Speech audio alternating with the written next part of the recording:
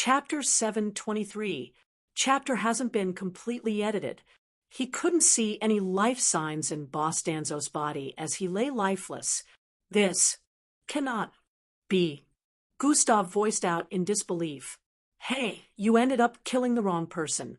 The boss is going to be mad, the azure-colored haired lady stated. He suddenly got in the way. I have no idea where he came from. GS responded with a surprised expression. Do it right this time, the tin-headed man voiced out while staring in the direction of Gustav, who was currently kneeling. While the three enemies spoke, Gustav's mind kept spiraling with different kinds of thoughts. How could I let this happen? Boss Danzo is dead? Impossible, this cannot be. He can't be gone. I swore to protect everyone I love and care for. I failed. Ooh, it's all their fault. His head turned to the side as he stared at the three standing up ahead with a glare of immense hatred. Warning! Host heart rate is increasing to an abnormal level. Warning! Host heart rate is increasing to an abnormal level. It's all their fault.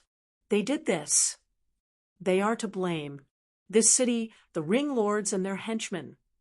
They're all to blame. Warning! Host heart rate has gone beyond normal level. Warning! Host rage is rising beyond unprecedented levels. Warning! Unable to induce stress, release toxin. Gustav ignored all the warnings from the system notifications, which weren't related to energy this time. He kept giving the three a death stare as thoughts appeared in his mind. They all deserve to pay. I will destroy you all. Gustav screamed out with a tone that caused the entire vicinity to shake. The three stared at his eyes and were taken aback by how he looked at the moment. What is this? How could a person have so much hate in their eyes? Just who is Danzo to him? The azure-colored hair lady voiced out as she felt chills crawling down her spine. Do it right this time. Don't let him hit us with any more surprises. End him now, the tin-headed man voiced out. I heard you the first time, GS voiced out as his fist glowed with bright golden light and he pointed it towards Gustav. Warning! Warning! Warning! Warning! Warning! Unable to relax host heart rate. Warning! Warning! Warning! Warning! Host inability to calm down will result in implementation of hidden skill. Warning! Warning! Warning! Activating hidden rage skill in 3. Gustav wasn't even looking at the notifications. At this point, his entire body was trembling with rage as he tried to free himself from the hold of the blue light surrounding him. As GS's fist remained pointed in Gustav's direction, the golden light built up with power. He wanted to make sure Gustav would be completely obliterated this time. If the blast had been bigger earlier, Boss Danzo and Gustav would have been consumed together regardless of whether he was pushed out of the way or not, so he didn't want such an incident to occur again. Hi-ya! Gustav was screaming out with so much energy with his face looking devious as his muscles bulged intensely. He had already broken out of the slow speech and thinking, but his body was still slowed. 2, 1, activating hidden rage skill. Gustav's mind suddenly went blank, and all he could see was darkness the moment this notification popped up. Decimation. At this same moment, GS released the golden light beam he had been building up for the last 3 seconds. A loud explosive-like sound rang out as it slammed into the area where Gustav was situated, causing immense tremors as shockwaves spread across the surroundings. The beam thinned out and finally stopped firing after a few seconds. A cloud of debris had spread across the entire vicinity, reducing visibility. Good job. A voice was heard from the other end of the communication devices, placed behind their ears. The three of them sighed in relief, as it was finally over. They hadn't expected it would take a lot of effort to bring down a Falcon-ranked mixed blood, since all 3 of them were Kilo-ranked. These injuries will take some time to heal even with a recovery pill, GS voiced out as he touched his right eye, which was shut due to Gustav punching his eyeball in. Time to go, the tin-headed man voiced out. What of everyone here? The azure-colored haired lady asked. Don't, W. before the tin-headed man could voice out completely. Badump, badump. A loud heartbeat reverberated across the place. It beat twice and stopped. What is that? The moment GS stated, a dark and violent wave of energy suddenly blasted forth from where Gustav was situated earlier. Boom! The dust in the vicinity instantly cleared up, and a figure radiating with dark and red wave like aura could be seen standing in place. The grounds began trembling intensely as the figure slowly raised its face up. Is that Gustav? Fear struck the azure-haired lady as she asked after seeing the hollow pitch black and red-colored eyes. The other two couldn't answer because they also had no idea what they were staring at right now. This figure was pitch black with patches of red, and oozing forth with violent and powerful energy that caused the ground to tremble. Unconsciously, all three of them were shrinking back with slightly trembling thighs. Hi-yawaha! The figure screamed out with a rageful tone, causing explosive waves to blast across the vicinity. Whoosh! Everyone was sliding back from force of the winds the scream generated. You are finished! Gustav's voice rang out like an explosion once more. Twice, the dark figure suddenly disappeared and reappeared in front of the azure-haired lady. She only blinked once and found a pair of menacing dark red eyes in front of her. Her mind was hit with hallucinations in which she saw herself dying in thousands of gruesome ways in an instant. An inexplicable amount of fear and pain gripped her heart, like she was experiencing every form of death in reality and not hallucinating it.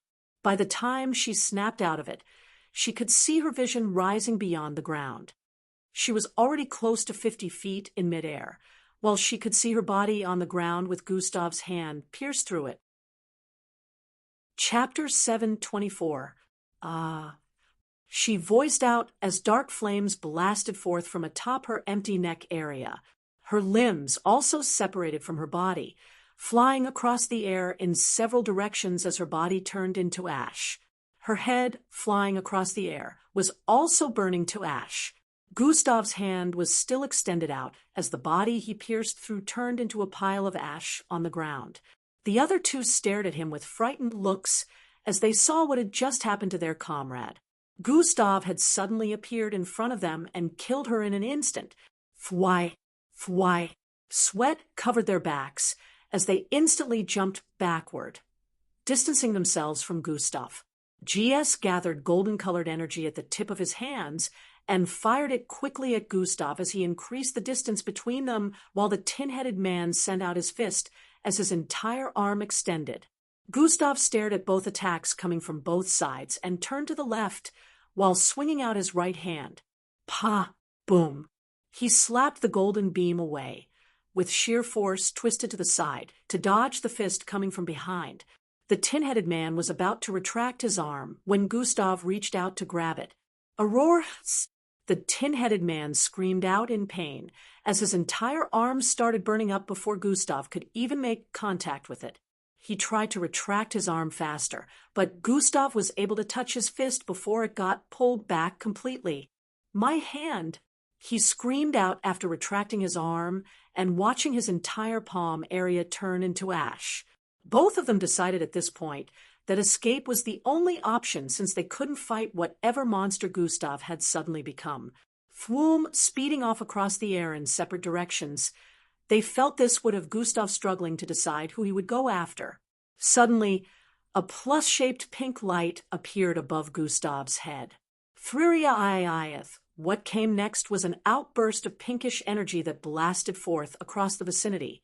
Before both of them knew what was happening, their entire view had been dyed in a world of pink. Bam! Bam! Both of them instantly fell to the ground, knees down and face flat. Their foreheads kissed the ground as the pinkish energy continued to spread. The around 30 or so people who were still alive in the vicinity also fell to their knees along with Carissa's and Marshall. What is going on? Is that Big Brother Gustav? These were the thoughts running through their minds as they stared at the dark and red figure up ahead, exuding violent and powerful energy. Even before the pinkish energy blast, They already felt suffocated by the energy being exuded. The entire city was alarmed as they could see a pinkish wave spreading across the air. Bam, bam, bam, bam, bam. People began to fall to their knees uncontrollably. What is going on? They realized that they were unable to control their actions. Law enforcement was alarmed and even tried to react, but in a few seconds the entire city had been covered up by this pinkish energy, and right now everyone, young, old, male, and female, was down on their knees. Gustav, within the area of the barrier cloaking, started walking towards the tin-headed man. He arrived in front of him and picked him up by the head. The instant he stared into his square eyes, the tin-headed man began hallucinating, seeing 1,000 different methods of death within an instant and feeling the pain from every single one of these deaths. It felt like he had been experiencing the feeling of pain from the different types of death for years, when in reality, it had only been a second. Gustav waited for a few more seconds, as if he knew what was happening, before crushing the tin head in his grip like it was nothing. Black blood blasted across the place as the tin-headed man's body fell to the ground limply. It slowly burnt into ashes as well, leaving no remains behind. Gustav couldn't think properly at this time, but only one thought kept circulating in his head. Make everyone involved in Boss Danzo's death pay. Gustav turned around at this point and appeared 300 feet away from his standing point. You did it. You killed him. His screams caused the entire vicinity to tremble as GS found a stronger force than before, pressing his body against the ground. KRRYHH, the sound of bones cracking rang out. Gustav lifted GS and slammed him into the ground once more. Teeth flew out of his mouth along with blood, as almost every bone in his body got broken. Bam, bam, bam, bam. Gustav slammed him into the ground several more times until he was on his last breath. His face was soaked in blood and had been completely disfigured at this point. Gustav stared into his eyes, causing him to hallucinate like the others as he felt immense pain from dying 1,000,000 types of death within several seconds. Unlike the others, he kept screaming out like he was undergoing more intense torture. After a few more seconds, Gustav ripped his head from his neck and blasted his remains across the place. The last thought that came to GS's mind just before his death was, why did I agree to embark on this mission? The pinkish energy covering the entirety of Burning Sands City retracted at this point. A wave of fear penetrated the hearts of the citizens as they regained their ability to move. The instant the pinkish wave arrived back at the barrier cloak, it caused the entire barrier to crumble like glass. The entire vicinity vibrated as the cloak tore off, revealing to the rest of the city how that area currently looked. Gustav stood in place and grabbed the communication device that fell on the ground. The instant he tapped it, an image of a dimly lit room appeared where 3 people could be seen. The rage burning in his eyes still hadn't calmed as he instantly disappeared from his current standing spot. Chapter 725. The rage burning in his eyes still hadn't calmed as he instantly disappeared from his current standing spot. Boom! After his disappearance, a blast rang out, causing waves to be sent out as cracks appeared on multiple buildings in the vicinity. Heavy winds kept blowing across the place for a few seconds before everywhere became silent. At this moment, the authorities had found the point of impact where the phenomenon originated from, so they were currently moving towards the area. Fortunately for Carissa's and Marshall, even though the wall Gustav set up earlier had crumbled in some parts, they were able to take cover behind a side that hadn't completely fallen yet. This way, they weren't sent flying by the massive outbursts of wind after Gustav disappeared. They both had panic-stricken faces as they ran towards the location where Boss Danzo's body was situated. Oh no, he's dead. Carissa's voiced out with a crestfallen expression as she fell to her knees in front of Boss Danzo's corpse that currently had a massive hole in the middle. Marshall squatted beside her and hugged her with a comforting look. What should we do? She questioned amidst tears. Meanwhile, In an unknown location underground, a group of 3 were seated in a dimly lit room. They had looks of confusion and panic on their faces as the holographic screen in front of them went blank. "There's nothing to worry about. Hell never be able to find this place." The man with a left black, circular object covering his right eye voiced out. "Don't be so sure about that, MJ. We already underestimated this kid more than a few times already, and he managed to surprise us." The man with a deep voice and black lines in the middle of his forehead voiced out. "What just happened? How was he able to do that?" The lady with a red hat voiced out. She also had 2 different eye colors, a blue left eye and a red right eye. These 3 were the Ring Lords: Ring Lord Hallow, Vanisher, and Banshee. "We have to make sure this incident isn't linked to us. The MBO doesn't spare anyone that comes after one of theirs," Hallow voiced out as he touched the circular-shaped object connected to his right eye. "Leaving might be the B." Just as Ring Lord Vanisher spoke, the entire structure suddenly began trembling. "What's going on?" All 3 wondered as their seats vibrated intensely and cracks began to appear on the walls. Beep, beep, beep, beep. An alarm went off, causing panic and intrigue, as other people in the facility began to run helter-skelter. As all 3 of them stood up from their seats with looks of confusion, a holographic image appeared in their midst. High above the facility, a dark and reddish figure was floating with an arm outstretched towards the facility. A chaotic beam of different colors gathered in his hand as he shot it downwards. Boom! The entire place trembled immensely once again as buildings above the surface crumbled and shock waves blasted across the vicinity, toppling other structures and causing a large amount of destruction. "We have to get out of here," Ring Lord Banshee voiced out as she tried to move towards the exit. "I guess I will be seeing you 2 later." Ring Lord Vanisher voiced out as the black lines on his head spread across his forehead. It looked like an ink stamp at this point. The 2 already knew he was about to use his vanishing bloodline ability at this point. But then, something suddenly happened. Boom! The roofing of the underground facility suddenly blasted open as a penetrative beam landed in their midst. All 3 were sent flying with speed as they crashed through the wall and kept flying further and crashing into more walls. Gustav, who was high above the facility, stared down at this moment after sending that blast. A lengthy hole, over hundreds of feet deep into the ground, had been created. Gustav suddenly dived downwards. Thwai-yi-yi! Bang! In an instant, he arrived at the bottom. And even his arrival caused more destruction as the walls in the underground facility caved in and started to crumble.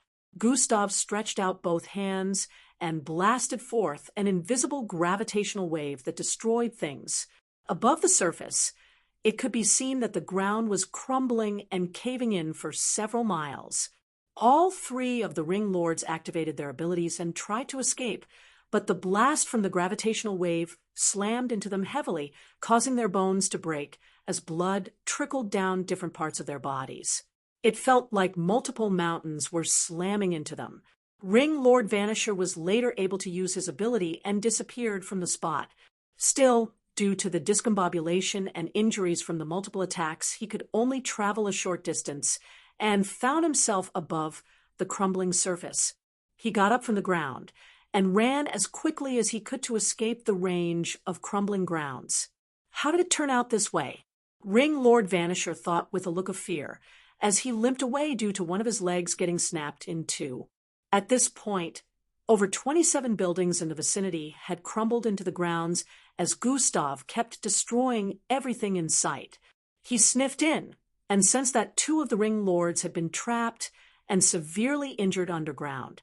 He was also underground, but for some reason he wasn't trapped like them. Anything that tried to touch him burned away. Twilight, he arrived first in front of Ring Lord Banshee, who was buried by debris that weighed tons. One touch caused everything to crumble as he grabbed and sped away.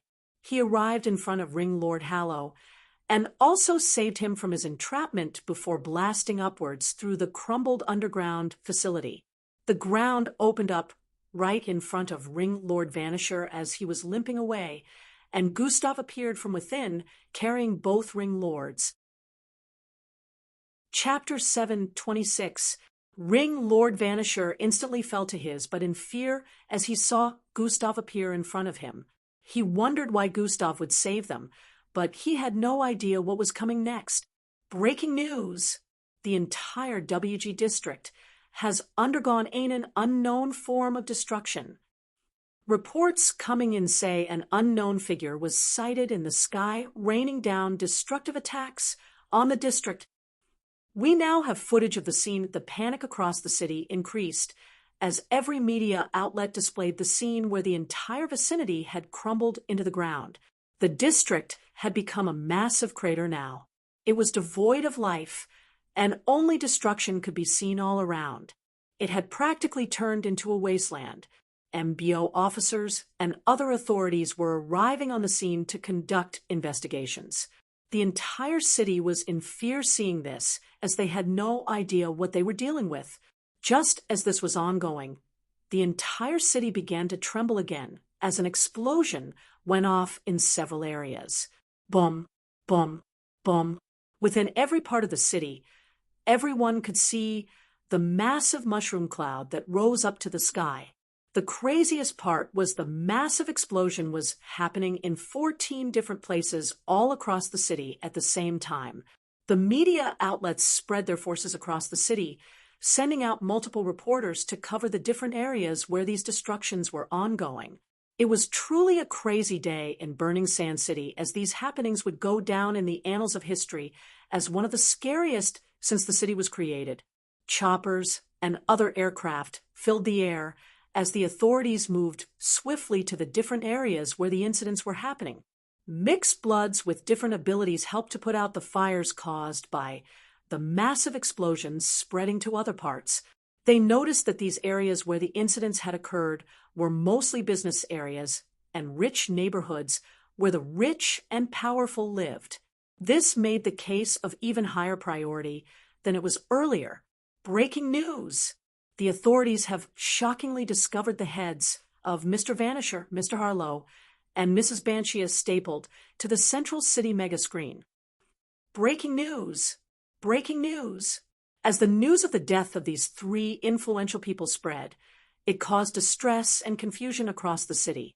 These three were the most influential figures in the city, and now they had been killed, and their heads hung in a part of the city for everyone to see. It was a great humiliation to them and their families and the authorities, who were unable to trace the culprit or see any signs. It was as if the heads just suddenly appeared in that part of the city. It struck fear in people's hearts and curiosity as to who was responsible for such. The city government had already issued out a state of emergency, informing all citizens to stay indoors and those currently out doing one business or the other to find a place to stay in the meantime. They were hell-bent on discovering who was responsible, and right now, the looks of the figure had been put on display for everyone to see. The person had a human figure but was covered in a black and reddish kind of energy that extended above their head. Wherever such a person went, they would be spotted. So they asked the citizens to immediately call the authorities the moment they spotted someone looking like that. The news kept coming in about the different destroyed places, and the death toll kept piling up. Over 30 minutes had gone by since the first destruction, and not a single living soul had been found in one of the places where the incident went down. It was pure chaos in the city of Burning Sands at this moment, and everyone felt like the shadow of death and destruction was looming over them. Breaking news! Death toll at 618 and climbing. Currently, a team of MBO investigators was at the first scene where Gustav and the three had battled. The people who were left after the whole incident was around 25, Carissa's and Marshall subtracted. They had already left the scene long before the authorities arrived. At the moment, they were questioning the victims and asking how the over 300-story-tall building became a pile of scraps. Up to 90% of the victims were traumatized by what they had witnessed and could barely speak. The only connection the authorities could use from what everyone had been saying was the kid saved us, but He became a monster. They already knew this was connected to the incident, but they couldn't ask the remaining 10% who survived because they were seriously injured and undergoing treatment. Corpses upon corpses kept stacking, and a lot of DNA tests would have to be conducted to find out who these people were, since most of the corpses were immensely disfigured. How could this happen? One of the MBO officers voiced out as he moved across the scene of devastation with his subordinates. Obviously, they were powerful mixed bloods, one of the subordinates voiced out. Yes, but how was such a thing occurring right under our noses, and we didn't know? There was no alarm. None of us could sense anything, the MBO officer said with a tone of disbelief. One of the victims mentioned a crumbling glass that covered the sky. My guess is the culprits used a cloaking barrier. Another one of the subordinates voiced out. That seems feasible. Still, to cause so much destruction without care. The MBO officer felt the culprits must either be very powerful and confident to the point where they were sure they would not be caught by the MBO, or they were just stupid. But whoever this kid is that was mentioned, we need to figure out his identity as soon as possible. He is the key to finding out what has happened in the city today. Chapter 727. But whoever this kid is that was mentioned, we need to figure out his identity as soon as possible. He is the key to finding out what has happened in the city today, the MBO officer voiced out with a tone of decisiveness. In a flash, 3 days went by, and the city was finally no longer in a state of emergency. The news about the incident that took place 3 days ago had circulated across the whole world, as a city hadn't experienced such destruction in a long time, except it was at the hand of mixed-blood terrorists. The difference was everyone knew this didn't happen because of terrorists. It was more of a personal vendetta. Although Burning Sand City closed its borders and prevented travels during this time, there were still lots of authorities coming in from all over the world to assist with the case in the past few days. The Burning Sand City government was under fire from the world government for not properly governing their city due to the high death toll. They couldn't wait for the MBO and police officers to figure out something so they could have someone to pin all the blame on and take the fall. They were starting to regret stopping the MBO from building a tower here. Such an incident would have been prevented to a certain extent if the MBO forces were higher in the city, since it was a mixed blood-related incident. The number of MBO officers in the city at the time of the incident was no more than 15.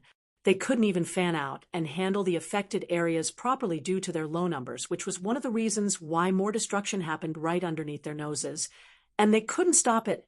At the moment, many powerful MBO agents had been sent into the city to fully investigate and bring down whoever was responsible for the happenings. The city was still shaken after the death toll was announced to be a whopping amount of 2,700. In a city of around 40,000 people living within, the number of deaths was already at a high amount. Fortunately, there were hundreds of survivors, but many of them were in critical condition when they found them. But in just these 3 days, every survivor had been treated and already had a full recovery. So right now, the authorities were questioning every single person close to the scenes of the incident. It had been revealed that the first place destroyed was the industrial district area run by the 3 ring lords, Vanisher, Hallow, and Banshia. The 3 of them mostly owned the industrial buildings in that area that were completely sunken from the destruction. Other parts of the city that had suddenly exploded were also places that belonged to Ring Lord Vanisher. All of his houses and every single landed property that he owned across the city were destroyed. Some people were able to get out in time, saying they heard a warning in their heads, while those who ignored and remained within were burnt to ashes along with the buildings. As the news upon news of the discovery was released in the past 3 days, everyone understood that this was a personal vendetta against the 3 ring lords. The other powerful figures in the city employed more powerful mixed bloods during this time to protect themselves due to fear that whoever the culprit was would come after them too. Many citizens were trying to leave the city as well, and those with higher status had already flown out with their families. The fourth day arrived, and finally, an important discovery was made public about the case. Destroy everything. Let everything they have worked for turn into dust. Raze it all to the grounds. Let them feel your wrath. Let them know of your pain. Let their loved ones suffer, just as you have. Gustav could sense his thoughts getting darker and darker as he felt the will to snuff out the existence of all life around him. He performed actions of destruction involuntarily and voluntarily at the same time. He was unable to quench his rage, which birthed his thirst for destruction.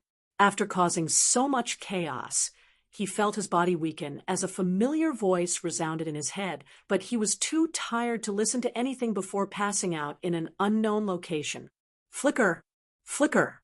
He opened his eyes slowly. His vision seemed a bit blurry for a few seconds before he was finally able to see properly. A circular glow of light was above him, and the ceiling above looked tiled. It seemed like he was in a standard facility of some sort. Surprisingly, this facility looked familiar to him. It had been 4 days since the incident, and Gustav felt like he had been asleep forever. He could barely feel any form of energy in his body, even though he knew he must have been asleep for some time. Looking around weakly, he could see the laboratory table and equipment in the vicinity. A bot carrying a tray of chemicals passed by his left side, and he slowly turned his head around to follow it. "You're awake," a familiar voice resounded from behind. Gustav could see the back of a 12 feet tall male figure standing towards the left behind him. Scientist Zill. "How did I get here?" Gustav asked weakly as he sat up on the stretcher-like bed. "I found you. Luckily, I caught sight of you before anyone else did," Sir Zill voiced out as he stirred some chemicals together in some containers on the table. What? Gustav was about to say something when everything started coming back to him. Memories about Boss Danzo's death and how much havoc he wreaked all came back to him as he held his head. His face squeezed up as his eyes widened. He recalled vividly the scenes of destruction and the cries of victims in his ears as he rained down powerful attacks on them. "Do you remember?" Sir Zill voiced out as he mixed 2 chemicals together, and sparks started appearing above. Chapter 728. He pulled the electronic gloves beeping with blue light off his hands and turned around to face Gustav. "Do you remember what you did?"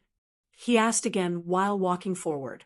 He sat on a chair in front of the stretcher-like bed Gustav was seated on. He didn't even need to wait for Gustav's answer. The look on his face said it all. But Sir Zill could still see confusion mixed in amongst the myriad of expressions on Gustav's face. He clapped his hand twice, causing a holographic screen to appear in midair, right in front of Gustav. From above, the image of a part of the city was displayed on the holographic screen. This displayed a massive crater that spanned for over 100 miles. Different authorities could be seen on the scene inspecting the phenomenon. The image changed every 5 seconds, displaying different places within the city that were destroyed by Gustav. "Yes, you're responsible for all that," Sir Zill stated after the last image was shown. "You went on a rampage after Danzo was killed, I presume. Sorry for your loss." "His corpse was found in the first place that destroyed," Sir Zill added with a sigh. Gustav's face turned darker and hardened even more as he heard that. "How did you find me?" he asked. "I found you passed out a few miles away from the last location. Almost thought you were dead," Sir Zill answered. "There was no heartbeat on you till yesterday, but I knew you were alive because you would occasionally breathe in and out every 1 hour," Sir Zill explained with a look of astonishment. He was still intrigued about how Gustav was alive for 3 days without a single heartbeat. He would only take in oxygen and send out carbon dioxide after an hour. "Also, your skin was really dark like you were burnt, but that changed after a single day, and your original skin tone returned." Sir Zill didn't miss any detail as he voiced out. He still wanted to know how Gustav was able to pull off everything he did, especially since he knew Gustav wasn't that powerful originally. Gustav also wanted the answer to this same question since the only thing he knew was the hidden rage ability was activated. He didn't expect it to be as powerful as that. I see, Gustav answered as he slid off the bed and stood to his feet. Thanks for the hospitality, Scientist Sill. I will be taking my leave now, Gustav voiced out as he staggered across the place due to weak knees. I haven't felt this weak in a long time, Gustav thought as he nearly fell to the side. Sirzil grabbed hold of him from the side and supported weight. I don't think leaving here would be a wise choice right now, Sirzil stated as he tried to help Gustav back to the bed. I can't keep imposing on you. I'll be fine by myself, Gustav responded with a tone of disagreement. You need to recuperate. And believe me, you shouldn't be seen out in the open right now, Sirzil said as he helped Gustav turn back around and led him to the bed area. The way Sirzil worded that made Gustav feel suspicious, so he decided to ask, What do you mean by, I shouldn't be seen out in the open right now? Gustav asked as he sat down back on the bed. Hey Fias, bring up today's news, Sirzil voiced out in response. Truin, a holographic projection appeared in mid-air once again. Unlike the last one, which displayed images, this one displayed today's breaking news on one of the media outlets. Breaking news! The main suspect said to be involved in the destruction of WG District and other locations in the city has been revealed to be MBO officer / trainee Gustav Crimson. Breaking news! Survivors of the destruction incident have claimed there was an involvement of an MBO officer, Gustav Crimson. Breaking news! Witnesses report from survivors have identified the culprit to be Gustav Crimson, an MBO officer / cadet. He was also said to have saved the lives of some survivors while clashing with unknown assailants. Gustav watched as different media outlets showcased different versions of breaking news, all with a similar connection. Gustav Crimson is now wanted worldwide. According to some of them, the survivors said outrightly that he caused the destruction after transforming into a monster, which was identified to be the form Gustav took when decimation was activated. Some of the survivors he saved from the hotel building said it wasn't to blame, since he was battling with 3 other powerful entities that wanted to murder everyone. So far, they had figured out that the whole chaotic incident was linked to him, and now they wanted to get him to know the full story. Gustav was now wanted all across the world for being the main suspect in the mass murder and destruction of properties worth hundreds of millions. In other words, he was now a fugitive. At this moment, the world was in awe since a lot of people still recognized Gustav to be the golden star of the MBO candidates just a year ago. Different kinds of questions ran through everyone's minds as they saw the news circulating across the globe. Shouldn't he be in training? It has only been a year. How did he become powerful enough to cause citywide destruction? Many questions were related to this, which was why people felt a lot of things didn't add up with the news. Every single authoritative force in the world was out to get Gustav at the moment while he was in Sirzil's personal lab. So now I'm wanted, Gustav mumbled with a slightly tired tone. Well, over 2,700 people died, so this is to be expected, Sirzil responded candidly. Gustav didn't really know what to say to this. Thinking about the whole scenario now, Gustav realized that when the decimation skill activated, all he could think about was rage and destruction. Chapter 729. Thinking about the whole scenario now, Gustav realized that rage and destruction were all he could think about when the decimation skill activated. The power granted to him with that skill was only capable of destruction. He recalled how powerful he felt during that period, like he could destroy the entire city if he kept going off. However, now that he was awake, he could feel that something wasn't quite right with the way he felt now, due to his body feeling extremely weak. He felt like he wouldn't be able to channel bloodline energy at the moment. Gustav held his hand up slightly and stared at it. I lost control. Boss stands up. am sorry I couldn't protect you, but I have destroyed the bastards responsible for your death, and I don't regret what happened, Gustav said internally.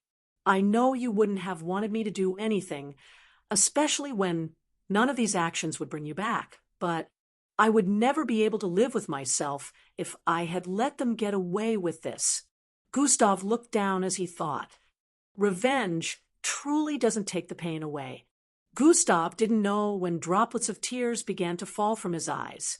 Even with all that power, in the end, I'm still a miserable piece of shit who was unable to change the outcome of the situation. You were the very first person to ever treat me like I was not an empty space in the world. A leech, a thorn, an invisible entity, a useless existence. Your personality made me have a little faith in humanity, made me think there might still be hope for the species living on the face of this planet. If there were more people like you, the world would definitely be a better place, but good people get to suffer the worst fates while cruel and merciless people like myself survive and rule the world. It's not fair. Deep in thoughts, Gustav lamented.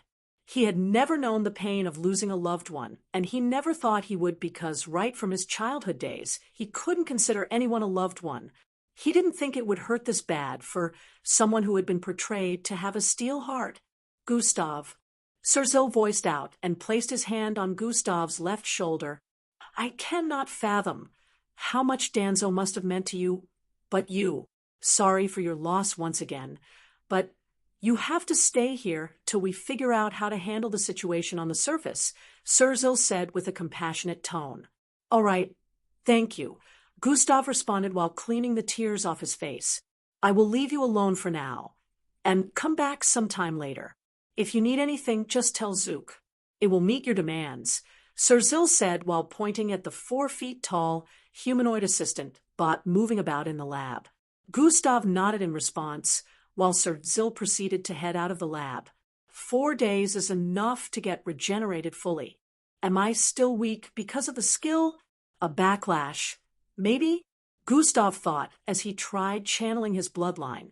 His body made some weird bubbling sounds for a few seconds before going silent. I can barely channel any strength from my bloodlines, Gustav noticed. His original bloodline especially was affected, and Gustav couldn't shapeshift in this state. This made leaving the lab even more impossible since he couldn't change his looks. He would instantly be discovered. System interface, Gustav called out. Unable to generate system interface. What? Gustav exclaimed with a dumbfounded tone. System interface, he called out again. Unable to generate system interface. The same notification as before popped up in his line of sight. What's going on? He wondered. Timer.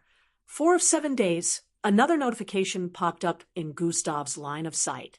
Timer? His mind quickly brought up a myriad of theories as he saw this notification that didn't give full details.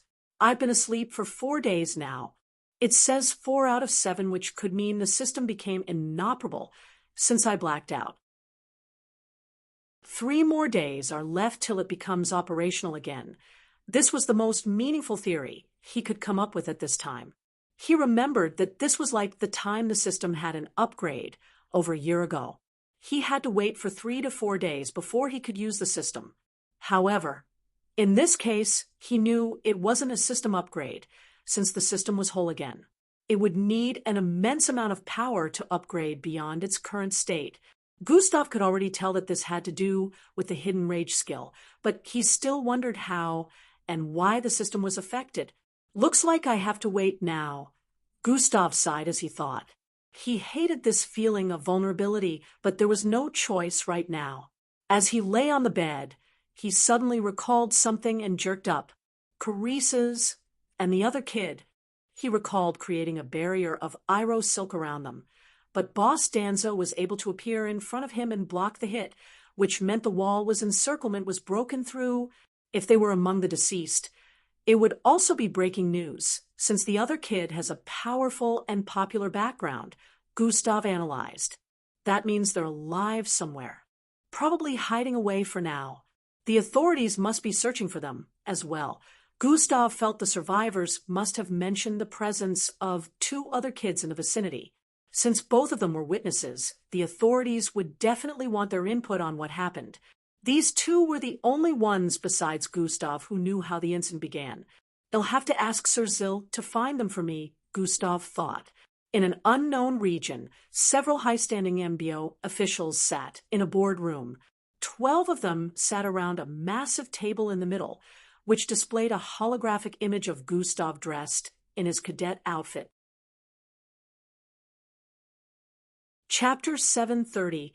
A few of the high-standing MBO officials were holographic projections since they couldn't attend the meeting in person, but it was quite obvious that this was an important meeting since Gustav was involved. Revoke his MBO title. One of them voiced out as it would seem the meeting had already begun. There's no definite proof that he's the culprit. Another one voiced out. The witnesses say he transformed into the dark and reddish creature from the reports that was seen floating above the places that were destroyed. That power level is bordering on peak delta and beginning beta. According to the stats, he's supposed to be a Falcon ranked. It simply doesn't make sense that a first-year cadet would be able to perform a feat that even veteran officers would be unable to. He still needs to be brought in for questioning. The world government demands answers. He has been declared missing even though he's supposed to be in the city. That's proof enough that he is deeply involved in this incident. An innocent person wouldn't hide. The officials argued back and forth as a side stood on the theory that Gustav would not be able to perform such a feat since he was still a cadet, while the other side was sure he was deeply involved, if not responsible, which was tarnishing the image of the MBO. It became a debate on whether or not to revoke his MBO title and how to find him. The MBO still had its methods, but to actualize some methods, harsh decisions would have to be made. A middle-aged looking man with a double-tipped green arrow tattoo on his chin area along with a long green braided hair in the middle of his head was at the front of the table. This happened to be the most important position around the table. However, he still hadn't said a word yet and kept listening to the others argue. I suggest we implement the life sign tracking apparatus and find him instantly. You know what the side effects are. Is anyone willing to negate it for him? Or are we just going to let him suffer it when we are not sure if he is truly responsible for the incident? Tough situations require tough measures.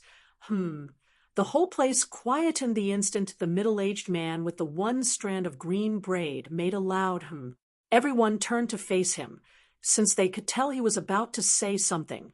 Has his mentor been informed yet? The man questioned. Young Miss Amy is currently on a mission, so I don't think she has been informed. One of them answered. It has only been 4 days since the incident. No drastic steps shall be taken yet. The man voiced out. Yes, great Commander Merbies. Every official in the vicinity answered in unison. Deploy a squad of special agents to Burning Sand City with scout-related bloodline abilities to find him. 1 more week of searching and sending out warnings for him to turn himself in should be enough leniency. After that, drastic actions can be taken if he still chooses to remain hidden, Grand Commander Merbies stated with a strong tone. Also inform his mentor, he added while standing to his feet and turning around to leave. I'll like to see how the young miss will react to this, he said internally while leaving the room. Vehicle City in a city surrounded by a wall of blue clouds. The streets were peaceful and bustling with activity just as a city would. Vehicle City was known for its interspace travel stations. If one wanted to travel out of the Earth and wasn't rich enough to afford to go through MBO means, Vehicle City was the place to visit. Lots of people who wished to migrate out of the planet or just wanted to visit other planets on expeditions made use of Vehicle City a lot. Although the organizations that owned space stations in Vehicle City were licensed, making it legal, some people still wouldn't travel with them, even though it was cheaper. One of the reasons was there were rumors of the organizations using spacecraft that hadn't been well serviced, or having some kind of engine issues. This made some people skeptical about coming here to travel out of the planet since they didn't want to get stuck in space due to spacecraft engine failure. Nevertheless, people who had no choice would still come here. Presently, Miss Amy was in a part of the city, within a space station takeoff ground. Miss Amy could be seen holding onto the neck of an 8 feet tall and buff man as she floated in midair, right beneath the engine area of a massive spacecraft. This spacecraft looked similar to 2 discs placed side by side, silver in color but looking a bit worn out. It was the size of a 10-story building. "Red Shadow, on the count of 3, start the engine," she voiced out with a cold tone. "Roger that." Red Shadow's voice resounded in her ear even though he wasn't there. The man whose neck was being held onto tightly shook in fright as he tried freeing himself from Miss Amy's grasp, all to no avail. "Since you want to do this the hard way, then why not? Just know that the blast and temperature from the engine of a spacecraft when it is about to start is enough to disintegrate you in a matter of seconds, but I will still remain unaffected." "Well, of course. You know this since you own this establishment anyways," Miss Amy stated with an unbothered tone. "Please, I've told you everything I know," the man shouted out with a fearful look. "Not enough." "Tell me more," Miss Amy stated. "I don't know anything else," he answered with a pleading tone. 1. Miss Amy began counting down. "Please, I swear that's as much information as I know." "He really didn't tell me much." 2. Miss Amy kept counting down. "No, please no, I have a family," the man kept shouting out. "I don't care." Miss Amy responded with a death glare before adding, 3. Ooh. Chapter 731. Shroom, a burst of smoke first blasted forth from beneath the engine. "Kyrar! I'll speak spar." The man's screams were drowned in the loud volume of the starting spacecraft engine. Bluish-colored flames blasted forth heavily without restriction, spreading across the surroundings. Fortunately, this was a takeoff point, so it was massive and void of living creatures. Even though the empty space of the takeoff point covered a radius of more than 15,000 feet, the bluish-colored flames still covered the entire vicinity. It looked like Miss Amy, and the man had already been consumed by the flames with the look of things. However, when the force of the engine slowly died down and the fire retracted, 2 people could still be seen floating right underneath the engine area of the spacecraft. Purplish ore-like energy covered them both, and it would seem not a single scratch had been inflicted on both of them even with the temperature and blasting forth of the engine.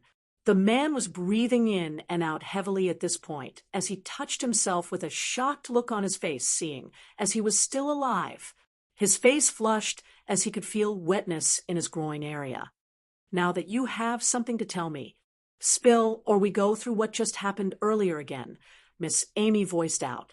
Yes, you see, ma'am, not that I didn't want to tell you, but," the man voiced out shakily, trying to explain himself. "Go straight to the point." Miss Amy cut him short before he could complete his sentence. "Yes, ma'am." He began to start explaining something to Miss Amy. A few minutes later, Miss Amy was leaving the vicinity with Red Shadow, while the spacecraft was parked by the side. The poor man who had almost lost his life was kneeling behind with an almost lifeless look while staring at Miss Amy and Red Shadow disappearing into the distance. It was obvious Miss Amy had protected both of them from the outburst of flames from the spacecraft engine. Her tactic was very solid, using such a means to scare the victim into spilling. If on the verge of death, they still remained adamant that they had spilled everything that would mean the person was telling the truth, because no one would want to carry a truth that belonged to something else to their grave. Miss Amy, of course, already covered him with her energy before the outburst from the engine, so if he had been telling the truth about revealing everything earlier, he wouldn't die. Outside the premises of the location, which read Dinkler Space Travel Agency, Miss Amy and Red Shadow paused their movements. She was currently receiving a video call as a holographic projection appeared right in front of her. "Yes, I know about it already," she responded to the MBO officer on the other side, who had a respectful gaze as he spoke to her. "Then young miss," Why? Before the person on the other side could complete their statement, she interrupted, "You lots dare not touch him until I'm done here. Anyone that harms him will answer to me," she stated with a powerful and threatening tone.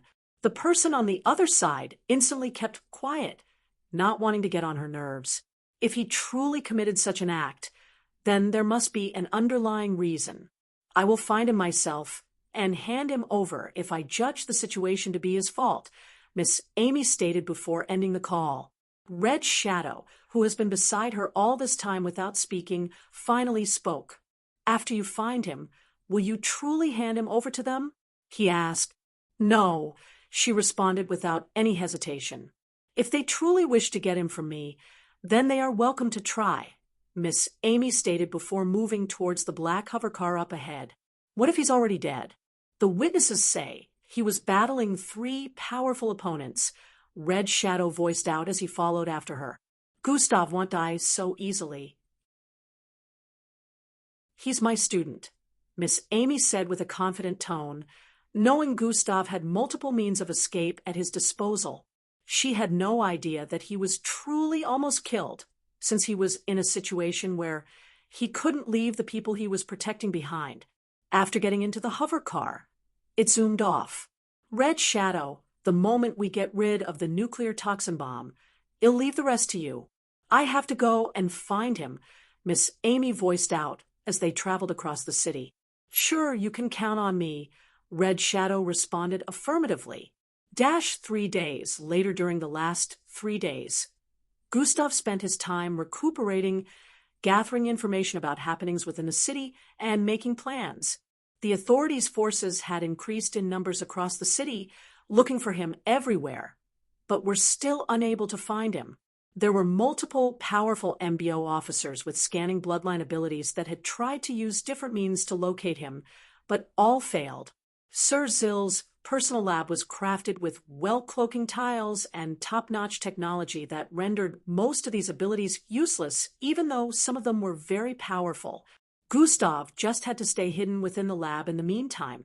The MBO was the most powerful force on the Earth, and one of the most powerful across galaxies, so it was no surprise that they would have a lot of forces.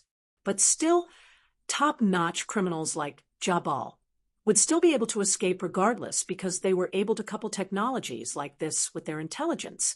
However, it had been a long time since the MBO mobilized this amount of force, and this was due to the number of lives lost. If Jabal was in this same situation, it would be extremely difficult for him to escape, since they had never come after him like this before. The city had been locked down, so no one could leave or come in except officials. Chapter 732. Even making use of shape-shifting might be seen through with the number of forces that were in place. Still, Gustav would not risk anything when he couldn't even channel his bloodlines properly yet. Fortunately, during the last 3 days, he had healed up quite well. He was able to channel his bloodline abilities to a certain extent, but he felt it would still take a few days more before he could get back to his initial state. Sir Zill was able to find Carissa's and Marshall after some time. He sent Marshall back to his family and brought Carissa's to the lab. Carissa's was so joyful when she saw that Gustav was okay. She embraced and cried in his arms when they reunited. Gustav was glad that she was okay, but Carissa's was sure Gustav wasn't okay, remembering what happened to Boss Danzo. Even though she was 15 years of age, she could understand how much of a loss it would have been, since Boss Danzo was like a father to Gustav. She also admired him a lot due to his personality and since he saved her on multiple occasions. Gustav had admitted that he could only find Carissa's the other day due to Boss Danzo, since he only had Boss Danzo's life sign at the time. "I want to get his corpse and give him a proper burial, but he'll need to get his granddaughter to be in attendance too. So maybe not right now." Gustav voiced out one of his thoughts after Carissa's asked him what next. "Oh, I remember he did say he had a granddaughter," Carissa said with a thoughtful gaze. She was still surprised that Boss Danzo, who looked he was not a day over 45, had a granddaughter who was age mates with Gustav. Thinking about it now, She stared at the renowned scientist Sir Zill and realized that it was a similar situation with him.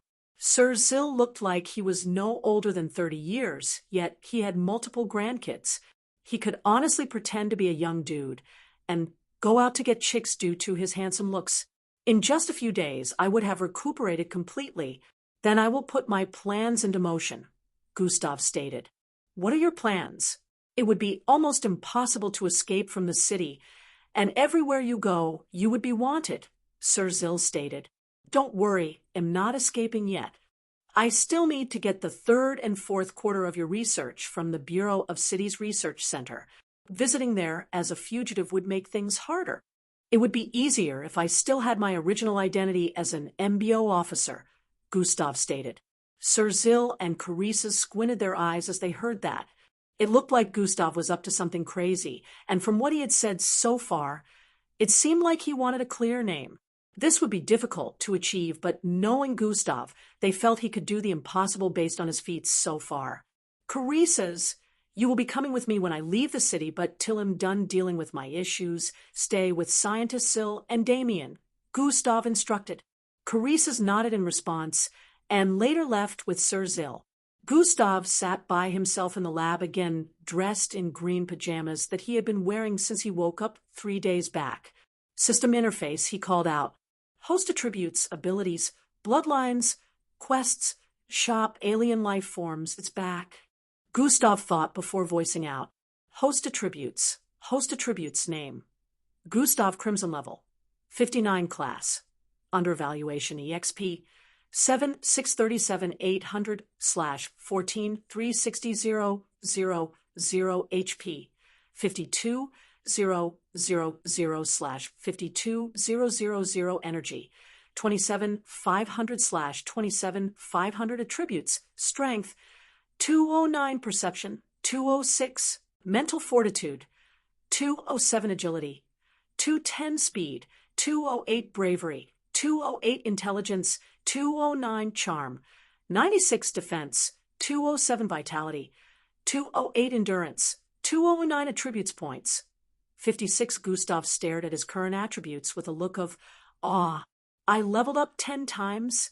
Gustav was a bit shocked, but thinking about how many people died at his hands, he felt this was plausible. Another confusion that he had was seeing what was written in front of his class. Why is it under evaluation? He wondered. He recalled that during his battle with the 3 opponents who caused Boss Danzo's death, he never tried to use cosmic superiority because he knew his Yarky wouldn't affect them. All 3 of them were kilo-ranked mixed bloods. During his training with Miss Amy, he had tried using it on her before, when she reduced her strength to the lowest of kilo rank level, yet she was unaffected. At first, Gustav felt her being her, it wouldn't work no matter how much she reduced her strength, so they tried using another kilo-ranked mixed blood in the second base, and the results were still the same. His Yarky was not powerful enough to affect beyond Echo-ranked mixed bloods at the time. The system had later explained to him that he would have to train his Yarky to get more powerful or increase his cosmic superiority stage before he could affect anyone beyond the Echo rank level. Knowing this, he didn't try to use it during the fight, but now he recalled when decimation was activated, he made use of Yarky, and it covered the entire city. His mind was like an entity looming over the city at that time, and he could sense everyone falling to their knees just like he wanted, including the kilo-ranked mixed bloods. Did it have that much effect because of decimation? Gustav felt decimation gave his Yarky a boost. Now that he was checking his stats and seeing the words under evaluation, he felt a bit suspicious, hoping this wouldn't negatively affect his cosmic superiority. You sure went off without caring about the consequences. The voice of the system suddenly resounded in his mind. TCH, so you're back. Why were you silent for so long? Gustav asked, whose fault is it that I had to hide away and shut down the system for a week? It responded in his head. Whose fault is it? Gustav asked, while feigning a clueless look. Chapter 733, Whose fault is it that I had to hide away and shut down the system for a week? It responded in his head.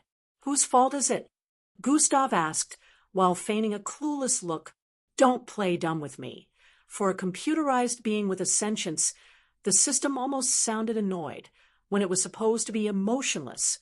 Asterisk, sigh asterisk, even the automatically induced calming toxin didn't work, the system said once again.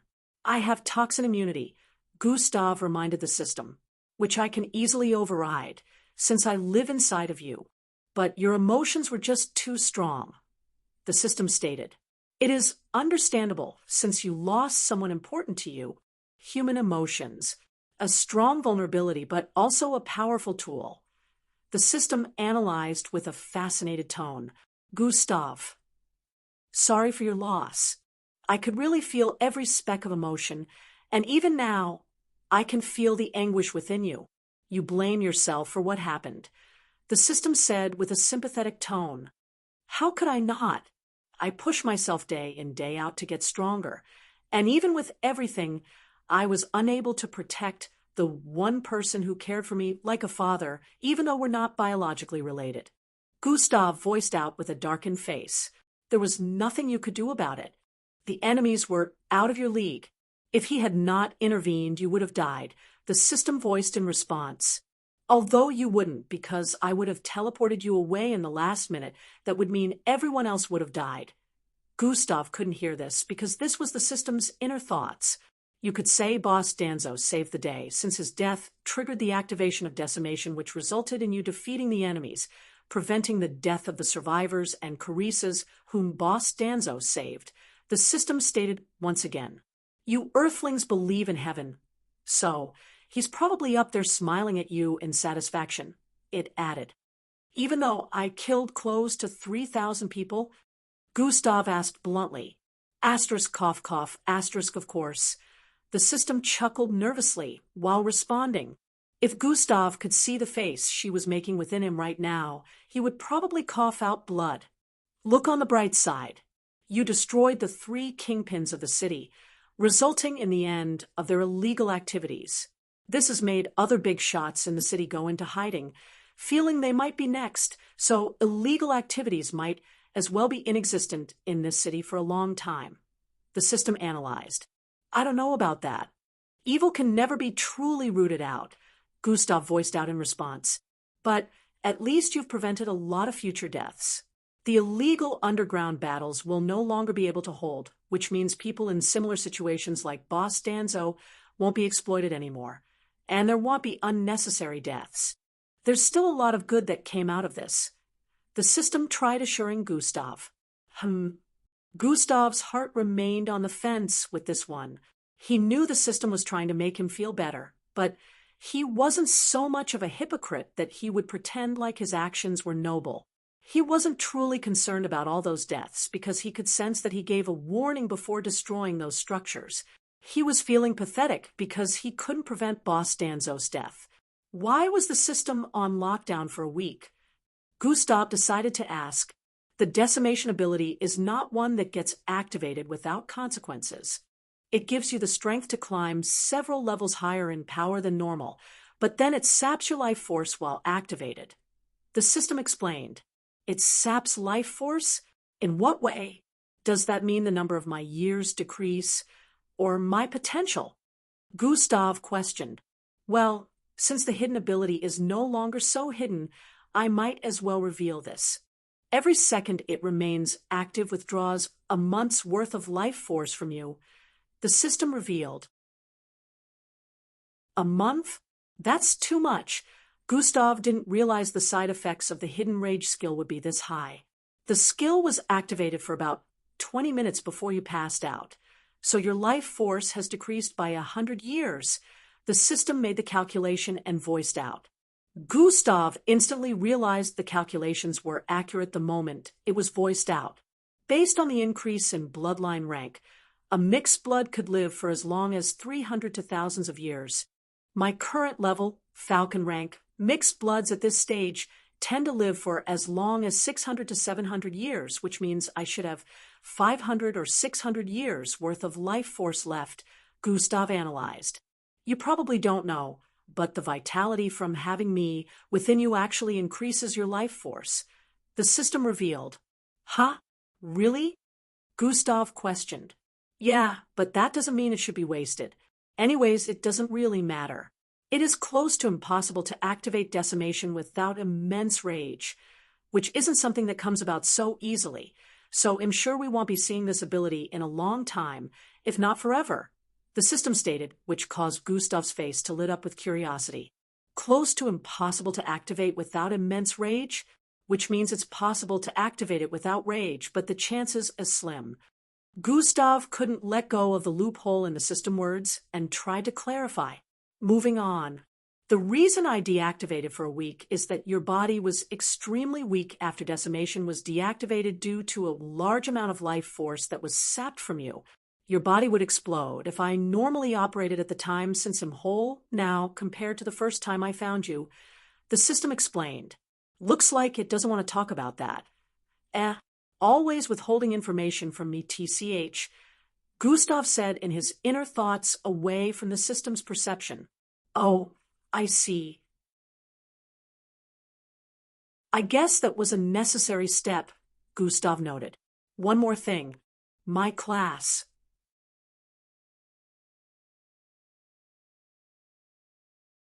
Chapter 734. One more thing. My class. It says under evaluation. Is this part of the negative side effects of decimation? Will my cosmic superiority be revoked? Gustav asked with a slightly disturbed look. Oh, that. It's under evaluation because it had undergone a change when you made use of it while decimation was activated. The system began explaining. I thought as much. Gustav already figured this part out. Decimation gives you the power of destruction, which means all your other skills and abilities, both bloodlines related and system-based, are locked during that period. You can only cause destruction, but for unknown reasons, you were able to activate your Yarki, which is the reason for the current state of your class. Your Yarki has been affected. The system explained lengthily. I was barely in control of my actions, so I had no idea what prompted me to use it. I could only think of causing carnage and destruction at that time. So the thought of using any other abilities besides the ones I could conjure while decimation was activated never came to me. Now that I think of it, I didn't feel like I had any bloodline. Gustav tried to analyze the state of his mind during his moment of rage. You can check the state of your Yarki, the system suggested. I can't. I already tried, but I can't sense it within me, Gustav responded. Try harder. It's still in there but hidden, the system stated. Since the system had said this, Gustav was no longer as worried as before, but his curiosity was still piqued, so he decided to try sensing his Yarki again. Just like he said earlier, he had truly tried to sense his Yarki, but he couldn't. Maybe it was due to the fact that he was still recovering, so his senses weren't as strong, but now that the system told him to try harder, he decided to do just that. Gustav focused his senses on his internal structure, phasing through the outline of his multiple bloodlines within. His senses scanned through, trying to find Yarki like the last time. About 2 hours later, Gustav finally sensed a small flicker of the Yarki's energy. It was slightly different from how he recalled it to be, and it seemed like another type of energy was making its presence. Gustav followed his senses, scanning deeper and deeper into his internal structure. Then finally, his senses came across a kind of ashy-colored wraps. It looked like mini-sized ash-colored band-aids were wrapped around something. Through a thin gap within one of the wraps, Gustav could see a slightly pink glow. From the energy that emitted, Gustav already knew that was his Yarki, but it would seem his Yarki was sealed by these ashy-colored wraps, and he had no means of freeing it at the moment. He tried making his senses wrap around the restraints and remove them, but it didn't work. The pinkish glow he could see from the gaps looked like they were slowly changing in color. In some areas, he could see a tinge of red, while in some areas it was transparent pink, and in some it was deep pink. It's changing. This means I'm not losing my cosmic superiority. Gustav was relieved seeing this, but this led to another curiosity. He wondered what the end result would be. Although he was curious, he didn't bother asking the system because he knew it probably wouldn't reveal any more information to him at the moment. The only thing he could do right now was wait. On the bright side, he could shapeshift now, even though he hadn't completely recovered. Even though he could only maintain it for like an hour, it was enough for him to go out into the city and check the current state of things. Gustav told the humanoid bot in the lab to get him some clothes. In a few minutes, Gustav was dressed in some baggy blue shirt and shorts. He had an afro-styled hair with a darker skin and a shorter frame. His looks had completely changed. But he looked like a normal citizen, so he wouldn't attract any attention to himself while walking down the streets. FYI, he leaped through the window from Sir Zill's office and landed several feet away from the building. From there, he began walking on foot. Oh, was this look inspired by EE? The system asked in his head. Who cares? Gustav responded half-fastly as he moved to the nearest public transport station. If things don't get better, you might have to forget about seeing them ever again, the system stated, hinting at his friends in the MBO camp. Doesn't matter. They probably already heard the news by now. If I don't ever go back to the MBO camp, then our acquaintance ended months back. Gustav responded in his mind with an emotionless look. Yeah, right. Keep acting like you don't long to see them again every single day. The system cackled with its thin, girl-like voice. I'm a mixed-blood fugitive now. Remember? It's going to be their job to catch me. If things don't turn out well, we'll be on opposing sides, and you'll have to see them as my enemies, Gustav reminded the system. Does that mean you'll kill them if they cross your path? Can you really do it? The system questioned with a scoff. I don't know what's going to happen if we ever meet again. Gustav pictured the group in his mind and thought. EES with his ever-jovial personality, afro-styled hair, and calculative instincts. Eldris with his insane height, beautiful girl looks, charismatic personality, and long white hair. Falco with his timid looks but demonic alter ego. Glade with her mean looks but friendly personality. Matilda with her beautiful princess-like looks and proud countenance. Vera with her innocent looks but crazy personality. Timmy with his calm outlook and short physique. Ria with his loudness and competitive spirit. And finally Angie with her cute looks, admirable protective personality, and caring soul.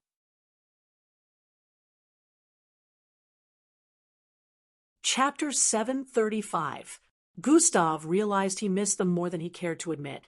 But with the state of things right now, if the disastrous situation wasn't handled, they might end up as enemies. I just got to do my best, I guess, Gustav thought as his face showed with determination.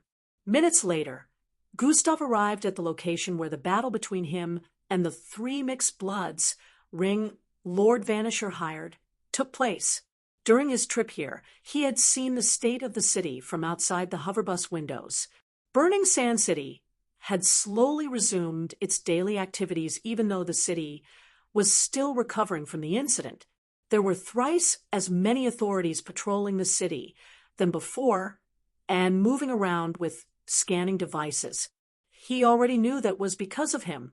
He got down from the public transport and looked around the place. There were restrictions put in place to surround the entire environment.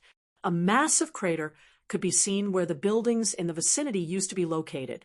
This one wasn't even Gustav's fault because the entire place got destroyed due to the power of the mixed blood with the golden beam.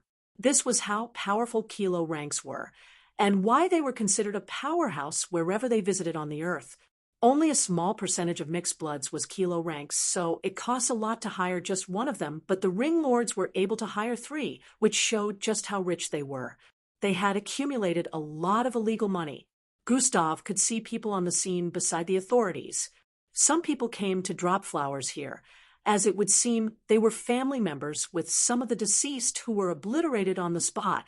Some of the deceased were lucky enough to still have corpses, but some got completely obliterated. Voices of sobbing could be occasionally heard in the background, as some family members mused about how the person they lost was an awesome person and all that grieving statements. Gustav was moving around without any look of remorse on his face, even though the environment gave off a sad vibe. They must have swept the scene clean. Gustav was sure he wouldn't be able to find anything here, even if he looked. He moved towards one of the authorities and called their attention to ask a question. "Sorry for the disturbance, officer.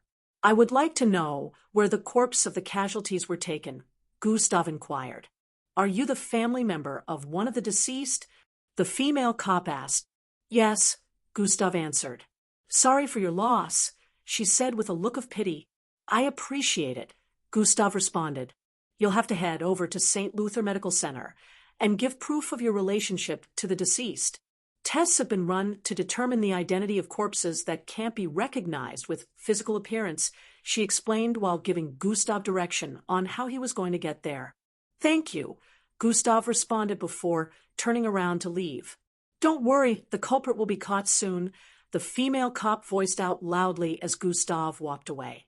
"The MBO is about to implement a plan in the coming week. Gustav Crimson days are numbered," she added. Gustav paused his steps and turned around to bow slightly in appreciation. "I'm sure he will." "Thank you all for working hard," Gustav voiced out before turning around once more to leave. The young female cop had a proud look on her face after receiving the thanks and went back to her duties. If she ever found out that she just finished talking to the person she said would soon be caught, she would probably bash her head against the wall repeatedly in shame. As Gustav traveled with public transit once more towards the hospital mentioned earlier, he was in deep thoughts. The MBO is about to implement a plan to catch me? For her to sound so confident. It must be something foolproof. Gustav was curious as to what the MBO was up to. "I have to be really careful then," she said in the coming week. "I have about 5 days to complete my plans, and then I should probably find a way to leave the city before then or go into deeper hiding," Gustav thought. The MBO was really capable when they wanted to be, so he didn't want to take any chances with them. If they caught him beforehand, chances were all the blame would be put on him. Those within the MBO that secretly hated him due to his relationship with Miss Amy and his fast rise would use this as an opportunity to put him down even more. He had no doubt that the MBO was probably about to revoke his title. That was if they hadn't. A scapegoat was definitely needed for this incident, and Gustav had managed to destroy everyone that had a hand in it. He was the only one left now, which meant everything would fall on his head. The whole debate about whether or not he was the cause of it all would mean nothing the instant he couldn't provide any proof of fighting against enemies. Gustav could call Miss Amy to help him out, but he had decided to man up and face this himself. He felt he couldn't keep relying on Miss Amy for everything, especially when he knew she was on a mission. He preferred being an asset rather than a liability. "Hey, system. Are you sure it's possible to do what you have said?" Gustav asked internally as he made his way to the hospital. "Sure. Just make sure you find his corpse," the system responded. Gustav arrived at St. Luther Medical Center after some time and instantly walked into the tall building once he got off the public transit. The place was bustling with lots of people going in and out. Not only was it a massive medical center where a lot of patients were brought in daily, but it was also the closest medical center to the first incident scene. So lots of corpses were brought over. Family members came over to claim some of the bodies of their kin. Chapter 736. Gustav didn't even bother meeting up with one of the medical personnel here because he already knew they would ask for identity. He wasn't biologically related to Boss Danzo, so the next step he took was to scan the entire building using God eyes. His eyes moved from place to place as he looked for the office where records were kept. In a few minutes, he found it and took the disguise of a medical practitioner before moving into the office. He had quickly knocked a doctor out and kept him hidden in one of the lockers in his office. Normal people were still no match for mixed bloods after all, especially when it was someone like Gustav. The doctor was knocked out before he knew what was happening. There were about 4 doctors in the records room at the time when he moved in, and 3 of them were ladies. They greeted Gustav thinking he was the original doctor and asked what he was looking for. Gustav explained, and one of them moved in to grab the record he was looking for. In a few moments, she handed a square-shaped, pinky-sized device to Gustav. He tapped on it, and information about what he was looking for appeared in the holographic format above the device. Classified deceased information, deceased name, Adrian Danzo, AG, 79, cold room NO, 29, tag NO, 982 floor, 13. Why is it classified? Gustav asked with a confused look. Besides the other information, he could see the red label above that said classified. Gustav looked at the other doctor who came in here to check on one and didn't see the same red label above. Oh, Dr. Markland, did you forget? The authorities asked us to report immediately if anyone came looking for this person's corpse. The lady responded from the other side of the counter. Oh, I see. Thank you, Gustav responded. After checking the info for a few seconds, more like he hadn't already crammed it, he passed the device back to them and left. Hey, don't you think Dr. Markland was acting a bit strange? One of the ladies questioned with a weird look. Yeah, he would have scolded us at 10 times for things we didn't do before leaving, the one in the middle voiced out. And he even said thank you.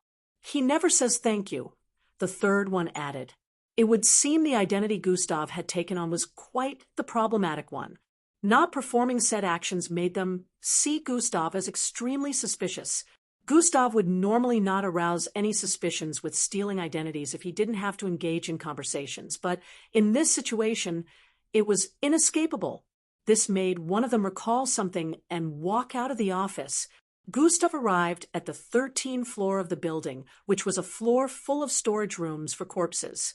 He recalled the room number he was looking for as he walked along the massive corridors. This area was pretty scanty since only a few people in medical outfits could be seen around here. Gustav recalled what the lady said about Boss Danzo's information being restricted and the instruction of the authorities. Good plan to catch anyone who comes for Boss Danzo's corpse and question them. Gustav was glad. He didn't try to pretend like he was a family member using the other disguise. That would lead them to call the cops on him, which could prove disastrous since he couldn't tell if they would have devices that might unmask his fake identity. I have about 40 minutes of shape-shifting energy left. Will it be enough? Gustav asked the system. It should only take about 15 minutes to extract the data. The system responded. All right, let's do this then, Gustav said internally as he arrived in front of the door that had the number 29 above it. He walked in after using a print cube that belonged to the doctor. The instantly he got in, he found himself in what looked like a hall of cryogenic pillar-sized tubes. The internal structure of the room was much bigger than how it seemed from the outside. This was made possible through the shrinking space technology that was possible in this day and age, but it was only applied to some special types of buildings. Gustav looked around and could not even see a single person in sight. This place was devoid of living creatures except for himself, but there were cams monitoring, so he had to be careful with his actions. The cryogenic pillar-sized tubes were all colored gray, so it was impossible to see what was within, but it was quite obvious that corpses were kept within all of them. Each had number tags attached to their tops. So Gustav instantly scanned the entire place using God eyes and found tag 982 in a few seconds. He moved towards the far end of the northwest side of the room and arrived in front of one of the pillar-like tubes. Beep, beep, beep. After tapping a few holographic buttons by the side, a loud mechanical opening sound was heard. CEI, the front of the tube slid open, and a stretcher-like platform where a corpse with a massive hole in its torso area was strapped to shift it outwards. It stretched towards the front and placed the body strapped to it in a horizontal position. Gustav stared at the familiar dried-up corpse beside him, and emotions began to well up from within again. Boss Danzo, he mumbled with a low tone as tears gathered in his eyes. He quickly placed his palm on his face and forced the tears back, not wanting any to drop. There's no time to waste. I'll come back to give you a proper burial rite, Gustav said internally before stretching his right hand out. Are you ready? He asked the system. Ready. Do it. The system responded. Gustav nodded slightly and placed his palm on Boss Danzo's dried-up face. Processing brain waves reanimation.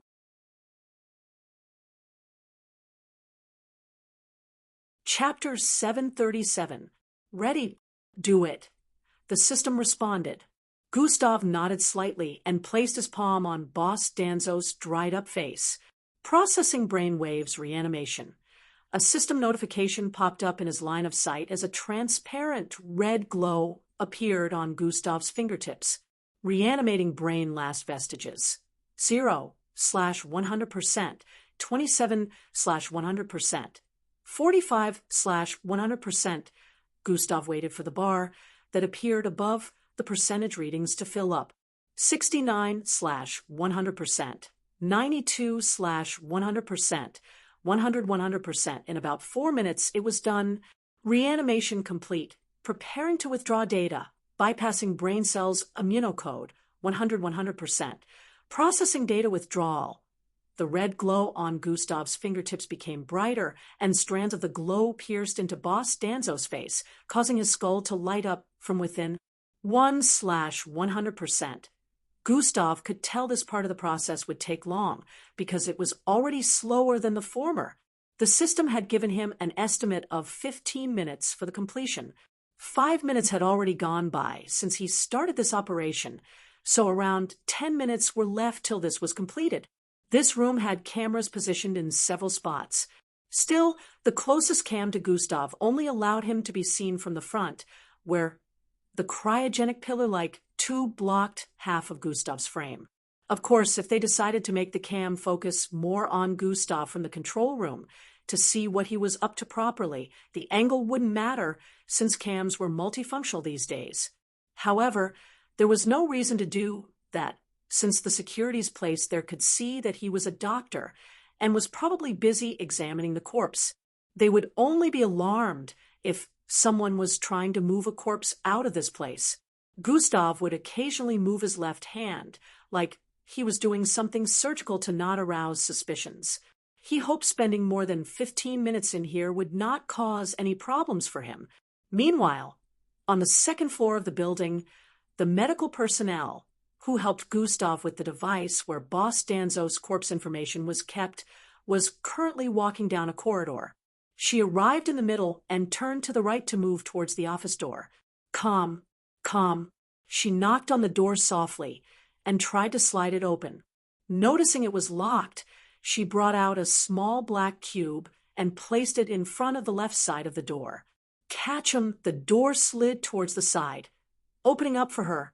She stared at the empty office before her and could see the office table and chair up ahead. A holographic computer was in sleep mode, but still had some tabs on display. She looked around and couldn't see anything out of place in the office. Then, turning to the side, she could see the rectangular-shaped locker placed against the wall. All doctors who had offices had this rectangular-shaped locker within where they could keep their normal outfits before changing into medical outfits. Most of them never used it, since they could keep their things in their spatial storage devices and carry them around with them.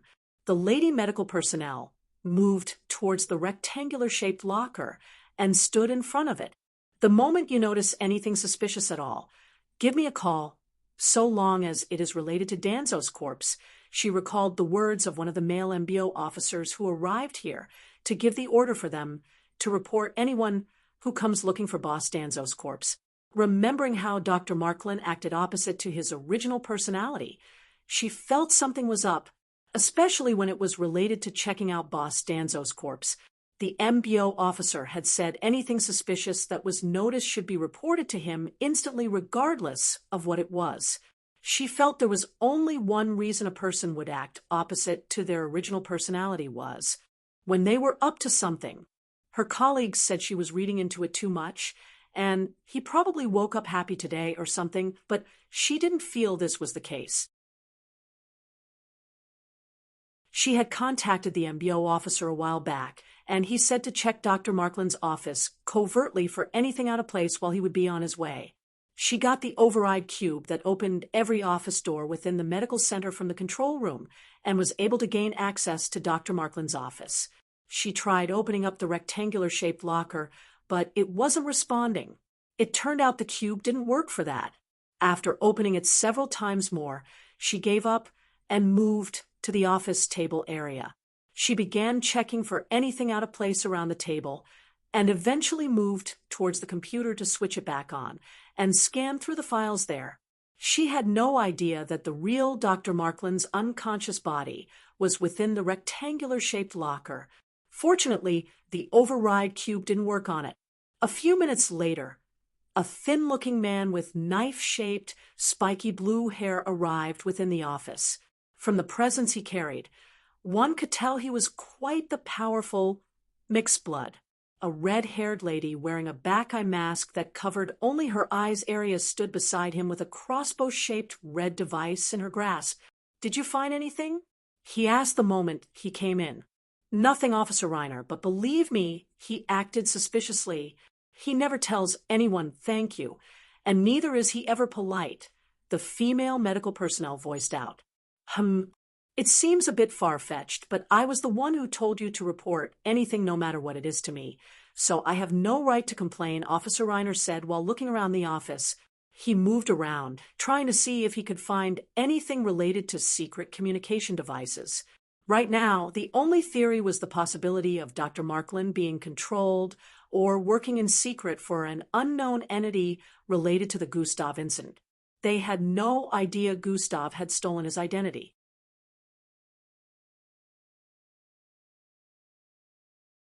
Chapter 738. Violet! "Go find him while I check this place out," Officer Reiner voiced out, and proceeded to move towards the office chair.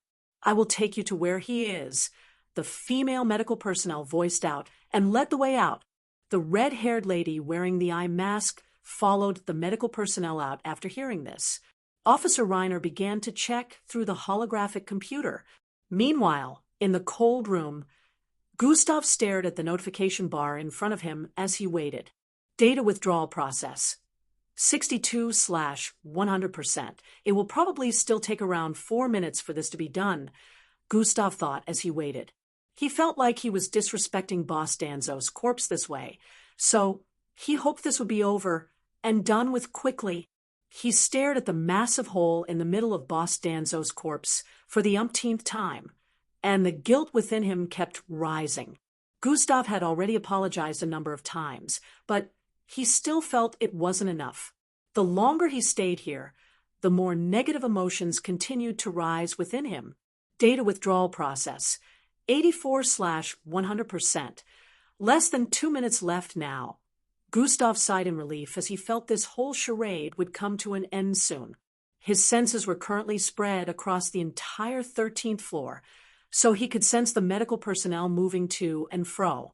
Sometimes there would be no single person walking across the corridor for more than 3 minutes. In the next moment, his eyes widened in suspicion as he sensed the arrival of 2 figures on this floor. Why is there a strong mixed blood on this floor with medical personnel? And she's holding an item which has power contained within 2. Gustav analyzed. He could sense the outline of the item in her grasp and felt it was shaped like a crossbow, which made him feel even more suspicious. Something's up.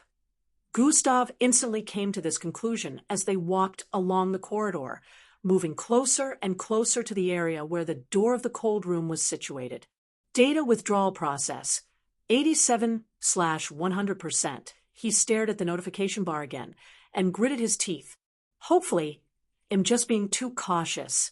Even with this thought, Gustav wished he could speed up the process. In the next moment, Gustav realized how wrong his last thoughts were as these 2 arrived right in front of the door to the cold room he was within.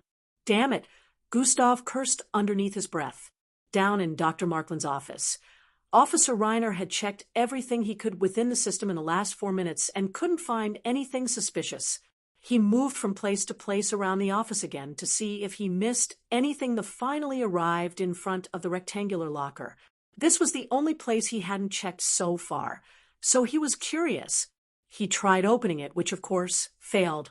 He realized it could only be opened using specific keys and shrunk back a bit. This place seems more suspicious than all. I might find something within, he thought, and looked around. Since there's no other way, I might as well do this. He voiced out as blue blades shot out from his hair. Fwhy, fwhy. Both blades stabbed into 2 different sides of the locker and glowed up. They cut fine, rectangular-shaped lines in front and flew back to his head. In the next instant, the metal still sticking to the locker fell out, displaying a hole within. But then Officer Reiner's eyes widened as clothes began to fall out of the locker. He quickly moved closer and tried to hold them, but the clothes were pouring out like crazy, as if the place was stacked full of clothes beyond its capacity, and it was just waiting to burst out. Even when the clothes had already formed a pile in front, there were still a lot of clothes within. How can someone call himself a doctor and be so unhygienic? Officer Reiner felt frustrated as he saw all this and tried to pack the clothes to the side. He touched the clothes still on the inside and was able to tell that there were still so many more. Officer Reiner. He suddenly heard a call from the communication tool strapped to the side of his head. Yes. He answered. We are unable to get through the cold room door. The voice that belonged to his female subordinate could be heard from the other side. What? Is the nurse not over there with you? He asked. She is. The entry cube worked, but for some reason, the door won't slide open. I'm on my way, he voiced out and proceeded to turn to the side to leave the office. He initially wanted to sort through the clothes, even though he considered it a waste of time, but he couldn't ignore this call. If he had sorted through the clothes, he would have found Dr. Markland's body underneath all that pile. Gustav placed some oxygen nodes in Dr. Markland's nose before packing all of those clothes on him. The clothes were actually from Gustav's storage, and that setup was done, just in case anything went wrong. On the 13th floor, Officer Reiner arrived within the corridor and rushed to meet up with his subordinate. I've tried over and over, but it's like the door is stuck, the female medical personnel voiced out while reaching out the cube towards the door once more. I wanted to ask for permission to use lethal force, Violet voiced out. Don't. Your attack ability has a wide area of concentration. Officer Reiner instantly turned her down. Meanwhile, within the cold room, Gustav was standing in place, sweating while his concentration was focused on the door area. Gravitational manipulation was currently active as he made the door several times heavier than it was supposed to, which was why it wasn't opening up. However, this was costing Gustav a lot of energy, and he was currently weak, so even though he had kept it up for around 2 minutes, he was sweating a lot.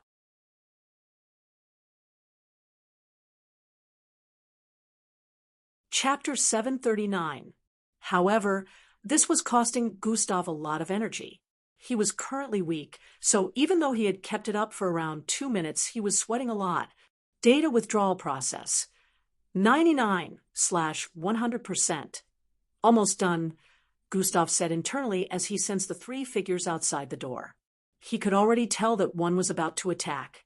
From the view outside, Officer Reiner stood in front of the door, while both ladies gave him a little distance on the sides. 2 blades shot out from the top of his head and flew towards the door. The door suddenly slid open before the collision was made, and the blades ended up flying through the entrance. Oh! It opened, the female medical personnel behind voiced out.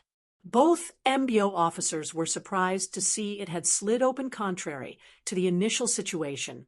Maybe it was stuck, the female medical personnel added, as she moved towards the entrance. Officer Reiner grabbed her shoulder from behind and pulled her to the side with a suspicious look on his face. Stay behind us, he stated while walking forward with his subordinate, Officer Violet. Sheehan, The blades flew out earlier returned back to his head in the next moment, but he allowed them to float around his head this time instead of joining to his hair, as they were supposed to. Violet held the weapon in her hand, slightly upwards, ready to use it the moment she felt the need to. Calm, calm, calm. They could already hear footsteps from within as they got to the entrance. Officer Reiner and Violet both voiced out as they spotted Dr. Marklin walking towards the entrance from the northeast side. He had just passed through the midst of some cryogenic pillar tubes and arrived at the front, where he had to turn towards the left to arrive on the path that led to the entrance. The entrance wasn't too far off from his position after turning, and he seemed to be tapping on some holographic projections being displayed from a watch on his right wrist, like he was computing some data. The two officers took a few steps forward and paused their movements. They looked around the massive hall-sized cold room. They couldn't see anyone else within except for Dr. Marklin, who was approaching their position. Oh! Dr. Marklin suddenly paused his footsteps as he acted like he was just seeing them. The holographic projection floating above the watch on his right wrist disappeared as he discarded what he was doing. Officers from the MBO? Dr. Marklin voiced out with a tone of surprise as he saw their uniforms. Dr. Marklin, right? Officer Reiner inquired. Yes, he responded with a tone of confirmation. Can we have a brief discussion outside? I want to ask you some questions, Officer Reiner said with a tone of seriousness. Dr. Marklin nodded in response while Violet walked forward and turned to the right. She began headed in the same direction Dr. Marklin was coming from earlier. The female medical personnel who followed them directed Violet towards the area where Boss Danzo's corpse was kept. Dr. Marklin acted normal and followed Officer Reiner out to talk at the entrance. Officer Reiner began asking questions about why he was here and what he was doing with the corpse, examining it. Of course, there are still investigations going on, and as mentioned earlier, he died like the rest. However, he was murdered directly. Dr. Marklin began answering the questions professionally. Officer Reiner made sure to read his expressions as he answered the questions he posed. Meanwhile, Violet was currently inspecting Boss Danzo's corpse with the female medical personnel. They were checking if anything was amiss, which might prove that Dr. Marklin was truly up to suspicious acts. Yes, the investigation wasn't completed according to the police, since they have determined how close Gustav Crimson is to Danzo. It is believed he wouldn't kill him. This leads to the theory of the enemies being at fault, just like the eyewitnesses say. After a few minutes, Violet walked out of the cold room with the female medical personnel, and they reported to Officer Reiner that they didn't find anything suspicious. Boss Danzo's corpse was intact, almost like it was never touched. At this time, Officer Reiner had also finished questioning Dr. Marklin. There was nothing to use against Dr. Marklin, as it could even be said that he was helping the situation with the examination he was conducting. Just as they would let Dr. Marklin go, Violet proposed she did a quick scan. Oh, you want to check him out? Officer Reiner asked. Yes, she responded. Okay, do as you wish. After this, well, let him go. Dr. Marklin, who heard this, squinted his eyes a little in confusion, not understanding what they were talking about. He suddenly felt a sense of foreboding as he saw Violet place her hand on the eye mask wrapped around her upper face.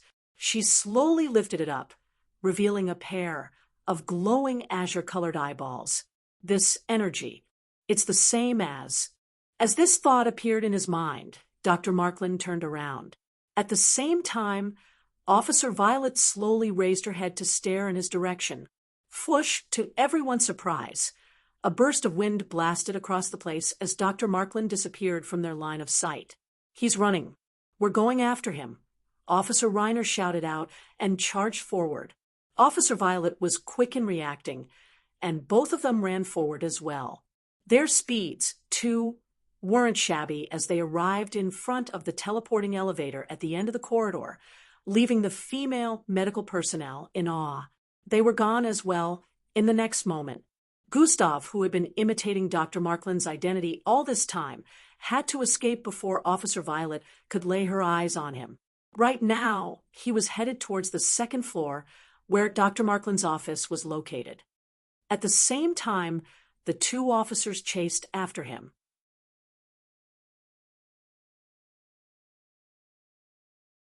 Chapter 740. They were obviously not as fast as he was. Still, they both took the teleportation elevator while Gustav dashed towards the stairway area on the left.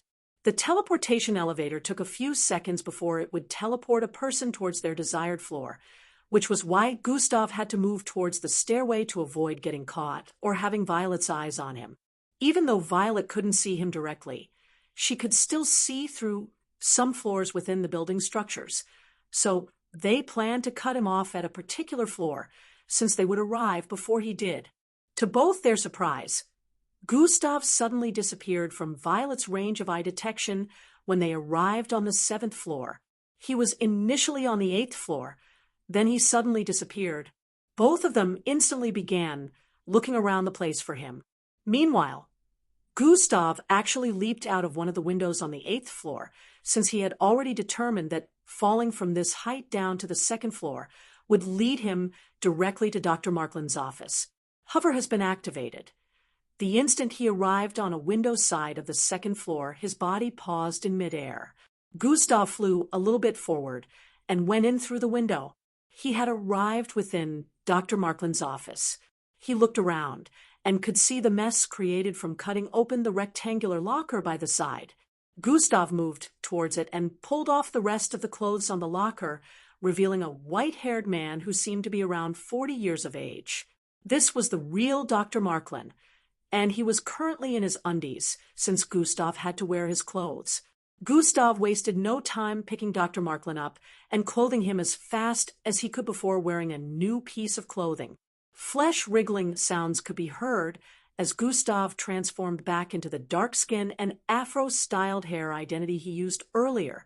He then proceeded to lift Dr. Markland, who was still unconscious, by his neck, and slammed his head onto the side of the office table. Bam! Blood rolled down the left side of his head as Gustav proceeded to drop his body and dash towards the window area. Swoosh! He leaped out the window once, flying across the streets and disappearing out of sight in a few moments.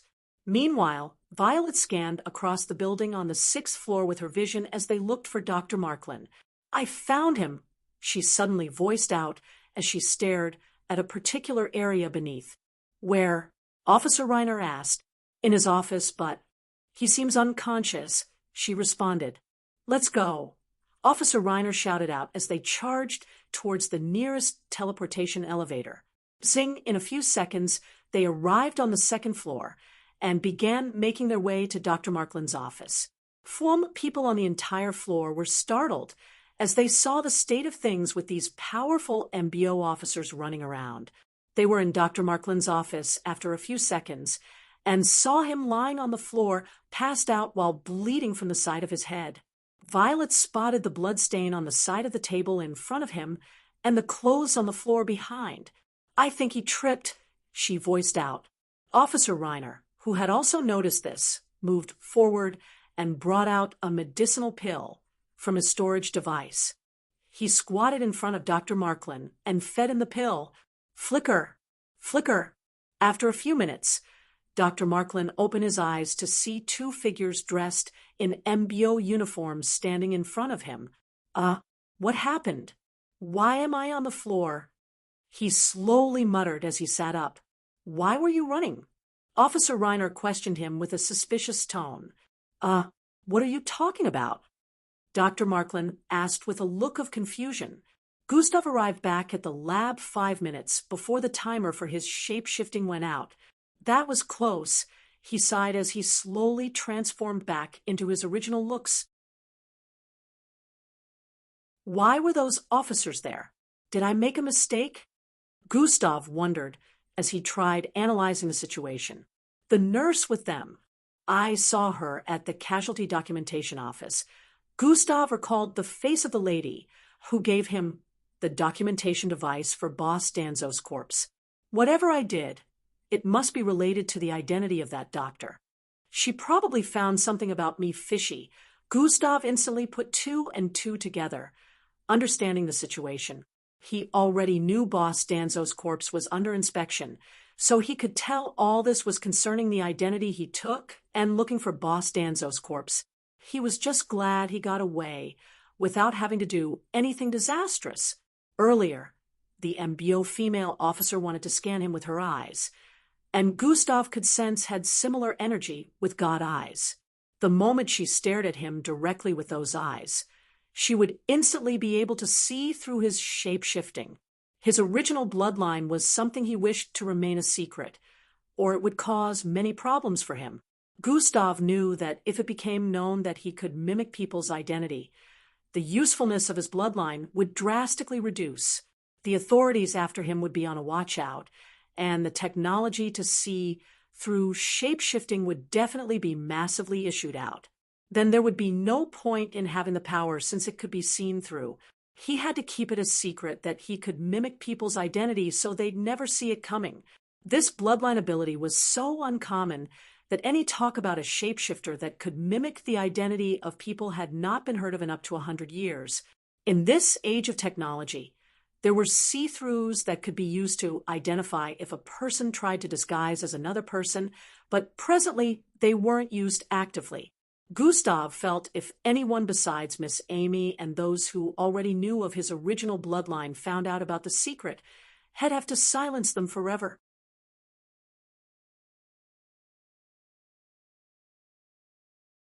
Chapter 741. Gustav felt if anyone besides Miss Amy and those who already knew of his original bloodline found out about the secret, he'd have to silence them forever. The two officers would have found out that he had such an ability, which would lead to the MBO, and the whole world finding out as well. He didn't want to cause more death than he already had, but I already killed close to 3,000 people. What's two more? This was Gustav's thought process at the moment. He wasn't trying to escape earlier for himself.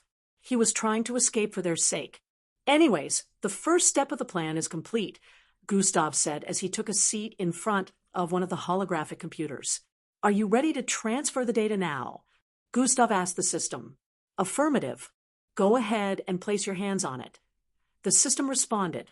HNM. Gustav nodded slightly in response and proceeded to place his hand on the holographic monitor. Data transfer from archive. 00192548 277 7452 in process. Huh? Why are the numbers so many? Gustav voiced OU. 'Cause I have a lot of data in here. The system replied with a scoff. Oh, universal data. Gustav muttered underneath his breath. He couldn't fathom just how much information the system had gathered within. The system had said it would reveal things to him as time passed, but he still only knew a little, and sometimes he wondered if the system would actually reveal stuff like it claimed. Hey, your longing is quite disturbing. I said it'll reveal things little by little, okay? The system suddenly voiced in his head. I didn't say nothing, Gustav stated with a scoff. Yeah, but I could sense it. I live inside you. The system girly voice repeatedly echoed in his head, causing Gustav to hold his head. Hey, stop it, Gustav stated with a slight look of annoyance. It's still weird hearing a girl's voice in my head saying, I live inside you, Yuji. Gustav said this, but he was completely used to the presence of the system right now. Oh, is the Virgin worried because things are supposed to be the other way around? Perv. The girly giggling voice of the system echoed in his head. Shut it. Gustav wished the system had a physical body, so he could just pull her ears whenever it started speaking like this. Of course you'd want that. I look this way because of you, and now you even want a physical body for me. You really want to have your way with me. The system tried mimicking a seductive tone as it teased Gustav. Hey, stop being creepy. Since when did you start sensing things without me thinking about them? Gustav was curious, knowing the system couldn't do this before. Since when our bond increased, the more we accept each other, the tighter our connection becomes, feelings and thoughts wise. The system explained, Who accepted you? I didn't. You're still very annoying, Gustav voiced with a slight stutter. Hee hee, of course you'll deny it, just like you denied falling in love with Angie. Oh, I remember. Here's a term for people like you. Sundara, the system stated, and began laughing maniacally. Lines appeared on Gustav's forehead as his face squeezed up. Just as he was about to respond, a system notification popped up in his line of sight.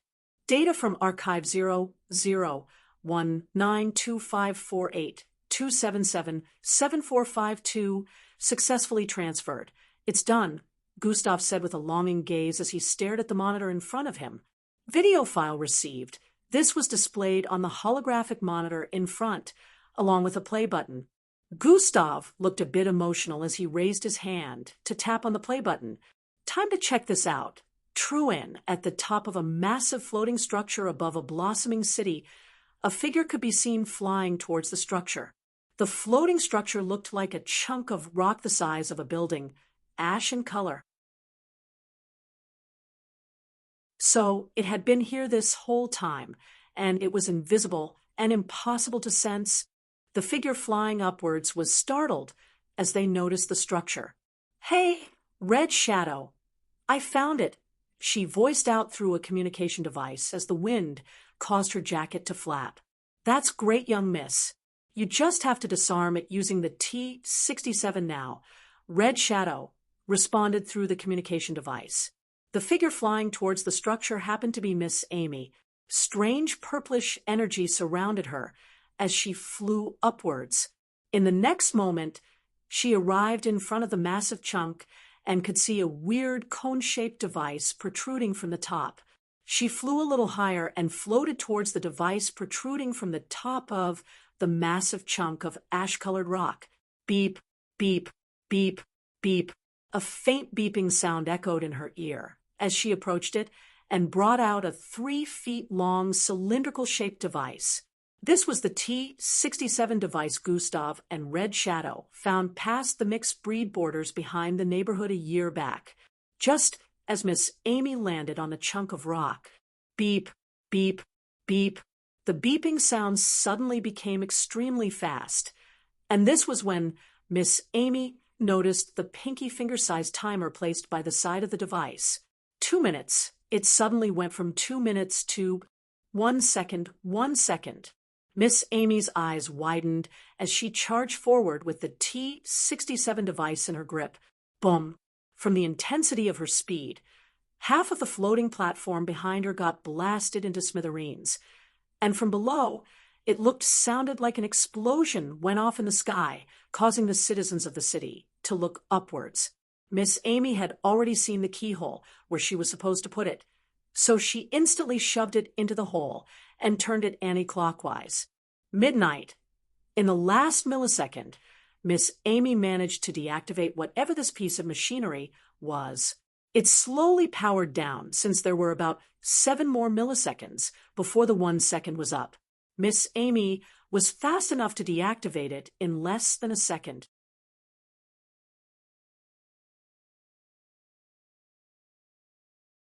Chapter 742. After handling the unexpected situation, she sighed in relief but then suddenly sensed something and turned around. She was currently high up in the clouds due to where this platform was located, so even looking behind her, all that could be seen were clouds. However, Miss Amy was powerful enough to see beyond all that. Her eyes widened as she charged forward, but the moment she did, a loud blast rang out. Boom. Unlike the one where her speed caused it, this explosion happened in the far eastern part of the city, within the sky. Miss Amy was currently 700 miles away from there, yet she blitzed at a speed that made her close in the distance in a few seconds, but even with all that speed, she was too late. A gray-colored fog had covered the skies in this part of the sky. It kept spreading, and it looked like the city underneath would be consumed in no time. Young miss, what's going on? Didn't you deactivate it? Red Shadow's startled voice could be heard coming from the communication device. We got fooled. There were 2 of them, Miss Amy responded. What? 2? Damn it. What are we going to do now? Red Shadow asked with a worried tone. I'm sure both were set to go off at the same time, which means it will be less effective and spread slower with just one going off. Evacuate the citizens from the eastern part of the city as quickly as you can. I'll do my best to slow the spread and disperse as much as possible, Miss Amy voiced out as the purplish ore-like energy surrounding her increased in output. This was the far eastern part of the sky in the city, so beyond it were road routes that led outside the city, which was mostly void of life. Miss Amy spread her hands, and a whitish glow covered them. Two massive items began forming in her hand as the gray fog kept spreading till they covered even her. All of a sudden, phew, a loud whooshing sound reverberated in the sky as two massive objects could be seen moving in the sky. The cloud of ashy fog suddenly got blown backwards by a lot. The citizens beneath stared at the sky with a look of astonishment and confusion, wondering how half of the fog that was already looming over a large quarter of the city was suddenly blown back. High up in the sky, Miss Amy could be seen holding onto the handles of two massive hand fans. The hand fans were each the size of 4-story buildings, so it looked like she was holding a massive building in one hand and another in the second hand. Miss Amy swung out both fans once again at the same time, causing an immense gust of wind to blow back the ashy fog once again, decreasing the range of its spread. Meanwhile, on the ground in the city, Red Shadow was working with some MBO agents, helping the citizens evacuate the city. Ruckus! Ruckus! Come on, move this way. There's no time, he shouted out as he pulled some kids out of the hover bus, bringing them back from school. He stretched his hand forward, and a star-shaped reddish light appeared. Go! He shouted to them. All of them ran forward one after the other, and disappeared the moment they went through the red star-shaped light.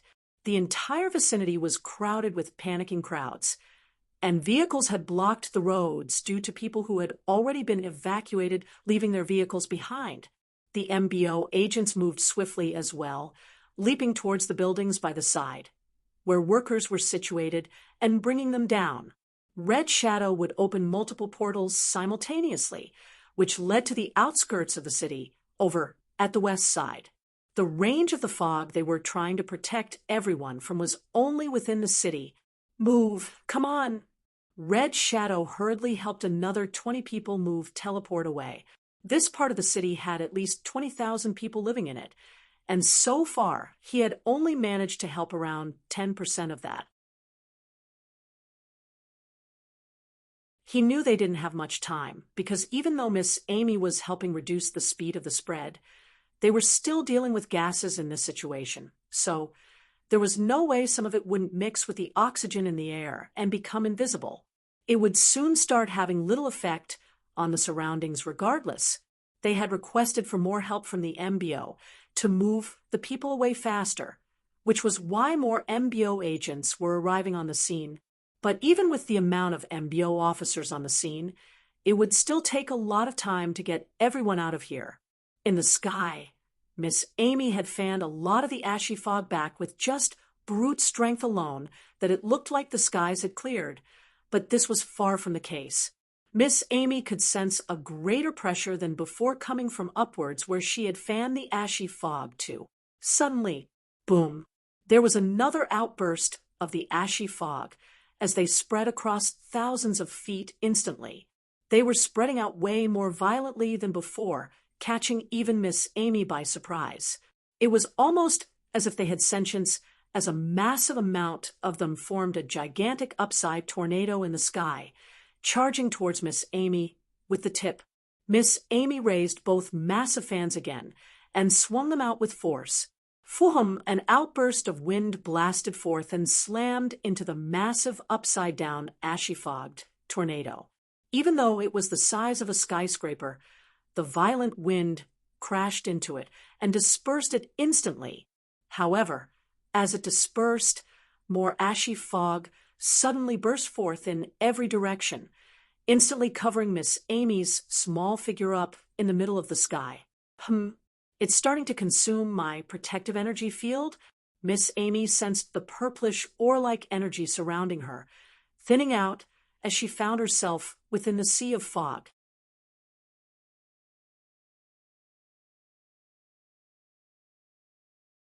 Chapter 743. It's starting to consume my protective energy field. Miss Amy sensed the purple ore-like energy surrounding her, thinning out as she found herself within the sea of fog. At this point, she remembered information about this ashy fog when she was making her findings with Red Shadow. For the last year, Miss Amy and Red Shadow had been on a mission together to find out what the T-67 device Gustav and Red Shadow found beyond the border was linked to. Government scientists had inspected it back then and revealed that it was a key to a piece of technology, and it held a lot of power. Hence, the piece of technology was definitely nothing to be scoffed at. Not only was it a key, but it was also a generator that was actually powering up the main piece of technology, regardless of the distance between them. They revealed that destroying it could cause disastrous consequences, so that wasn't an option. They had to find the main piece of technology. The person who had created this T-67 device was Sahil and his boss, Sharmax.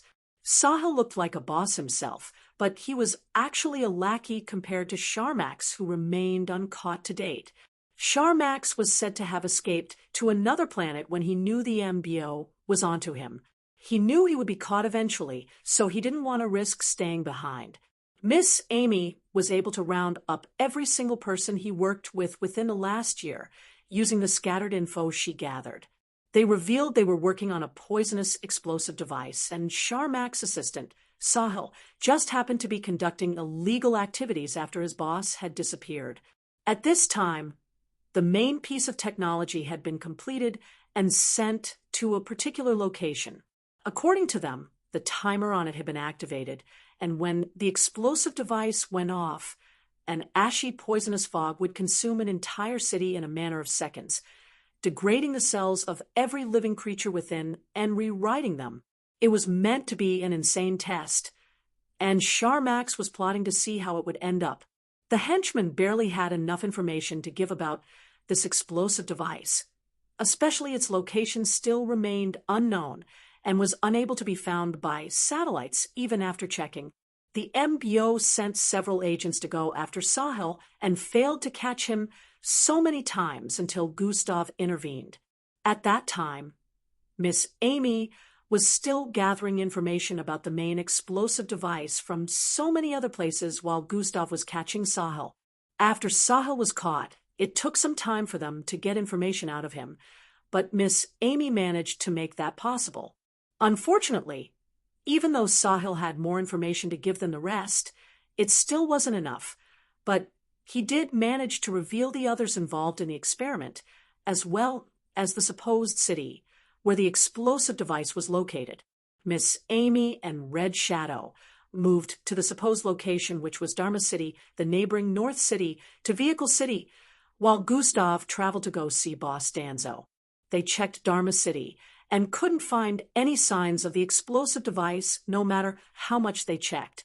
Even with Miss Amy's level of strength and the way she could spread her perception all across the entire city, she was still unable to find anything of the sort.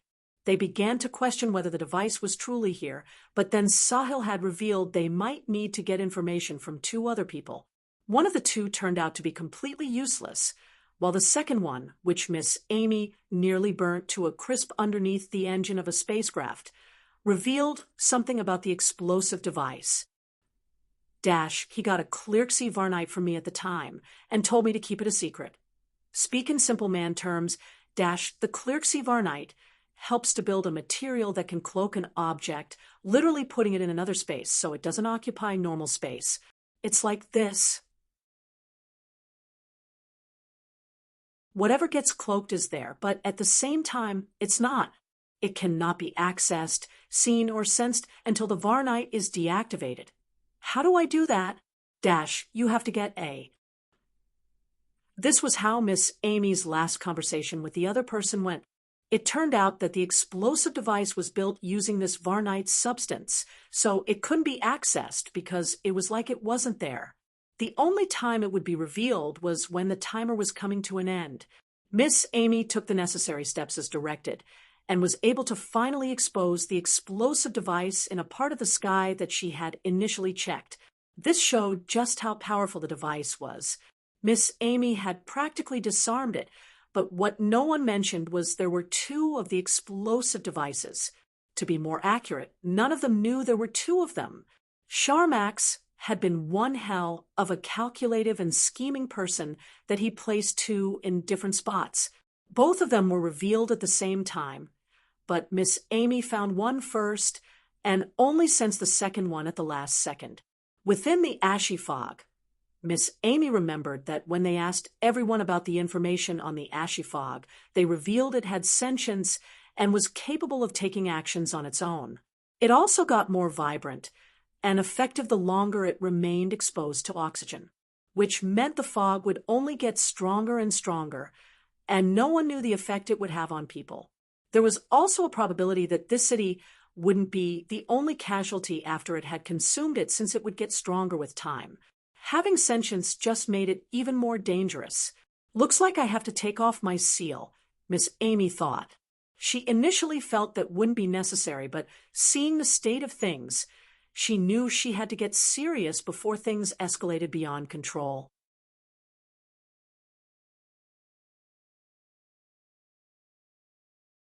Chapter 744. From below, Red Shadow could see the sky above already covered by ashy fog, which was extending at an insane speed. He gritted his teeth and burned his bloodline energy, creating a massive red star up front, which was as large as a skyscraper. Everyone quickly! He shouted to the people in the vicinity with his hands stretched out as his entire body glowed with dark red light. Some MBO agents picked up multiple people and threw them into the red star up ahead. Multiple people could enter this one at once, unlike the others, where they could only enter at a time. Usually, Red Shadow never creates a portal this large due to the way it sapped a lot of energy, but seeing the way they were about to be consumed by the fog soon, he decided to do this. Red Shadow pulled his hand back and pushed it forward with force. Shroom, the massive red star, drove forward with speed, swallowing up everything in the vicinity as it moved, vehicles and people included. Just with this action alone, he had already managed to send over 300 people away in a matter of seconds. "We need more time," he shouted out as he saw the fog drawing nearer and nearer with intensity. They had managed to evacuate 80% of the population of people living around here in 20 minutes. More and more MBO officers were arriving on the scene, and none of them even tried to take on the fog after hearing that the Demon Queen was already dealing with it. They focused on helping the citizens out of this area, since they felt if she couldn't handle it, then none of them could. Seeing the buildings and everything behind them getting consumed by the ashy fog, Dark Shadow prepared to unleash another massive teleportation star. All of a sudden, a massive spike of energy blasted forth from within the ashy fog. The ashy fog was thick, and the moment it flew past a particular area, anything that was visible in that area before would no longer be visible, but everyone could see a figure within the ashy fog, this time covered in purplish energy that blasted across the place.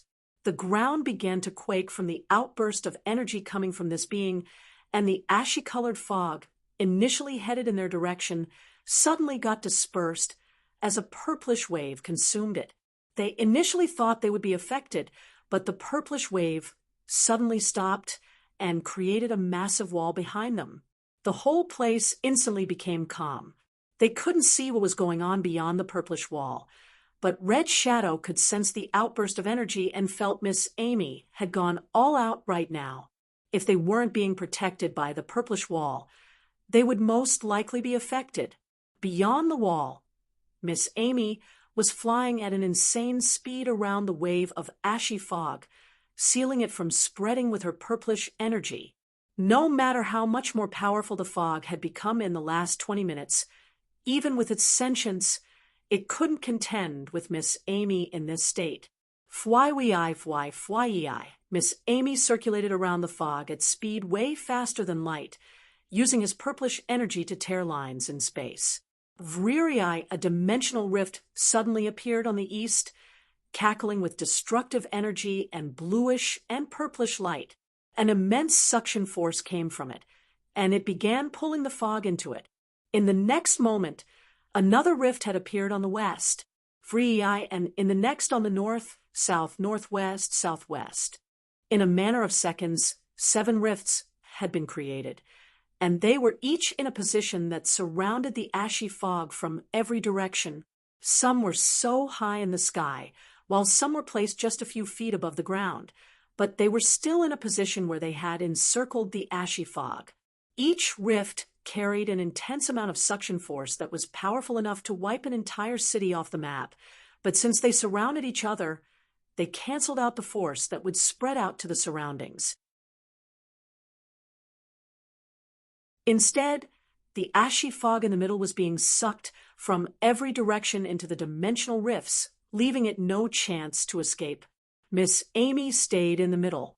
Her gray-colored hair floated in the air as her eyes glowed the same purplish color with the powerful energy surrounding her. Even with the intense suction force coming from every direction that would rip a person to shreds in an instant, she remained unaffected. A shriek was heard as a part of the ashy fog formed a massive cone-shaped head with 2 dark eyes. It flew towards Miss Amy and slammed into the protective purplish energy surrounding her. To its disappointment, it was unable to break through no matter how much it tried. It couldn't even get closer than 20 feet to her. Miss Amy waved her hand once with a nonchalant expression. Fweeyeth, a massive claw made from purplish energy appeared in midair and swiped at the massive cone-shaped head formed by the ashy fog. Even before the collision was made, the immense force from the claw dispersed the fog instantly, causing even more winds to be generated across the place. This made the fog clear out even faster, as that part got pushed into the rift on the west. In a few more minutes, the entire place had become clear as every remainder of ash-colored fog in the area completely cleared out. The rifts in the vicinity were slowly shrinking as well. This was normal since space always repaired itself when torn, but depending on the size of the rift, the duration would either be shorter or longer. Miss Amy stood in place high up in the sky, waiting for the rifts to completely disappear before she deactivated the cocoon of the purplish wave she surrounded the place with. At this point, Red Shadow and the other MBO agents had managed to evacuate everyone living in this part of the city.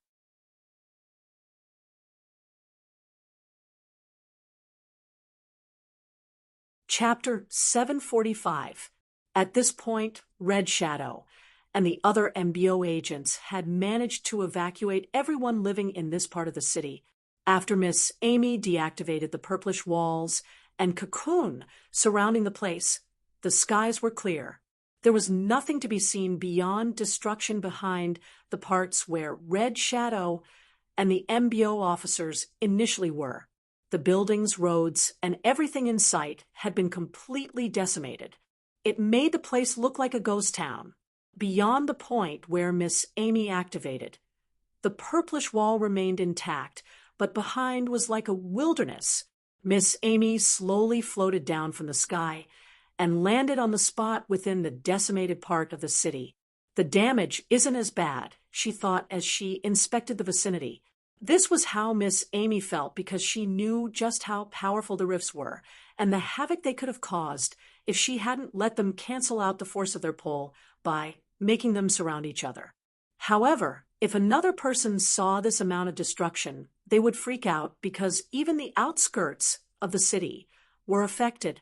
Miss Amy looked forward and flew off from this point. Regardless of how bad things were going to get, there was no way Miss Amy wouldn't have been able to handle dealing with the explosive fog. Sharmax didn't expect his plan to be foiled by the most powerful female mixed blood on the planet. It would have been a problem if she could never find it, but from the moment she did, the plan was destined to be foiled even though he unexpectedly created 2 of the explosive devices. Miss Amy would have much preferred it if they never went off, so she wouldn't have to resort to extreme measures, but nobody had expected what happened today. Red Shadow and the rest of the MBO agents were still trying to get the citizens from another part of the city out, even though Miss Amy had already handled the situation.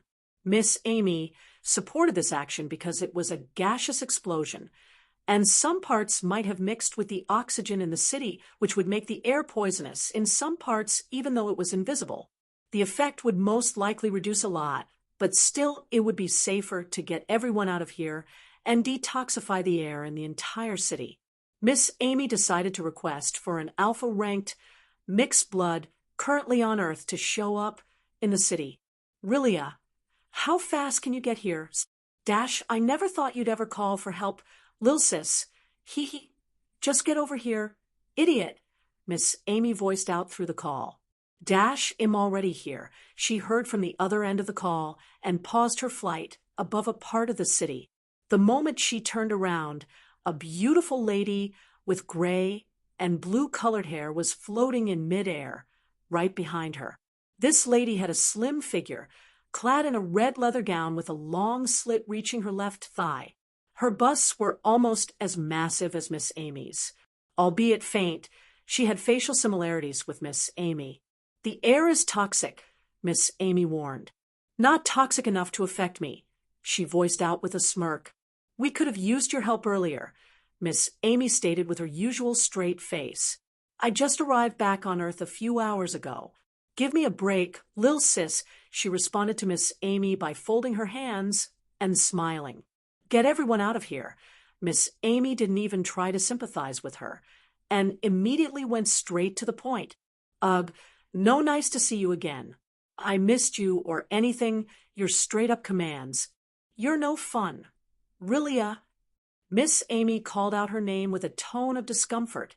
Sure, Rilia responded while raising her hand and snapping her finger. Pa! In that instant, blue glows appeared all across the city, and everyone left in the city was instantly teleported out of the city towards the border at the north. All the MBO agents, and even Red Shadow, were also teleported away. Over 100,000 people had been teleported away in one go towards the same location. Done, she responded with a dissatisfied expression. One more request, Miss Amy stated with mixed expressions on her face. Rilia was a bit surprised to see her poker face crumble. Official or personal? She asked with a hint of suspiciousness. I need you to teleport me to Burning Sands City, Miss Amy requested. Ah, so it's personal. Hee, lil sis. You're being sus right now, Rilia said with a teasing expression and began slowly flying around Miss Amy. If you're not going to do it, just say so, Miss Amy said with an undisturbed tone, displaying her poker face once again. I mean, you could just fly there. You're fast enough to arrive there quickly anyway, Rilia pointed out. If I move too quickly, rifts will be created. Also, I have to reactivate the seals soon, Miss Amy explained. Oh, you're still on a leash? TSK, that's not cool. Lil sis, what if you're attacked in your weak state? Remember, you're only the strongest when you're at your full strength. Rilia's words made it seem like she was concerned, but her tone of speaking sounded threatening. I welcome anyone who is willing to try. I hope they come prepared to visit the afterlife, Miss Amy voiced out with a strong tone and intense gaze before flying away. Where are you going, lil sis? Rilia voiced out and flew after her. You're wasting my time, Miss Amy responded from up ahead without turning around. I'll wait. I'll do it. I was just messing around, Rilia yelled out as she followed behind Miss Amy. Burning Sand City, it had been 2 days since Gustav infiltrated the medical center to get something related to his plans from Boss Danzo's corpse. At the moment, Gustav was in Sir Zill's lab chatting with Carissa's.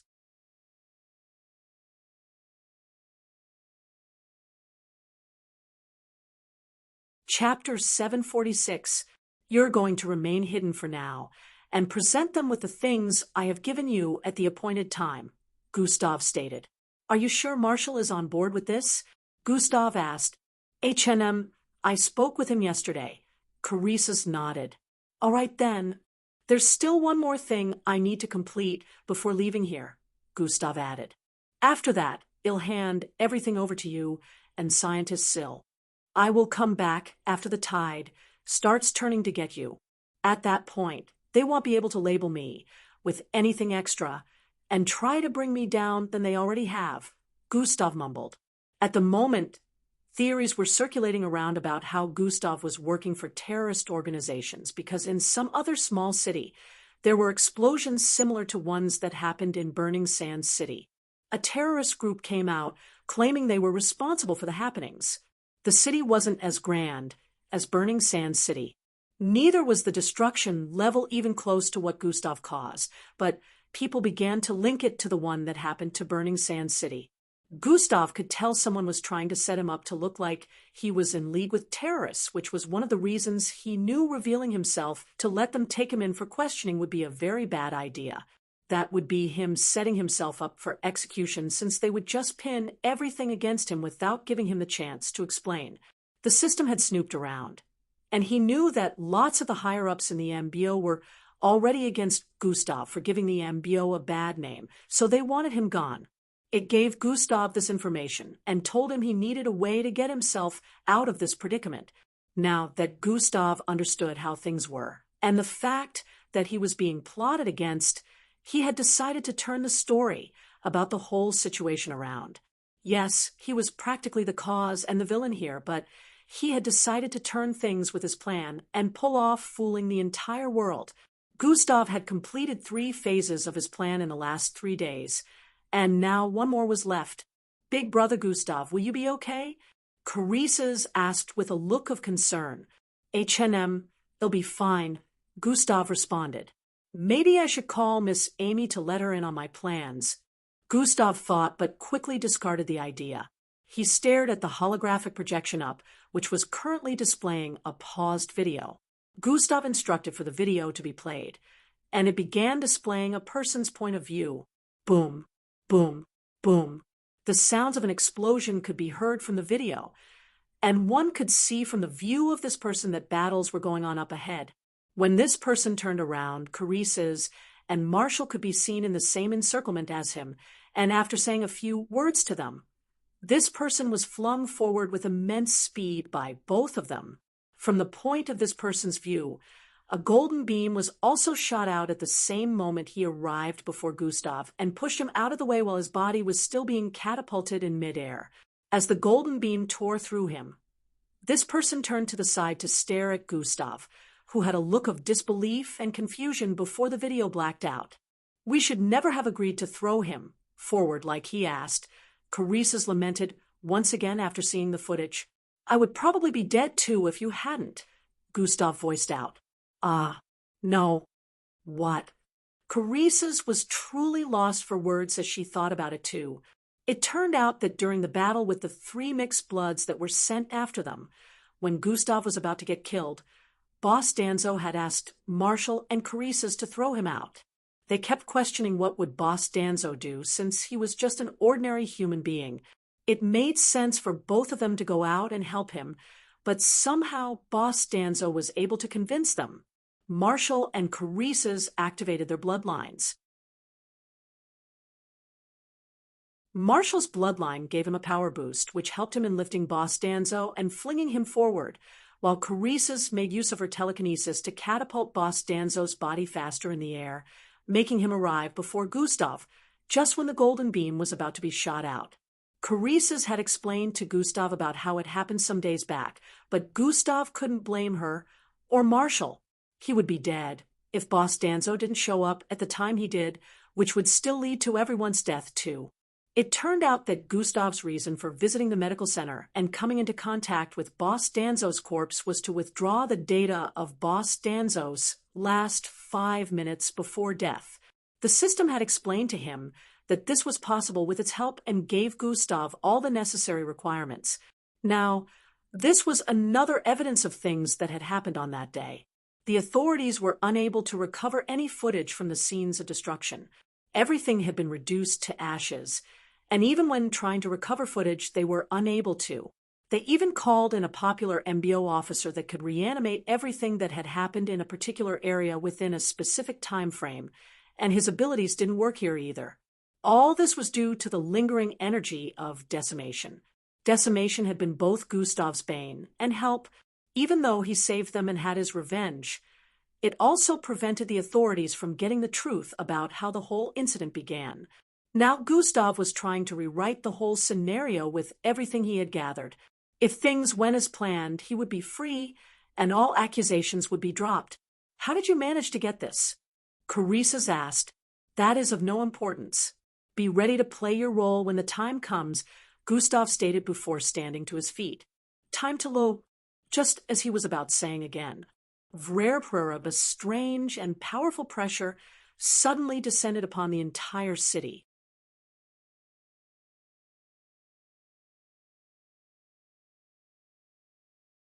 Chapter 747. A strange and powerful pressure suddenly descended upon the entire city. What is that? Carissa's voiced out with a wary tone. The entire city could feel the sudden and enormous invisible pressure in the atmosphere. This made everyone pause their actions and look up in confusion. Gustav's eyebrows creased as he turned suspicious after this pressure descended. He could feel a certain kind of familiarity within this pressure. Gustav proceeded to wear a hoodie around his head and moved out of the lab.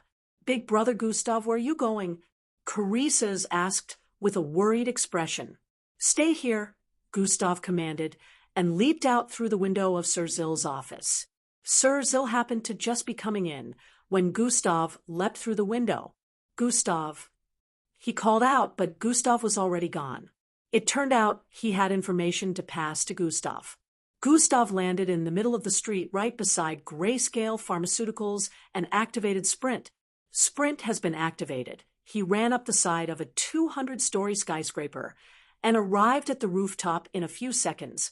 The pressure descending upon the city kept increasing as different media outlets in the city were broadcasting a particular news that concerned the MBO.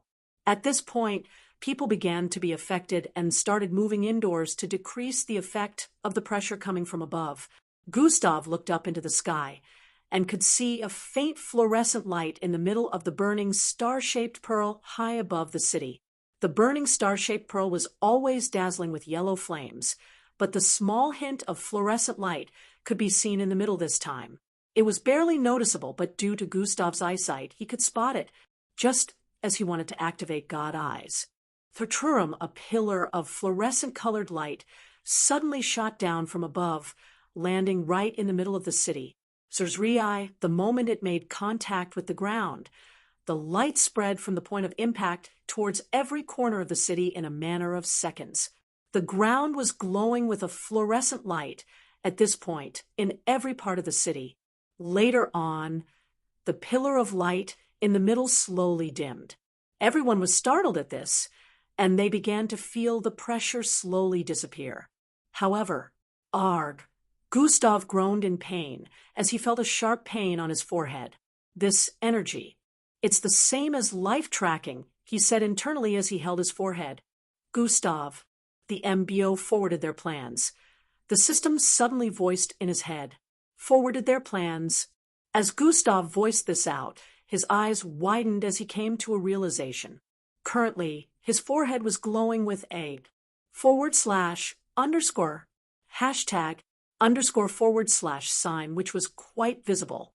They had the capacity to use life sign tracking too. Gustav was astonished as he voiced out after understanding what this was. You have to move in. Just as the system was speaking.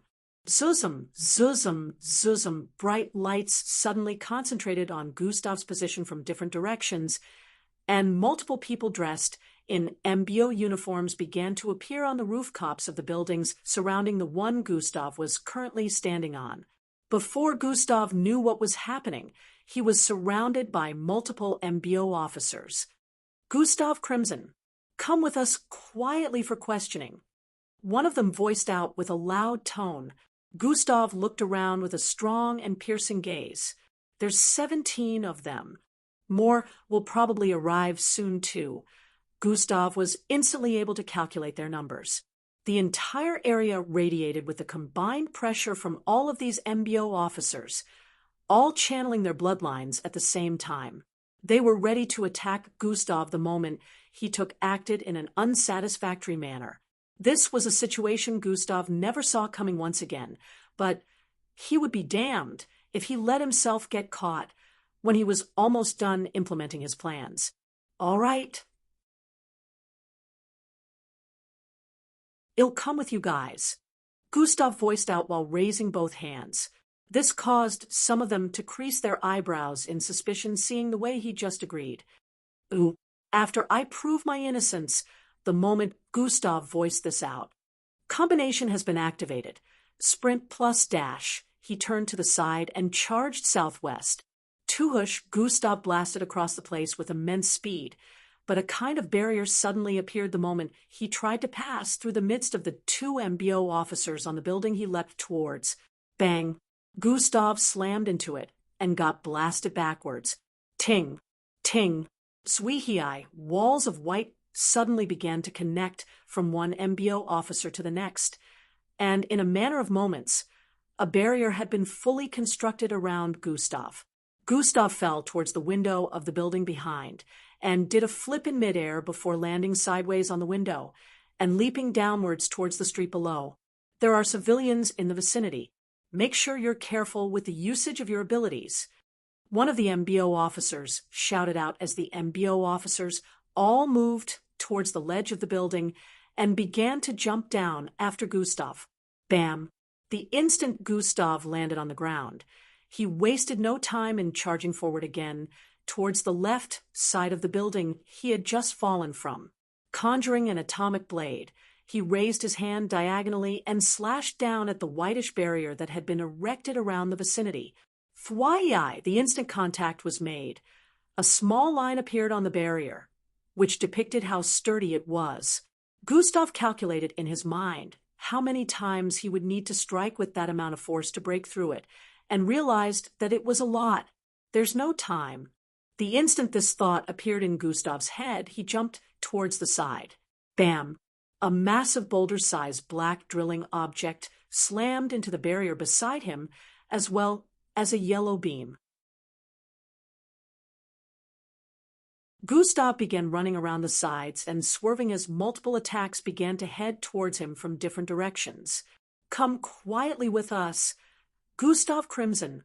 One of them shouted out as he saw Gustav's figure from above, leaving after images across the place.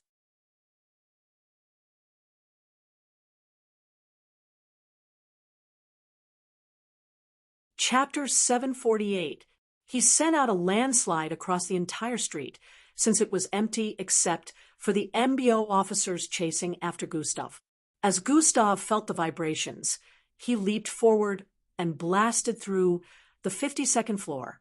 On the building by the left, Kyr screams rang out as Gustav's actions startled the people on that floor. However, Gustav didn't mind and kept charging forward through the walls like they were paper thin. Tuhush, the MBO officer who had used the landslide attack, gritted his teeth as he stood several feet above the ground on an exalted pillar extending from the ground. He pointed his hand at the building Gustav leapt through and was about to use an attack when an MBO officer with a square-shaped red face held his shoulder from behind. Don't. The life of the civilians takes priority. If anyone is harmed during this operation, it will be another stain on the MBO's name. He voiced out before a rocket-like ignition blasted out of his back and legs. Phew! He flew forward and infiltrated the building through the same hole Gustav created after leaping into it. The MBO officer gritted his teeth even more as he stared at the other MBO officers in the vicinity going after Gustav too. Some of them had already gone up ahead through the same hole to continue chase before he tried implementing his attack. A mere cadet is causing us so much trouble. He was pissed that they couldn't unleash their abilities to the fullest due to the civilians in the surroundings. Originally, they would only care about their goal, which was getting Gustav, but now they had to be concerned about people because of the situation of things.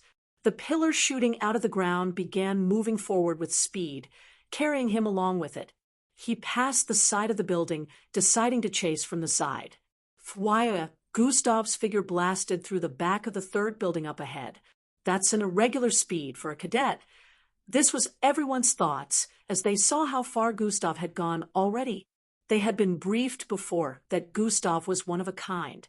Still, they were not expecting his speed to be way faster than everyone here, especially when they were all higher than him in terms of bloodline rank. "He's fast, but not out of my range," the MBO officer, who was being carried forward by the pillar extending from the ground, thought as he stretched his hand out. Currently, Gustav was in midair, leaping towards the next skyscraper up ahead that was up 2,000 feet away with a wide road in between. KRRYCHHHCCHH. KRRYCHHHH. The ground below suddenly cracked open, and multiple spikes shot out from it. Gustav could see the spikes coming at him from every direction below, and a red-faced MBO officer, who just happened to be flying towards him from behind. Slash has been activated. Gustav increased the force of his arm swings as he conjured 2 atomic blades in his hand and spun repeatedly. Swish, swish, swish. It looked like white lines were swimming around in midair as he cut down every one of these spikes protruding out of the ground. The entire place was covered up in dust as some of these spikes were obliterated from a single slash. At this point, the red-faced officer flying from behind had caught up to Gustav as he was falling from the air. He reached out as he kept flying forward, calculating Gustav's fall speed, and knowing that he only needed to keep flying forward to catch Gustav, regardless of whether they were on the same height in the air or not. As he kept flying forward with speed, hover has been activated. Gustav's body suddenly floated in midair, just before he made his descent, reaching the same height as the officer flying towards him from behind. Fwhy, the officer's eyes widened as he slowly flew past Gustav from below, not expecting that Gustav would suddenly float in midair. He thought this was the end of it, but he was sorely mistaken as he felt feet on his back. Gustav had landed on the officer's back and crouched a little before leaping upwards with force. Super jump has been activated. Boom. A loud sound reverberated across the air as the officer was blasted downwards from the force of the jump, while Gustav's body ascended across the air with speed. The entire force chasing from behind was stunned speechless, seeing a fairly high-ranking MBO officer get tossed towards the ground from a jump. Bang! He slammed into the streets below, leaving cracks all over the place while Gustav's figure could be seen flying over the skyscraper. They kept chasing regardless, since they knew Gustav would arrive at a dead end behind this skyscraper, due to the fact that the whitish barrier ended somewhere around there. Multiple attacks were still being sent towards Gustav, but the officers had to be watchful of the amount of power they used around here, and they weren't as quick as Gustav, so it made things a whole lot more difficult. On the bright side, there were 17 of them present, each with different bloodline abilities, and even more MBO officers would be here any moment. So they felt no matter how much Gustav tried to escape, he would be caught soon. In a few moments, over 10 of them had managed to get beyond the building. Gustav leaped over, and just as they thought, the dead end was right there. They could see Gustav up ahead with his back placed against the barrier since he had nowhere to go. They surrounded him, but paid no heed to the fact that his right hand was on his left wrist. "Are you ready to surrender yourself now?" Gustav Crimson, one of them shouted out as bluish wings protruded out the sides of his right hand, which was pointed at Gustav. Gustav kept inspecting the MBO figures as they moved closer and closer.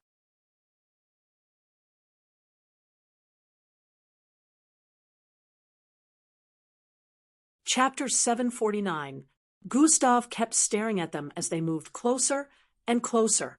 The others arrived, and the circle became tighter as they moved closer to Gustav. Gustav looked around one final time and stomped on the ground with his left feet as his body bloated and turned green. Thrilk, thrilk, thrilk, thrilk. Icicle-like rocks instantly began protruding out of the ground, surrounding all 18 of them.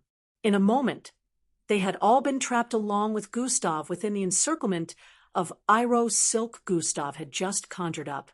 "What is this? What are you doing? Stay right there, and don't make another move." They shouted out one after the other after finding themselves trapped in this space with Gustav. "Just one more movement," Gustav voiced out before tapping on his left wrist. "What is?" Just as the officer who controlled the ground earlier was about to voice out, a bright light surrounded Gustav. "No," he shouted out as he controlled the pieces of the ground to surround Gustav in a bid to trap him. At the same time, the other officers also sent out different attacks towards Gustav. But before any one of them could make contact, zing, Gustav disappeared from the spot. The MBO officers had looks of astonishment after this happened. "Destroy the entrapment," one of them shouted out, and everyone began attacking the icicle-like rocks that had surrounded them. The Iroh silk was immensely sturdy and strong, but in the face of so many bombardments from multiple powerful MBO officers, it would definitely crumble in a matter of seconds. However, Gustav wasn't hoping to trap them there too long anyway, so this was all within his plans. Gustav reappeared on the other side of the barrier where he had initially attacked, which was quite a distance from where he had trapped the MBO officers. It turned out he had marked this place as a spatial checkpoint the previous time he attacked the barrier. "This will cost a lot of energy, but I have no other choice right now," Gustav thought as he stretched out his right hand. The hilt of an atomic blade appeared within his hand and began growing in size. In the next moment, it was thrice as long as an average height human. Gustav swung it forward with intensity and speed. A long line was cut on the whitish-colored barrier, but in the next instant, it began to heal back. Atomic disintegration causes everything to get disintegrated from a molecular structure. The bigger atomic blade is, the faster it can disintegrate atoms. Even though the atom can regenerate, it just has to be able to disintegrate them at a faster rate. As Gustav analyzed, he turned around and sped backward as the atomic blade increased more in size. -100 EP, -100 EP, -120 EP, -150 EP. The more it increased in size, the higher the energy points consumed. Gustav turned around after leaving a bit of distance between himself and the barrier up ahead. He stretched the massive, milky, glowing colored blade forward and activated combination once more. Sprint plus dash. Dewhoosh. Lines of cracks were left across the place as Gustav's body blasted forward with immense speed, arriving in front of the barrier in an instant. Bang! A loud sound of collision rang out as he stabbed the atomic blade into the barrier. The shock waves spread out from the point of impact, slamming into the buildings on the sides and causing the sound of glass shattering to ring out as well. Gustav groaned as he kept pushing the atomic blade with as much strength as he could muster. His arms bulged intensely and became larger as he pushed forward, causing cracks to extend from the point where he was standing on the road to other parts of the surroundings.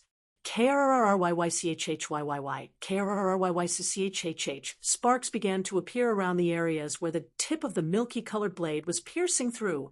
The atoms that made up the barrier were being disintegrated so fast the blade was beginning to make its way through. On the other side of the barrier, boom, an explosion rang out as the multiple Iroh silk covering the environment was finally shattered after a few seconds of relentless attacks from within. Debris and smoke covered the entire vicinity, decreasing visibility immensely, but this didn't stop the MEO officers within as they charged out of it.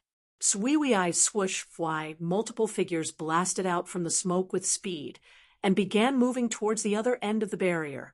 At this point, Gustav finally pushed the entire atomic blade through. Swoosh, his body phased through the hole that was created instantly, along with his massive atomic blade. Finding himself on the other end of the barrier, the atomic blade in his hand disintegrated into light particles as he charged forward with immense speed. Swoo's cracks appeared all over the road as his figure instantly disappeared from the spot. Reddish scales grew out of Gustav's legs as his thighs and calves increased in size, furthering his speed even more. Combination was still activated, so he was currently moving at speed faster than sound, and now it had increased even more. At the time the MBO officers arrived at the position where Gustav had escaped from, the hole created had already sealed itself. He got out. One of them shouted the instant they saw the cracks all over the place. How did he get out? This question was circulating in the minds of everyone at the moment, but now wasn't the time to make any analysis. The MBO officer with a reddish-colored face tapped a controller on his right wrist, causing the barrier to fade away. After him, he commanded before flying forward with immense speed. Boom! The fiery ignition on his back turned blue and made a booming sound as he shot across the sky with an even faster speed than before. The officer controlling the ground earlier landed in a street of the city and sunk into the ground. Rumbling sounds that suggested he was moving underground could be heard. Some MBO officers leaped from building to building while using gadgets to enable flight for them and chase after Gustav.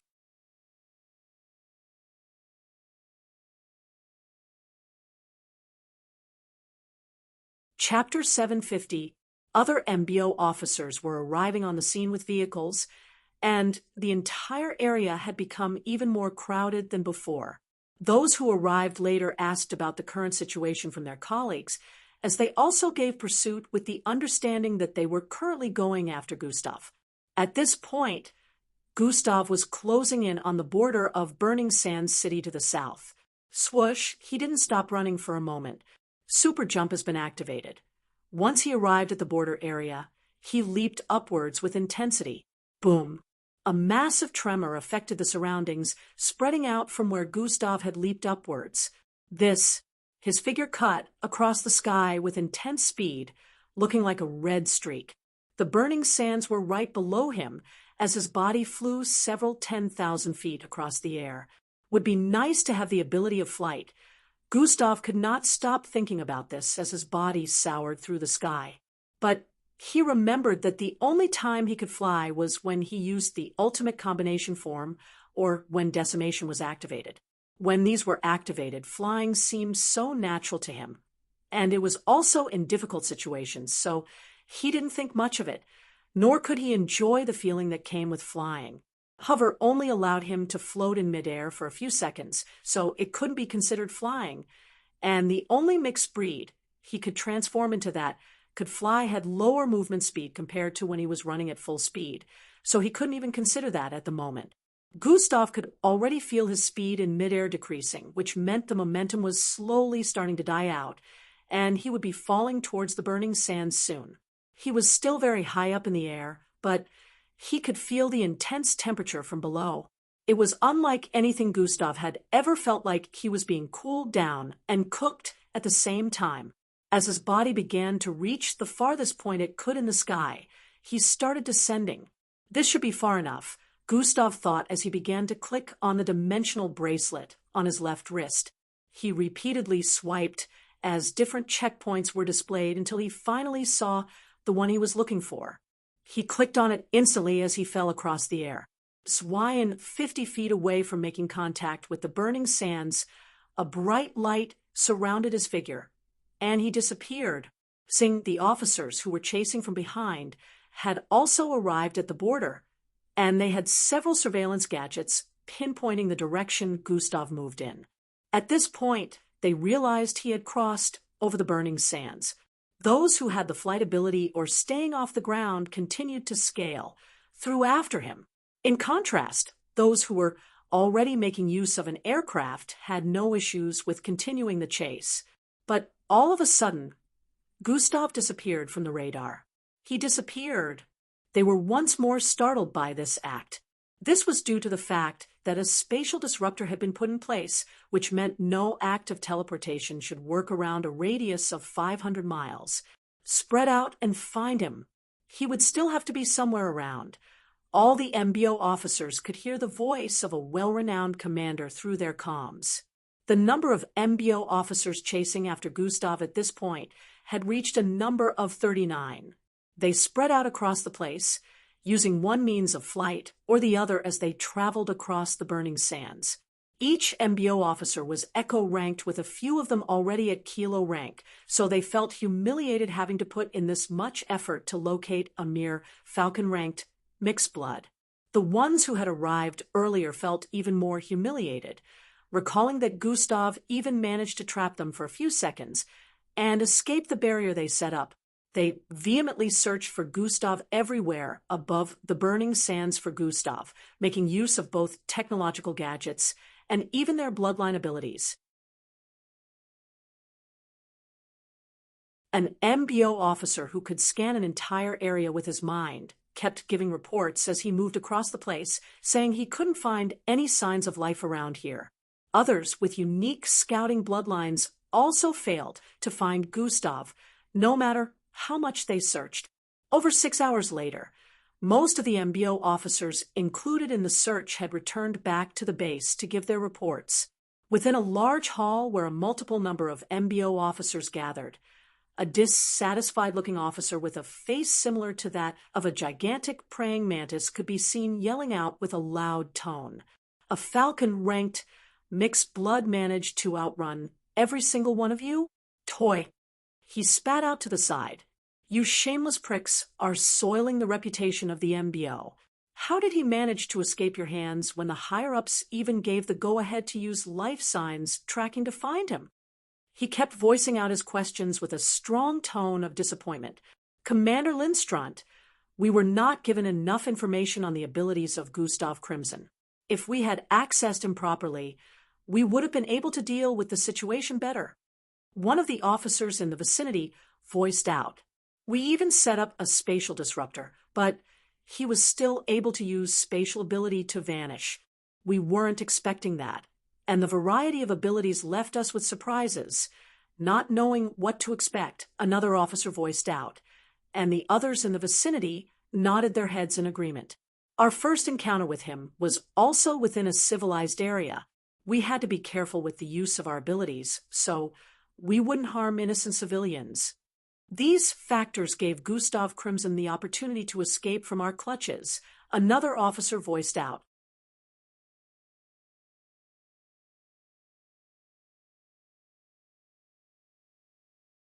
Chapter 751. Our first encounter with him was also within a civilized area. We had to be careful with using our abilities, so we wouldn't harm innocent civilians. These factors gave Gustav Crimson the opportunity to escape from our clutches, another officer voiced out. Excuses, excuses, excuses. Regardless of all of these, the MBO will be made a laughingstock for being unable to catch a falcon ranked, Commanded Lindstrand voiced out while shaking his head. The life sign tracking tech was used on him, which means he should have been unable to think, talk, remember who he is, move, or perform any action for the coming weeks. How was he able to negate the effects? The second highest-ranking officer in the hall voiced out with a suspicious look. He was the same red-skinned officer who Gustav tricked in midair during the pursuit. The entire place became silent, as everyone pondered this same issue as well. Whenever the beam of light shot from the skies finally located the desired person, they would be unable to perform any action for weeks. They would literally be in a vegetative state, which might give them an untreatable side effect after they had snapped out of it. The burning feeling in their foreheads would be the last thing remembered when they returned to their senses. Some might even have their brains deteriorated, which was why the MBO only used the technology in extreme cases. In this case, the device surprisingly didn't cause such effects to Gustav, which was something no one could understand at the moment. That is, before Commander Lindstrand could voice out his sentence completely, a strong pressure suddenly descended upon the entire vicinity. The whole place vibrated intensely as they sensed a powerful figure floating above the premises. The officers' eyes widened as they looked upwards, even though they couldn't see through the roofing of the building they were currently in. Who gave you the permission to use that device on my student? A mighty feminine voice laced with anger and killing intent reverberated across the entire city. The citizens of the city were once again startled and shook with wariness as they felt the pressure descending upon the city was even stronger than the one that happened hours ago. People began to run and hide for cover, thinking the same scenario with the beam of light shooting down from the sky earlier would repeat itself, but with more intensity since the pressure was more powerful. Isn't that the voice of the demon Qui? I mean young Miss Amy. One of the officers stuttered as he voiced out quickly. The others were not deaf, so of course they were instantly able to tell who the voice belonged to as well. Every single person in the hall had expressions of fear on their faces, the two highest-ranking MBO officers included. Her student? Who is her student? All of them had this thought circulating in their minds, as they seemed to be oblivious to who Miss Amy was talking about. Miss Amy, who was floating a few thousand feet above the ground, stared at the dazzling, fiery, star-shaped structure in the sky. Without saying a word, purplish energy blasted forth from her figure as she flew upwards while stretching out her right hand. Purplish streaks shot out of her palm and slammed into the structure, causing it to get blasted further into the sky as the flames surrounding it instantly died out. Miss Amy flew further upwards and grabbed the massive structure that seemed to be the size of 3 mountains merged together. She held it up in the air like it was nothing above the city and stared at the area where the MBO base was located. Fwai, she flung the massive structure downwards with ease. The officers within the base could feel the immense pressure headed towards them from above and instantly rushed out of the base as quickly as they could. Boom. In the next moment, a mighty explosion rang out as the massive structure landed directly on the base and exploded, destroying the entire base along with the surroundings. The structure was looking way bigger than that in the sky, initially due to the dazzling yellow flames surrounding it, making it look like an artificial sun. Now that it was put out, the size had reduced a lot, but it was still supermassive. The entire city suddenly descended into darkness after Miss Amy destroyed the fiery structure. It turned out that it was currently late in the night, but due to the structure that was always lit up, it still looked like daytime. Just like that, the citizens of Burning Sand City that had not experienced night in over 50 years finally saw the skies darken. Those who had managed to escape safely from the base without any harm stared at the purplish figure floating above in the night sky, radiating with menacing and powerful energy. Her gaze upon the area was like that of a deity staring at foolish mortals who had crossed her. Cold and merciless, she just destroyed the city's multi-tech device. Everyone was both astonished and fearful, knowing just how hot the structure was. None of them would be able to withstand the temperature, talk more of touching it with their bare hands and putting out the flames surrounding it. "You lots haven't answered my question?" I said. "Who gave you permission to use the device on my student?" Miss Amy's voice reverberated across the place again, as she gracefully stretched her palm towards the already decimated base. Everyone's eyes widened in fear and wariness as they heard the question. They knew that if she was to attack again, not just the area surrounding the base, but the entire city could be in trouble. "Young miss, who is this student you speak of?" one of the high-ranking officers asked with a respectful look from below. "Gustav Crimson."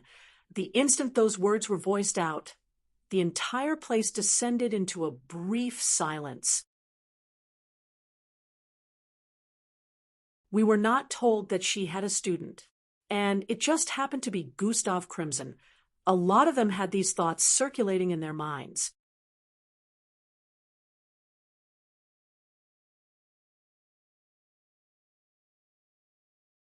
Chapter 752. Only a few people in the MBO knew that Gustav was affiliated with Miss Amy, and none of the ones who were sent to Burning Sand City were amongst them. "Young miss, you have to understand, we were under orders from the higher-ups," Command Lindström voiced out with a respectful tone far different from how he had been speaking to the other officers a while ago.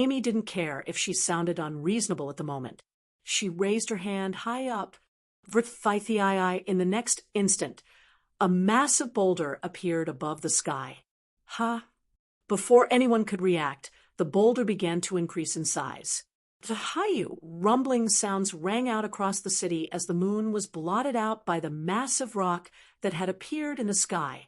In a few seconds, the entire city had been completely covered up by the massive piece of rock floating in the sky. Purplish energy surrounded the entire rock.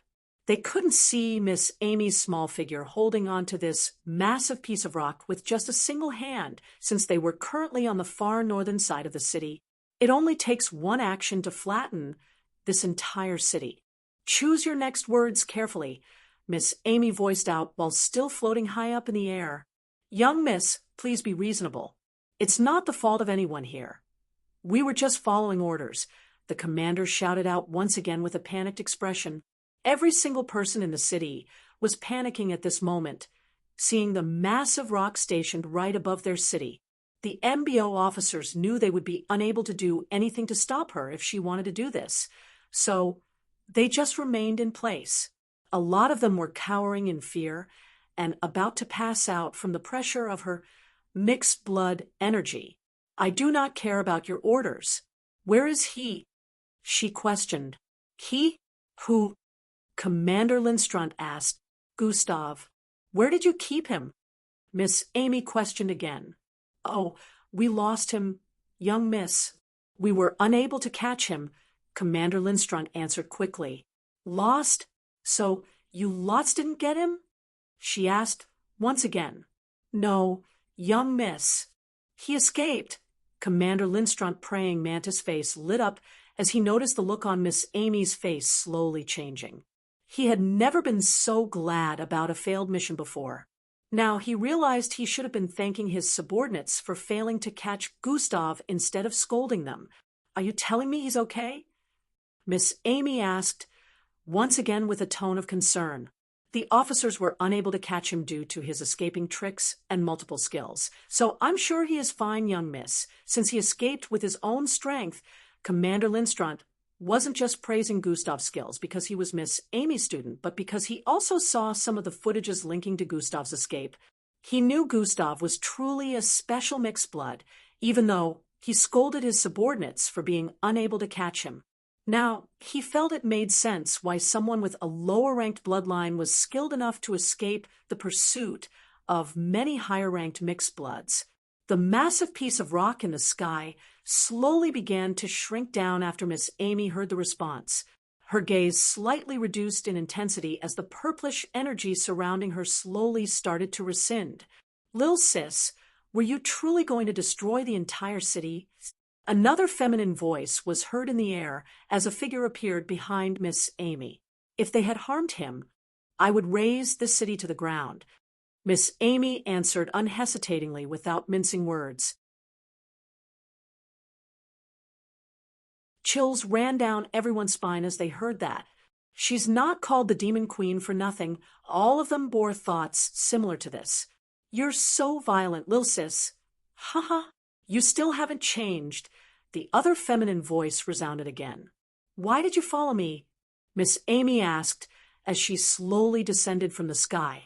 The figure descending with her was a beautiful lady with gray and blue-colored hair. This lady had a slim figure and was clad in a red leather gown with a long slit reaching her left thigh. This was the same lady that teleported the rest of the civilians out of the city, Miss Amy saved from the ashy, poisonous fog. Oh, come on!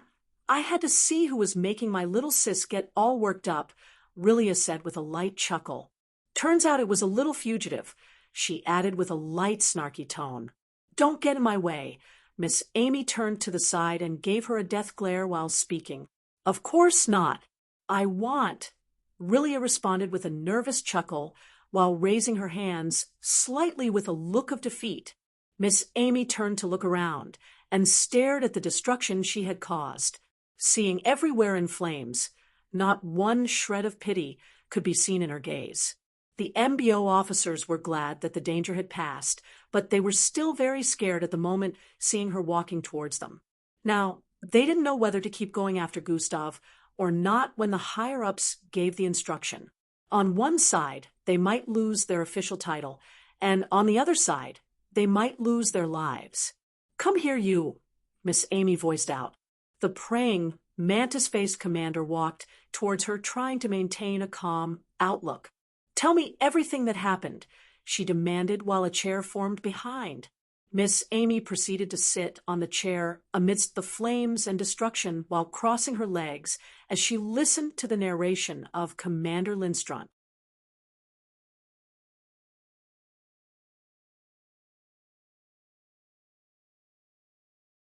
Chapter 753. Within an unknown place in the universe, time and space flowed, as normally as they would. This part of the deep vacuum of intergalactic space was devoid of any form of light. However, visibility wasn't zero. If one looked closely, one could see a small brown very far in the endless vacuum of space. The brown that was actually a planet, albeit too far from the current position, so it looked tinier than a human baby's pinky. Orange-colored solar winds occasionally moved across this dark part of space, which seemed more dead than normal.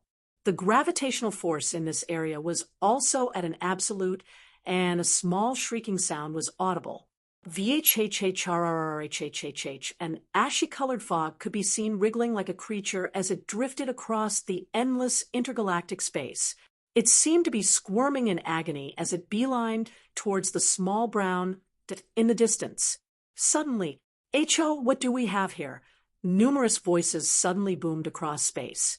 "Quite an interesting creature. I should scan ITS components." It sounded like numerous voices echoing together with a mix of screeches, male and female. Still, it was actually coming from a single source. Even though these numerous voices joined together could be heard, no figure could be seen. In fact, it seemed as if the voice was coming from everywhere and nowhere at the same time. The ashy fog, which obviously had sentience, wriggled across the place in space, trying to find the source of the voice, but to no avail. This part of space quietened for some time, almost leading the ashy fog to believe the source of the voice was gone.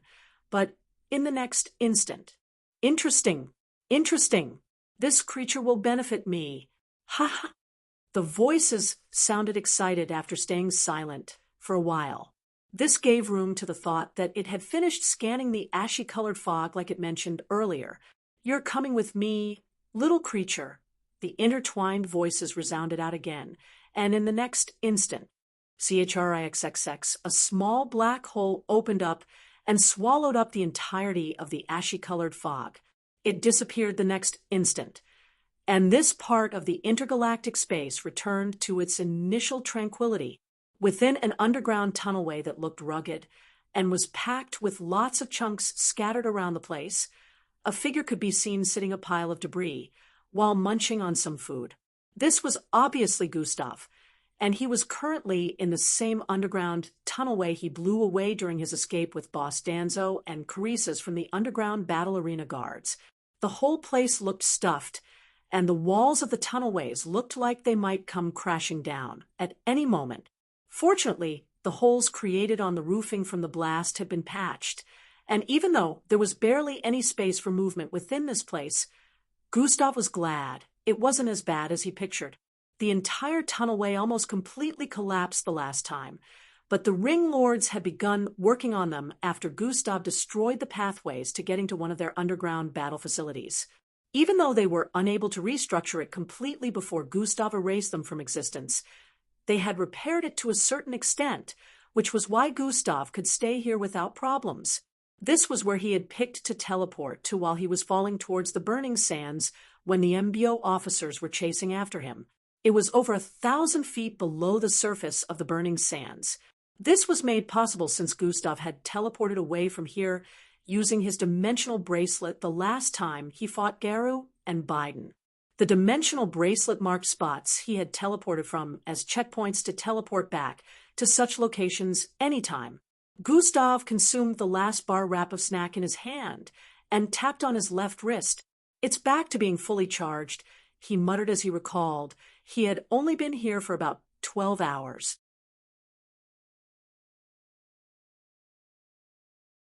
Four solid-looking blue bars were displayed on the surface of the bracelet. Gustav had used the bracelet twice to teleport, and he recalled only half a bar was deducted. Originally, it took extremely long for the bracelet to recharge, which was why Gustav refrained from using it unnecessarily. The reason Gustav didn't teleport far away both times was that he had studied the dimensional bracelet, so he knew a lot more power was consumed when he teleported farther distances or with multiple people. Gustav knew if he decided to teleport to the other places saved as checkpoints which were very far away, the entire 4 bars might be consumed, and using the dimensional bracelet for a long time would be out of the question. He didn't want to be far away from Burning Sand City despite the situation since he hadn't completed his objective yet. So this was the best course of action he could think of at the time. Since no one has found me, that would mean the burning sands can defect the ability of the life signs tracking the MBO used.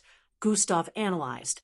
He recalled the beam from the sky and his head burning up, so he knew the tracking was affiliated with the light.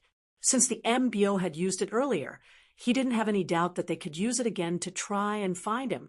But since he had been here for half a day, and no one had any idea about his whereabouts, it meant the burning sands above prevented the effectiveness of whatever device they were using to implement it. Gustav was actually right with his speculation.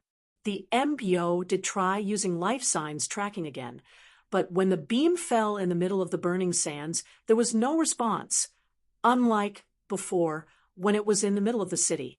This happened before Miss Amy's arrival, and the MBO was led to believe Gustav might have escaped to neighboring cities. So the word had already been sent out for the other cities to watch out for him.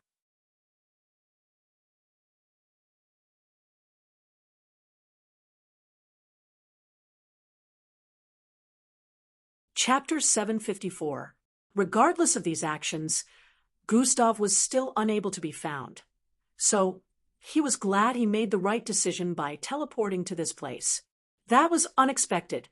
Gustav was still surprised that the MBO had the capability to use something similar to life sign tracking. It wasn't exactly the same with his, but the similarities could not be overlooked. At the time it was activated, his forehead burned with a symbolic glow, and they were instantly able to pinpoint his location. The energy the beam emitted was also similar when he activated life sign tracking. His wouldn't cause the forehead of a person to glow up, but he would have to copy the invisible symbol ingrained deep in their forehead and picture it to find the person. Gustav's life signs tracking wouldn't cause any harm to the person he was looking for. Neither would the surroundings be affected, but the MBO's device seemed to lack that. And the fact that the person had to be in a city-wide range of the beam before it could be effective.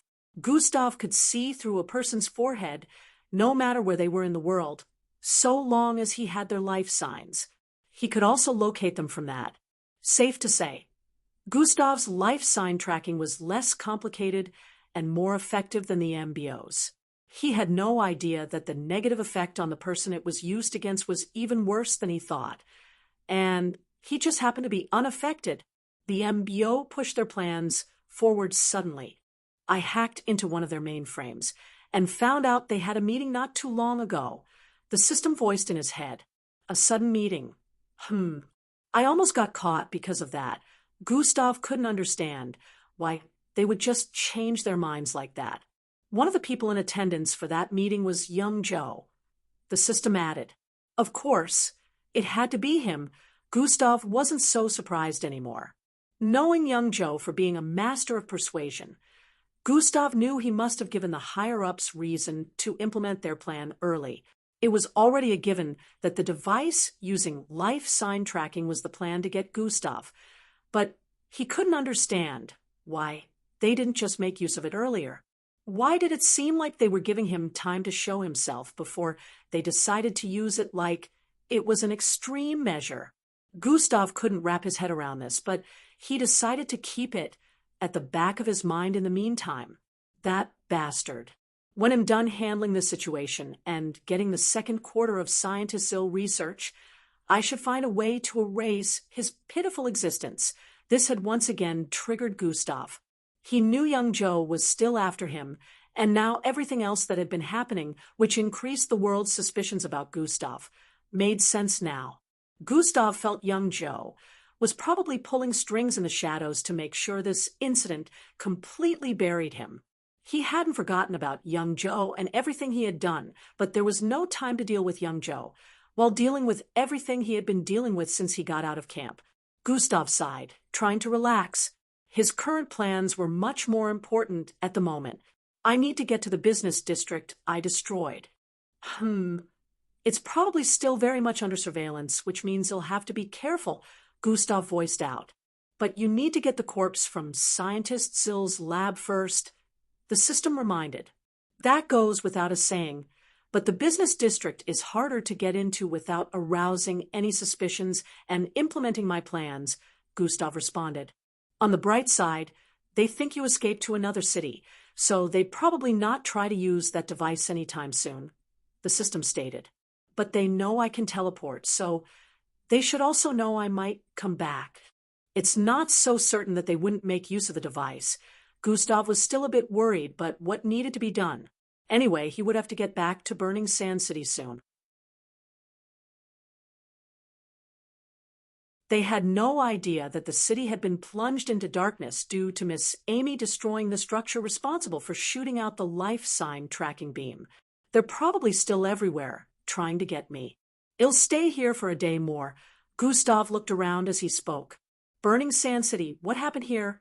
A youngster in a white MBO outfit voiced out as he got out of an aircraft that had just landed with a group of other youngsters coming out behind him. Looks like hell rained down on this place. Another youngster answered him from behind as he also got out. The others behind had looks of awe as they stared at the mountain-sized, star-shaped structure sitting in the middle of a gigantic crater that seemed to have been created from a collision.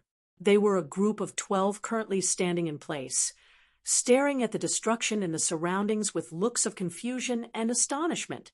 It seemed like this wasn't what they were expecting to meet here.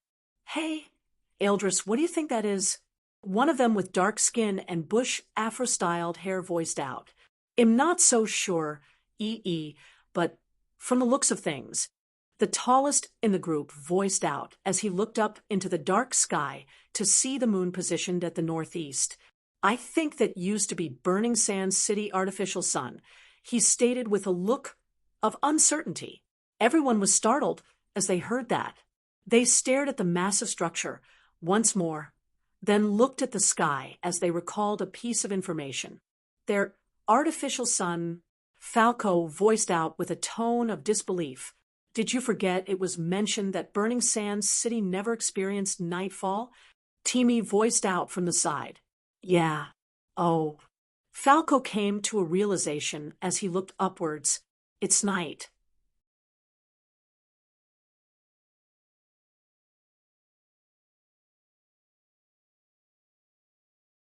Chapter 755.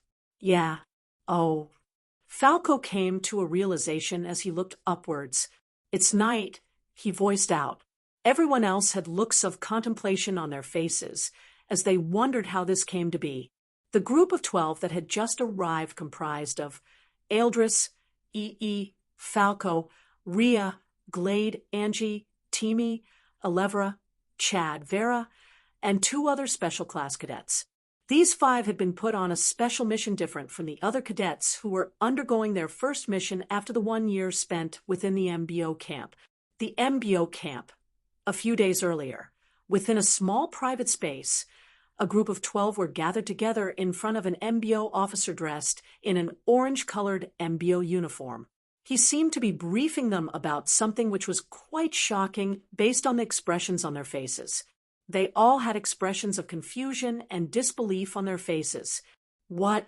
Our first mission is to assist the MBO in finding Gustav. Falco voiced out after the officer in front of them finished speaking. Yes, you're to put in effort into assisting them in tracking him.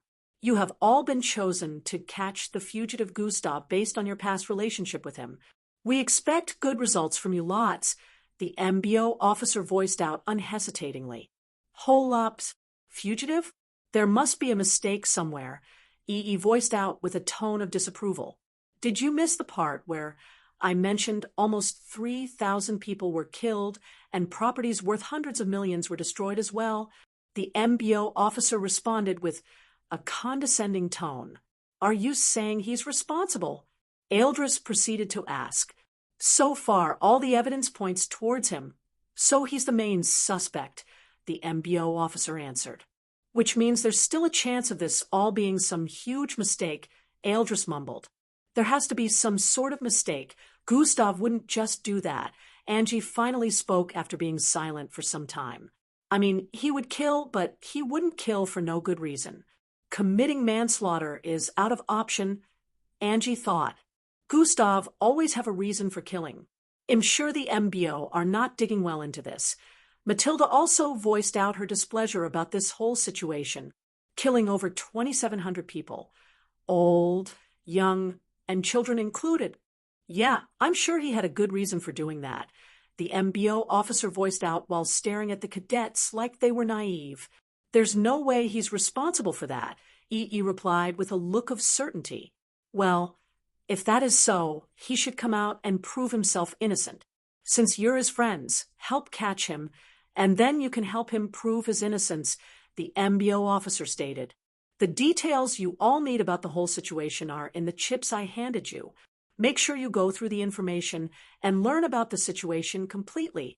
You all will be transported to Burning Sand City in 2 days, he voiced out and proceeded to start walking towards the door. I almost forgot. The MBO officer paused as he arrived at the exit and turned his head to the side. The world government placed a bounty of 40 million on his head. That amount of money could change your lives if you catch him yourselves, he voiced out before leaving. This, Glade voiced out with a look of astonishment. 40 million? Chad voiced out with a tone of disbelief. He's just a suspect, and they already put this much bounty on him. Matilda couldn't believe her ears. Bounties would only be put on confirmed criminals who had already caused countless deaths and destruction. Sahil's boss, Sharmax, was someone who was already considered a crime lord, so he had up to 100 million bounty on his head. It was surprising that they would put a bounty like this on Gustav's head when it hadn't even been confirmed, yet if he was responsible, as expected of that merciless bastard. Ha ha ha, I will catch him and get the money for myself, Chad voiced out with a crazy look on his face. He stopped laughing when he sensed the stares on him in the room. Eldris, EE, Angie, and the others were staring at him intensely with a serious look as if to warn him. What? He's wanted. Y'all are in the wrong place if you're showing sentimentality on the job, Chad voiced out with a frown before turning around to leave as well. I don't know Gustav as much as the rest of you, but I'm sure there's more to this than revealed. Elevra finally spoke after silently accessing the situation in her mind. Let's make sure we find him first before they do, so we can hear from him directly, Elevra suggested. Sounds like a plan, EE responded with a nod. There was no way he would accept handing Gustav over just like that, no matter what the MBO said. They probably want us to fish him out in a kind of way, or they need private information about him that they could use to catch him from us. Either way, I don't think they'll let us get directly involved, Eldra stated with a thoughtful gaze. The MBO better be ready to kiss my black, as if they think he'll give them any information on Gustav, EE stated with a decisive glare. What if they decide to kiss it, though? Falco voiced out in response. EE. Everyone turned to stare at him, and EE, with a myriad of expressions displayed on their face. Sorry, that was a weird thing to ask, the moment Falco stated. The boys burst into laughter. Idiot. Dumbass. Oh, come on, it was a genuine question. Who says that? Ha ha ha ha. The girls stared at them with straight faces, and Glade sighed while face-palming. This is a serious situation, guys, she voiced out. Ahem. Yes, cough cough, back to the topic at hand. Eldris tried regaining his cool composure as he voiced out.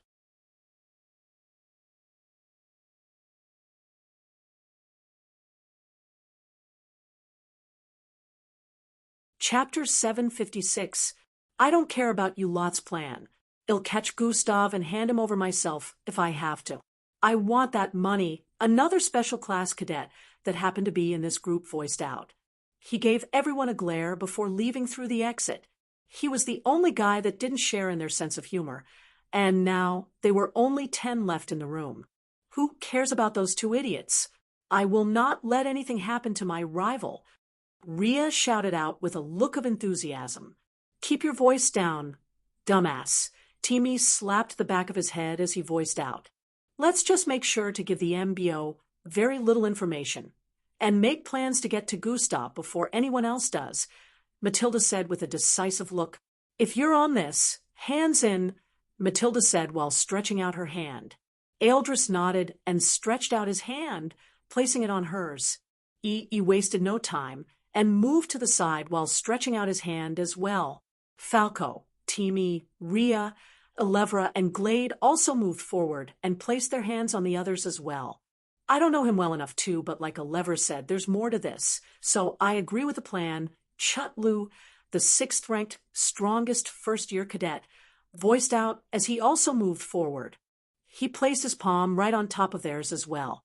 Angie's face showed a radiant smile as she turned to the side and stared at Vera, who was standing over there all this time without speaking. What about you, Vera? She asked.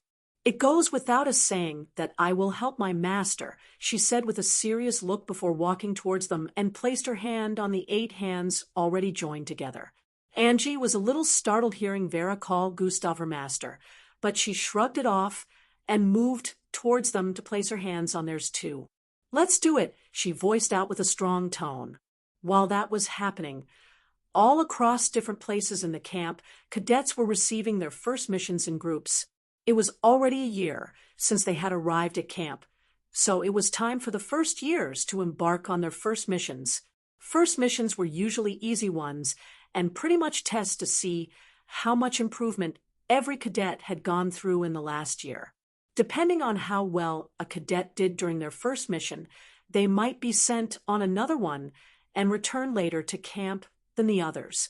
If they were assessed to have performed spectacularly on the field, 1 year would be deducted from the amount of time they're supposed to spend in the camp.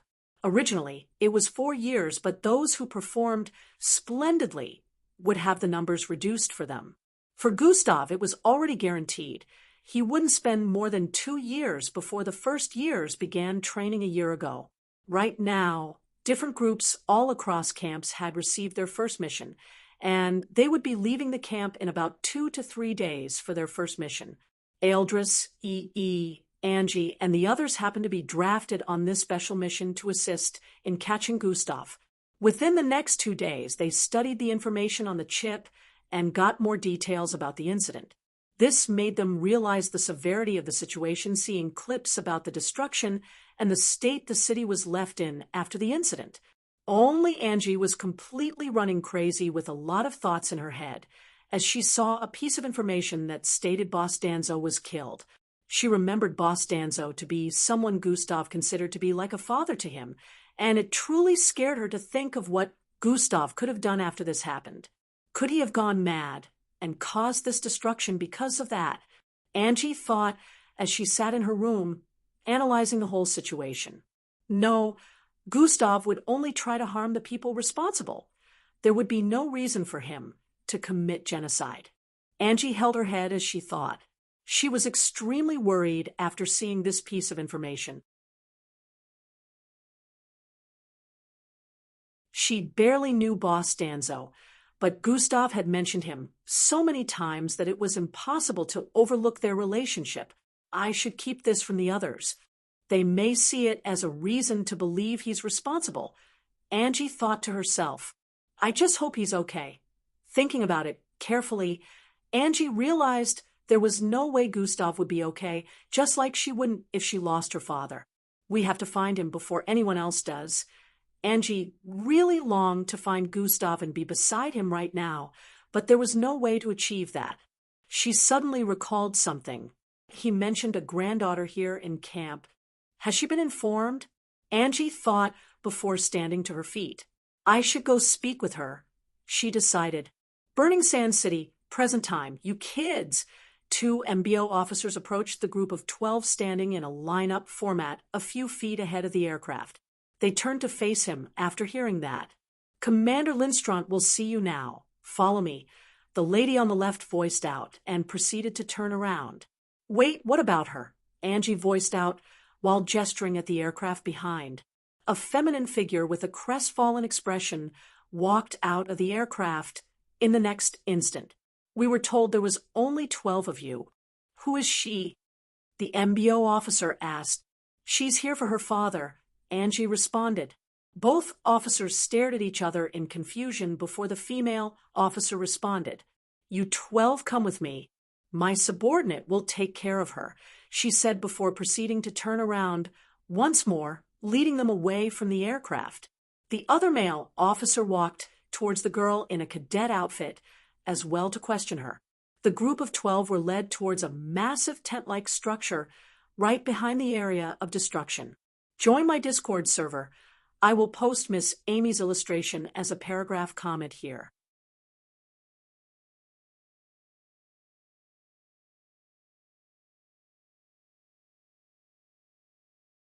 Chapter 757. The group of 12 was led towards a massive tent structure right behind the area of destruction.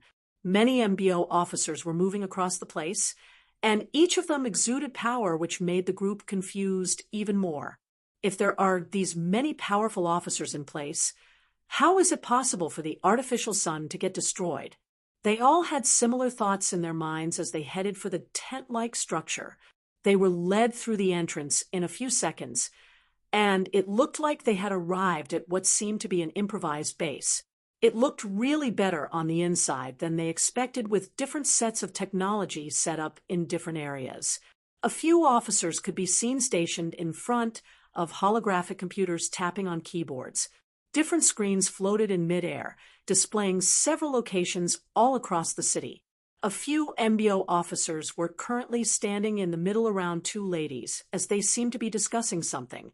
The MBO officer who brought the group here moved towards the officers standing around the middle area discussing. The cadets are here, sir, she voiced out the moment she arrived in front of them, while gesturing towards the back. The 5 discussing turned to stare at the group of 12. What are they doing here? Miss Amy, who happened to be in the middle, voiced out as she spotted the kids. Miss Amy, Angie said with a surprised look. Falco, Glade, and Matilda also recognized Miss Amy, remembering she was Gustav's master, and also recalling the rumor that she was the most powerful female mixed blood on Earth. Besides them, a few of the other special class cadets also recognized Miss Amy's face, and their faces lit up with shock. Gustav is done for. Those who didn't know of her relationship with Gustav had this thought. Angie, and the rest of you, why are you here? Miss Amy asked once again. The others were surprised Miss Amy actually knew who Angie was and started questioning the connection in their minds. Miss Amy. Before Angie could explain, Commander Lindstrand interrupted. They are here on the higher-ups' order to assist with catching Gustav Crimson. He explained. Oh, Miss Amy voiced out, while scanning at all 12 of them. They felt chills crawl down their spines as she stared at them one after the other. They couldn't help but feel like they were doing something wrong. Impossible. The legendary Demon Queen is also after Gustav. We might as well forfeit this mission. Chad was one of the few that knew who Miss Amy was. You lots plan on extraction information about Gustav from them? Miss Amy's eyes squinted as he turned to the side to ask Commander Lindstrand. Oh, that is. Young miss, the higher-ups sent them here. I have nothing to do with this. Commander Lindstrand, praying, mantis-like face trembled a bit as he spoke. I can send them back if you want, he added with a respectful tone. Miss Amy had a contemplative look on her face as she heard that. Miss Amy, he couldn't have done that, right? Please let us help find him. Angie suddenly shouted out with a pleading expression. Of course, I know my student well enough. While it is within possibility, the circumstances surrounding what happened is what needs to be brought to the light, Miss Amy stated. Student, Chad blurted out with a look of confusion. The others, too, had heard this and wondered if they heard right. Miss Amy didn't bother responding to them and turned to face Commander Lindstrand. Have you suspended the search on him? She asked.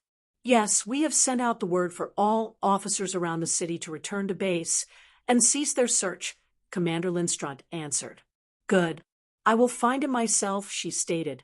If anyone makes a move on him or harm him in any way, there will be hell to pay, Miss Amy voiced out before proceeding to walk away.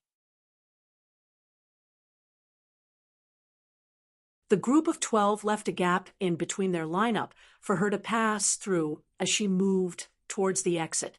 Is this it? Does that mean our mission ended before it even started? The cadets were both astonished and confused at the same time after listening to Miss Amy's conversation with Commander Lindstrand.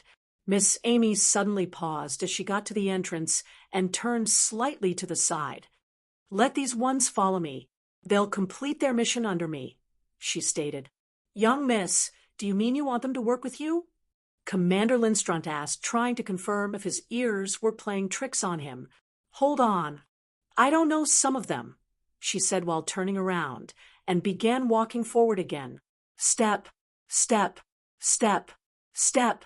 With every step she took, their hearts pounded in anxiety.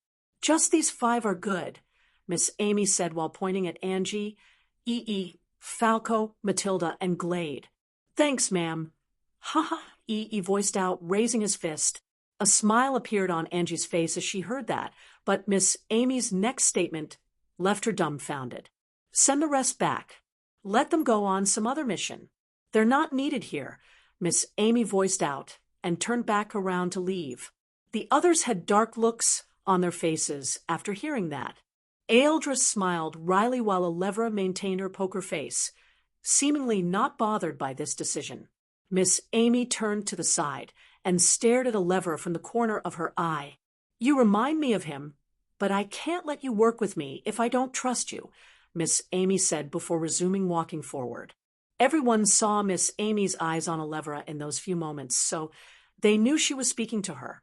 But this brought them even more confusion. Is Gustav her student? Is Gustav the person she is referring to when she says Alevra reminds her of him? Did she just get rid of every other MBO officer and us on the case so she could find Gustav herself? Different thoughts ran through their minds.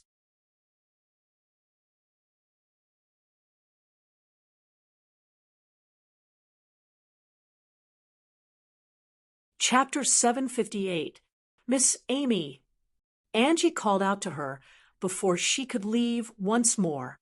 What is it, kid? Miss Amy asked with a slight look of frustration. Some of them are Gustav's precious friends, and I'm sure they will be of help, Angie voiced out. Don't know them, don't care. Miss Amy responded with an uncaring expression. Gustav trusts some of them, and he would even entrust them with his life if need be, Angie stated. Miss Amy turned to stare at Angie at this point with a look of ridicule. If you think that, then you don't know Gustav. He would never entrust anyone with his life. I'm not even sure he would entrust me with his life. That kid sigh, Miss Amy spoke and sighed afterward. She proceeded to turn around to leave at this point. She's not wrong. Looks like Angie won't be able to convince her. Thought as he watched the dialogue from up ahead. I know he wouldn't, but I'm counting on the fact that one day he will. But I can assure you he really trusts some of them here.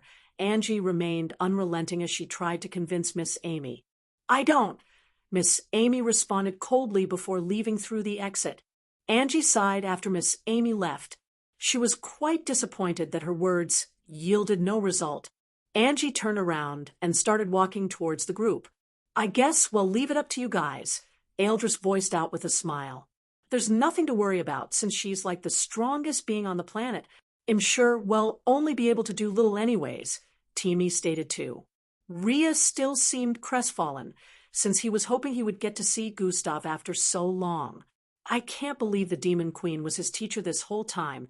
Chad was still having a hard time believing everything that had been revealed here, and so were the others who knew of Miss Amy.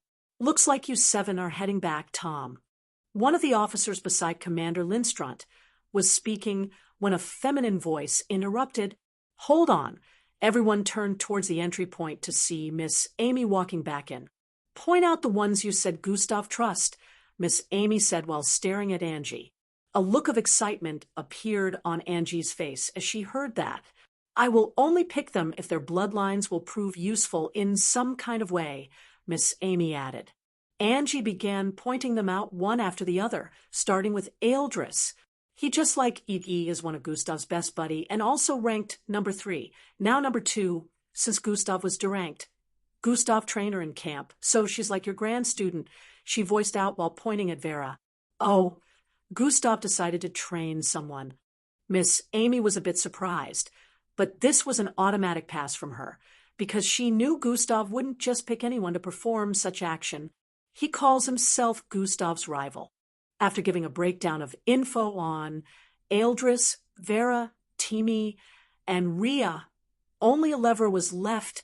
She's not really close with Gustav, but she's more of a rival considering the fact that she was number 1. Then Gustav deranked her. Then she became number 1 again, after the whole incident. Angie said while gesturing at Elevra. Miss Amy walked towards Elevra and stared at her. Her eyes were especially focused on the purple head tie wrapped around her forehead. Miss Amy could sense a restricted force of power there. They'll be keeping my eyes on you, Miss Amy said to her. Yes, miss, Elevra responded respectfully. But unlike the others who had chills crawling down their spines whenever Miss Amy stared at them, Elevra had a straight face and didn't even flinch once. Miss Amy was quite interested in her than she admitted, but all that was something she decided to put aside for now. All right, then. The other 2 can be sent on another mission, Miss Amy said before turning around to leave. You 10 come with me, Miss Amy said while walking out. Wait, what about me, Angie? Chad yelled out with a look of betrayal. You don't even like Gustav. Why would I pick you? Angie stared at Chad and questioned with a confused expression. That was before. Ha, are we all friends? Come on, pick me too, Chad voiced out shamelessly. No, Angie stated with a look of disgust before walking out with the rest. Chad and the other special class cadet had a bitter look on their faces as the 10 followed after Miss Amy. Within the underground tunnelway, Gustav sat in a cross-legged position with his eyes closed. It has completely changed to a dark red color now. What does this mean? Gustav muttered as his senses scanned his internal structure. He was currently checking on the state of his Yarky. It was still wrapped by the ashy-colored Band-Aid-like restraints, but he could see the color of Yarky had completely changed within.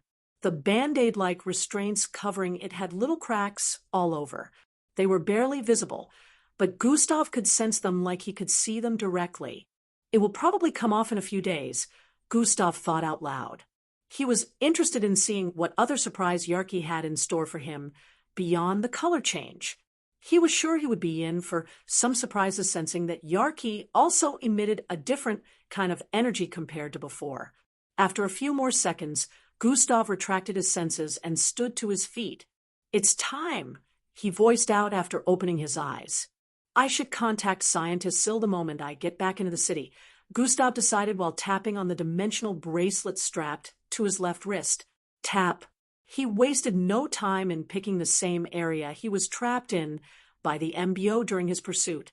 As the bracelet emitted a burst of bright light, his facial features were also changing. In the next instant, he disappeared amidst the bright light.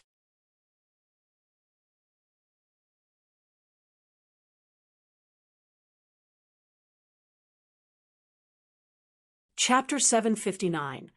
As the bracelet emitted a burst of bright light, his facial features were also changing.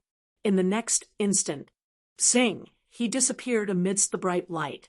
Appearing back in the middle of the city, Gustav was met with a huge shock. "Why are the skies dark?" he mumbled while staring at the skies. The blazing star-shaped pearl that was always situated in the northern part of the sky within the city was nowhere to be found. Is this an after effect of using life sign tracking? Gustav wondered after seeing the empty skies. He already felt the MBO's life sign tracking method wasn't as efficient as his. So thinking this was an after effect was due to knowing that the beam came from the floating structure in the sky. Gustav activated God Eyes and looked around the city. There were also power outages in some areas. Thinking that this might be an after effect, Gustav felt they wouldn't be using the structure for a while, and he didn't have to worry about being located like before in the city for some time.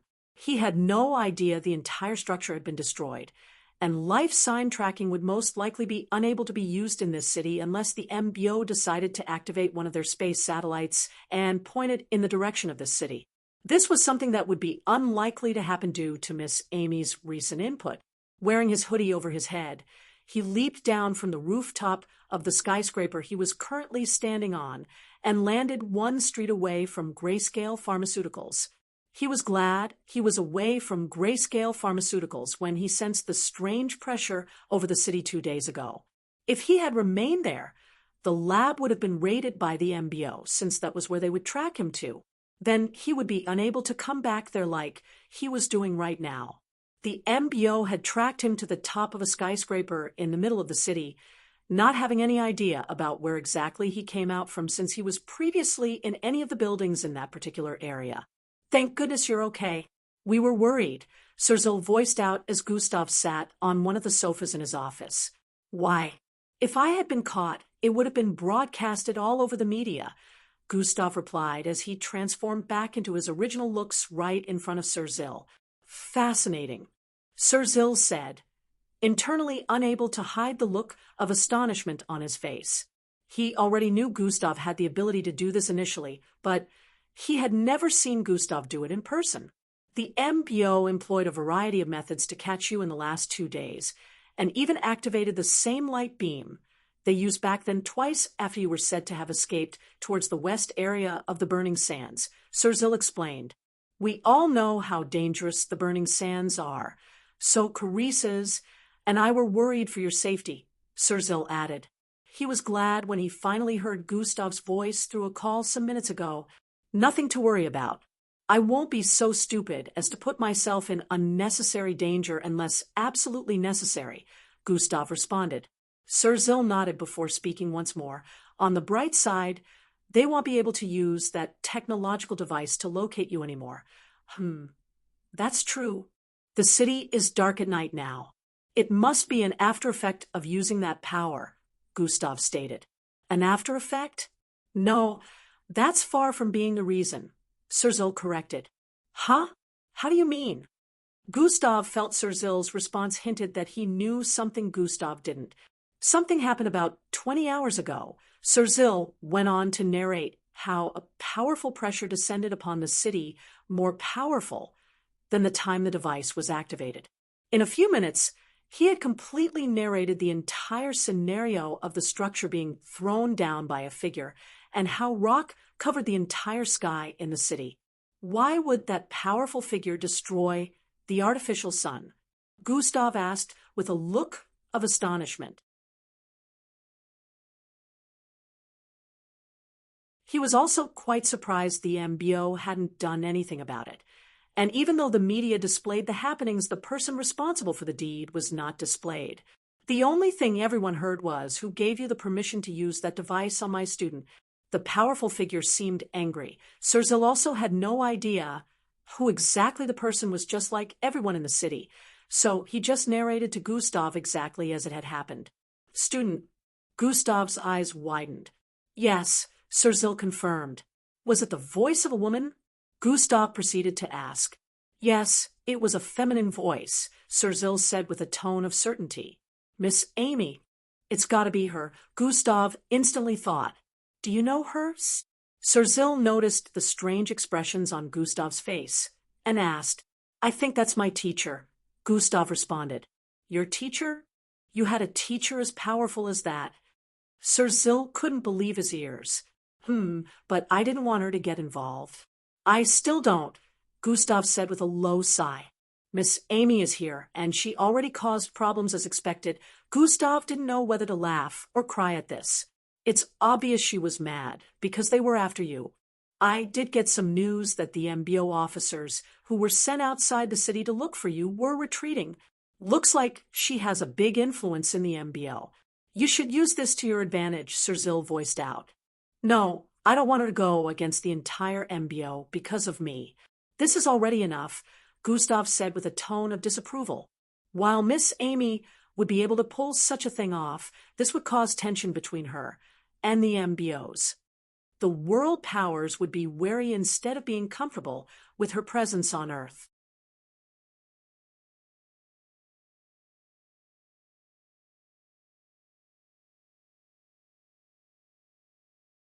Chapter 760.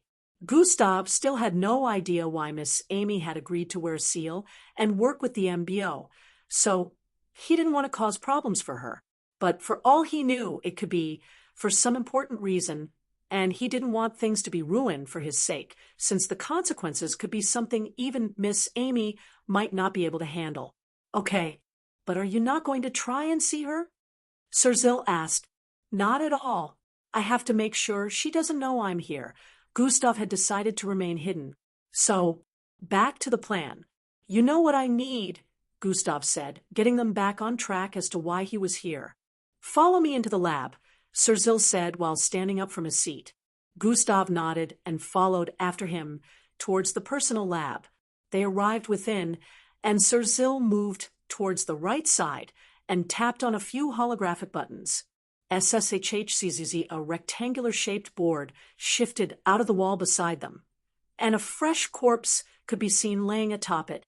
Are you sure you can do what you mentioned? Sirzil asked Gustav.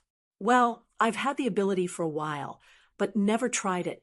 Back then, I could only modify a little, but now that my bloodline has increased a lot in rank, I should be able to do more, Gustav said while moving towards the board. Are there any more? Just in case I ruin this one, Gustav asked. Sirzil nodded and tapped on the holographic keys again. SSSHHHSSCZ, SSHHSSCZ, SSSHHSSCZ. 3 more boards pulled out of the wall reveal 1 female and 2 male corpses. They were preserved well enough, so they didn't look like they had been dead for long when it was, in fact, the opposite. Gustav had no idea how Sirzil got these corpses, but he didn't care about that right now. He was more concerned about performing the experiment he had to for his plans to be complete. He would have done this earlier, but his original bloodline had just returned to full power a day before he was almost caught by the MBO. Gustav pictured a look in his mind and placed his right hand on the forehead of the first corpse. 3 reddish glowing veins appeared on his arm in the next instant, traveling from his shoulder area down to his wrist, and even appearing on his right palm. Flesh warping. Wasn't that the name the system gave it after I achieved the Falcon rank? Gustav thought as he concentrated on his original bloodline while trying to use this power. Gruffly, the corpse's flesh in front of him started to wriggle, and some parts of the body began to bloat. Oh, it's working, Gustav muttered as he opened his eyes. The right leg became longer than the left leg, then reduced in size, becoming shorter than the left. No, not. Humph. Bigger. Smaller. Rounder. Too flat. Longer. Gustav's voiced out as the corpse in front of him changed look repeatedly, but wasn't becoming exactly as he wanted it to be. The look of the body was slowly started to turn familiar as it changed from the original short and fat-looking man. However, the belly had bloated a whole lot, and Gustav was trying to reduce it right now. Medium-sized, he muttered, but then the belly completely decreased, and even pushed inside like the owner of the body was malnourished. Other parts of the body were still wriggling as Gustav tried modifying them over and over again. Suddenly, bang! The body exploded into bits and pieces scattering all over the place. Gustav pulled back a bit and managed to dodge the rain of body parts and liquid spills from the corpse. I should have tried to learn how to use this earlier. Gustav thought out loud, but he also felt no situation warranted the need for this ability, and there was no one to try it on. He knew it would be dangerous to try it on a live human for the first time, not knowing what the consequences would be. He also could not just walk up to a mortuary and ask them to give him permission to experiment on the corpses kept there. That would be insane.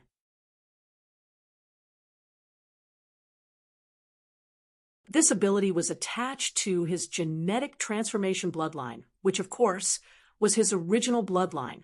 Initially, according to the system's record, he could only change 1 or 2 body parts of a person to meet his desire. He could make a person's head bigger than its original size or slightly change the look of a person's face. Still, the ability was limited to just a little change. Gustav never saw the need for this ability, especially when it wasn't battle-related. His original bloodline wasn't the battle type, but shape-shifting had saved his life so many times, so he knew how useful it was. However, this particular ability related to morphing another person's look was the only one he never tried after unlocking it during his time in the MBO camp.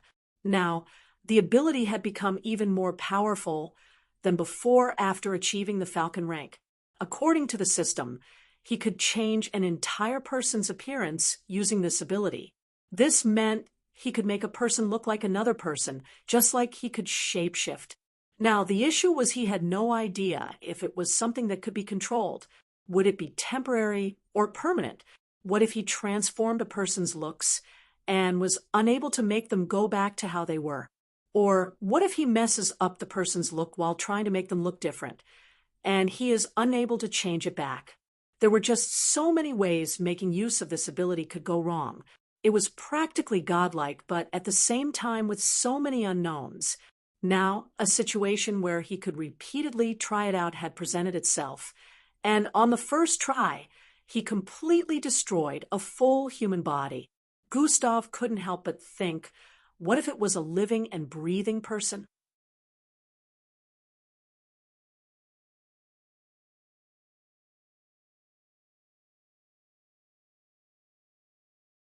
Chapter 761. Now, a situation where he could repeatedly try it out had presented itself. On the first try, he completely destroyed a full human body. Gustav couldn't help but think, what if it was a living and breathing person? Obviously, it would have ended in disaster, just like he feared all those times. No ability could be perfected on its first use, and this particular one would screw a person up if he had tried it on them. Gustav moved towards the next body by the side and breathed in and out a few times before placing his hand on the head of this corpse, just like the last one. He pictured an entire person's figure in his mind and activated the ability once more. Reddish veins popped up on his arms as power flowed from his palm into the face of this corpse. First, the face began changing structure, followed by the body parts. Similar to what had happened the last time, one arm would occasionally shorten, then increase in length once more. The skin tone of the corpse turned a light lighter as sounds of wriggling continued to ring out. This continued for over an hour. And Gustav still hadn't modified the body in the exact way he wanted it to be, but he was still a little glad, seeing that he had made progress compared to the last one. Gustav stared at the body structure he had modified so far and could say it looked half like the person he pictured in his mind. But if he was going to do this, he had to make sure it was completely accurate. Gustav now knew how this worked. His bloodstream was infiltrating the corpses when he activated this ability after placing his hand on their head. His genetic transformation bloodline, in particular, infiltrated their cells and gave him the power to externally modify their appearance. It was like giving them the power to shapeshift, since his bloodline was within them. But then he was the one with the control. Based on how strong the cells of a person were, it could be less difficult or have an effect like the last one exploding. After another hour went by, Gustav could no longer modify the second corpse. It no longer responded to flesh warping after being modified for so long. Currently, the nose of the corpse was as long as a carrot, while some other body parts were weirdly out of shape too. This is more difficult than I thought it would be, Gustav sighed and proceeded to move to the side to rest. Currently, his breathing was a little more hurried than before. This was because using this ability sapped a lot of bloodline energy from him. He had made his original bloodline the base for all his other bloodlines. His other bloodlines were connected to it, and so long as he channeled his original bloodline, others would also increase in rank. It took more toll on him when a lot of energy was being sapped from his original bloodline than others.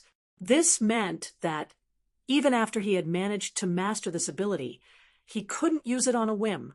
Gustav stared at the two other corpses available for him to use. He suspected he might even need more than what was available at the moment. He had been here for about 3 hours already, and it was getting close to daybreak, since he arrived around midnight. The last phase of the plan will be stalled for longer than anticipated. I can do anything until I learn this, Gustav thought, and resumed learning flesh warping.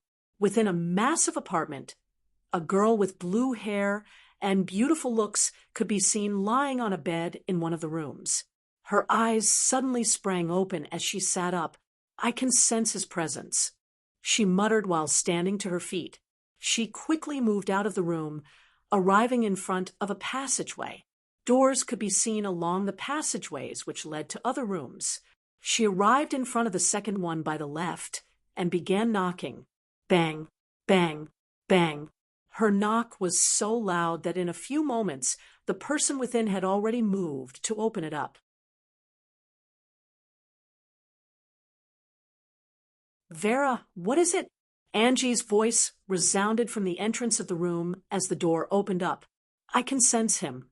He's in the city right now, she voiced out with a tone of urgency. Sense who? Angie asked with a slightly confused look. Gustav. The moment Vera stated this, Angie's eyes widened. How? She asked. That's not important right now. We have to inform Miss Amy, Vera responded. It would seem she didn't directly go to Miss Amy herself, since Miss Amy had stated that she only trusted a few of them. Wake the others. I'll go inform Miss Amy right now, Angie instructed before dashing out of the passageways. Vera nodded and proceeded to go banging from door to door.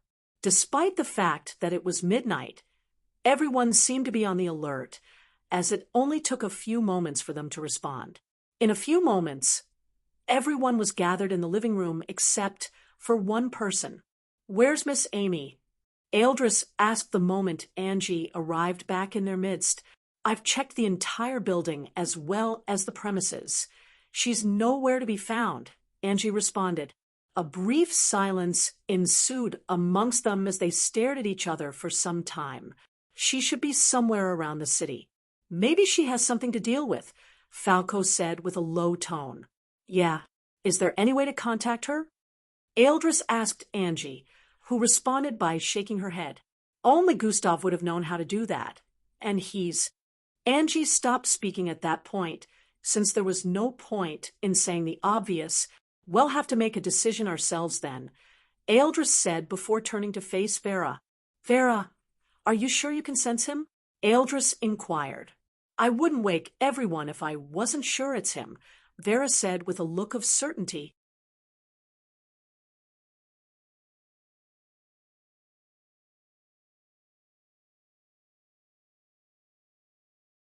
Chapter 762. So, can you direct us to where he is? Eldris asked next. His presence suddenly appeared in this city. I can't pinpoint his exact location. I only know he's somewhere in that direction, Vera said, while pointing at the south. That doesn't leave us with a lot of clues, but it's something we can work with, Eldris said, while staring at everyone. He didn't bother asking Vera how she was able to sense Gustav's presence, even though everyone was kind of itching to know. The objective now was to cover the areas in the direction Vera pointed at. We'll have to split up and look for him ourselves, Eldris stated. We still have the mind comms that was given to us when we were leaving camp. We'll use that to communicate with each other. E voiced out as well. The others nodded in agreement. Matilda, Glade, Rhea, and Teamy, you four have the slowest speeds, so work together to cover the streets on the east area in this direction.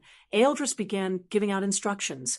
Falco and EE worked together to cover the streets in the middle. Dark Falco is fairly fast, and EES Vortex should make movement even easier for you both.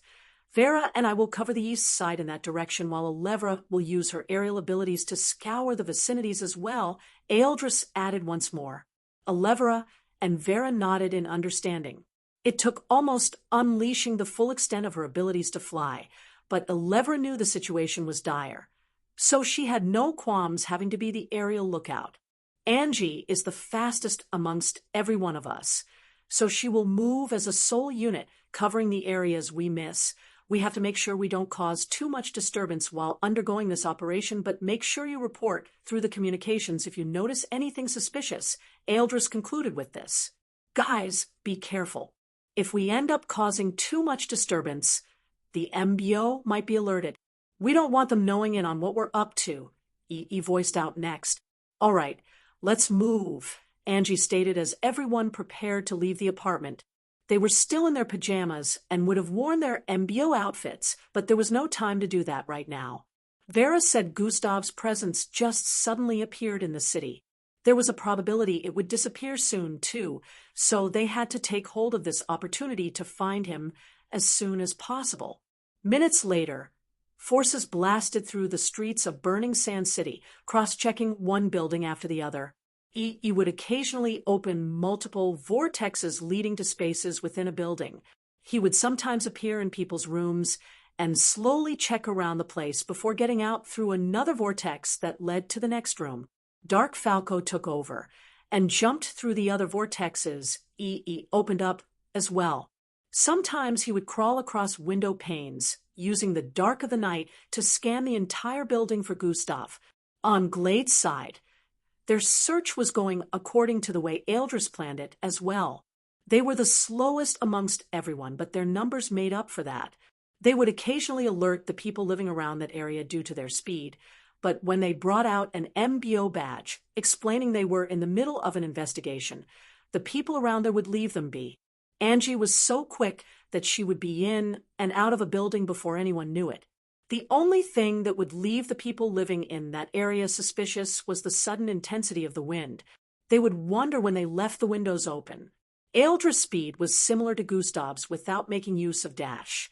He would be able to scan an entire apartment using the colors of every object in the surroundings. This made it easier for him to do this while carrying Vera along. Vera wasn't fast, but she was useful for telling if they were getting closer to Gustav or not. Vera could put her consciousness into things, and luckily for her, she had been training it in the way Gustav told her to. Catch that bird for me, she said to Eldris as they arrived in the middle of a street.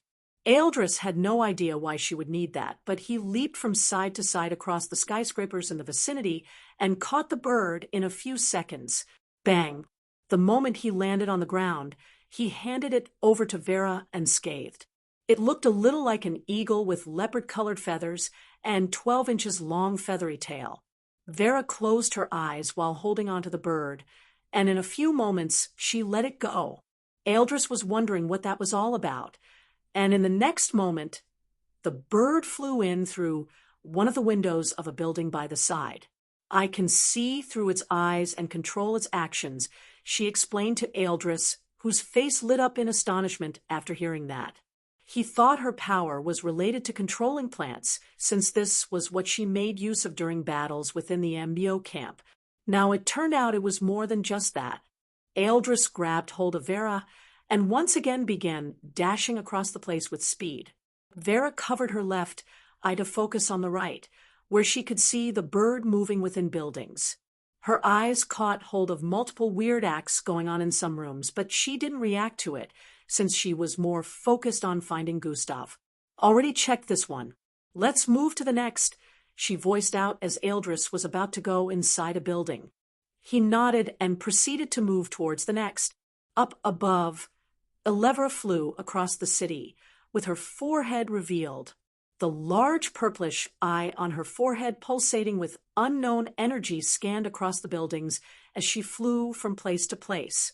The visual from the eye on her forehead saw through the buildings, making it easy for her to cover the area she was assigned.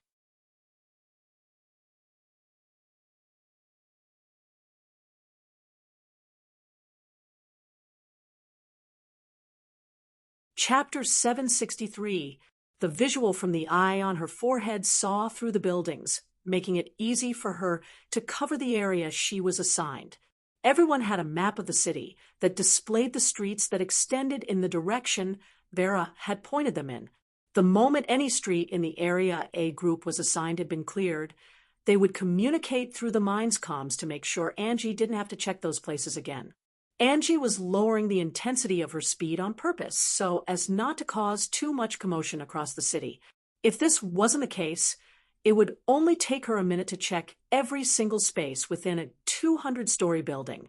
This search went on for over 2 hours, and it was almost 6 in the morning.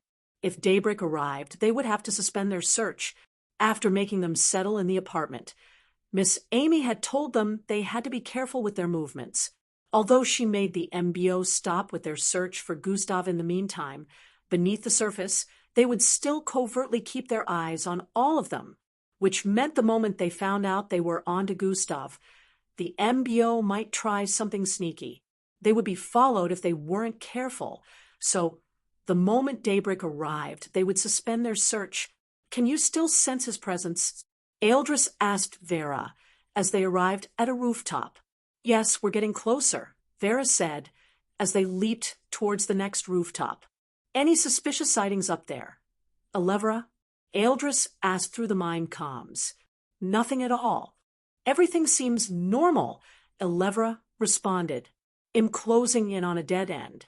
The other parts of the city in this direction extend towards the line you and Vera are covering," Elevra stated. "After covering the places in that area, come join us," Eldris stated. "H&M. I just spotted a link to an underground passageway within a building.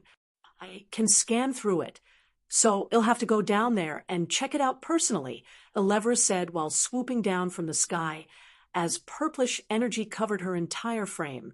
"Copy. Just make sure you report back if you find anything."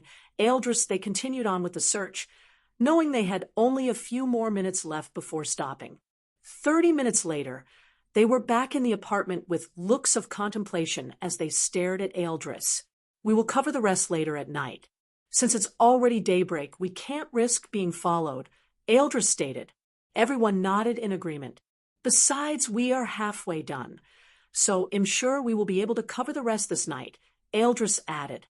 "But what if we don't find him?" Glade voiced out with a look of worry. Vera said. Before Angie could complete her sentence, Glade interrupted. "Yeah," Vera said, "and we all trusted her without even questioning how she is able to sense Gustav's presence in the first place. What if it's a hoax? What if she's wrong and we're just wasting our time searching in the wrong place?" Glade questioned repeatedly. Well, Angie was unable to answer these questions, and some of them turned to stare at Vera. "I just want us to find my rival. It doesn't matter if she's sure or not," Rhea voiced out next. "At least it's better than just staying here without doing nothing," Teamy added as well. "Come to think of it, we were all brought here, so we could help them predict Gustav's mode of thinking so they can find out his next move, or at least track him with the knowledge we provide of him. But none of us can actually predict his mode of thinking because Gustav does things in unpredictable ways," Falco said with a tone of admiration. "Even if we were to provide them with any information, it wouldn't do them any good, because no one can ever tell what Gustav is up to unless he reveals it himself."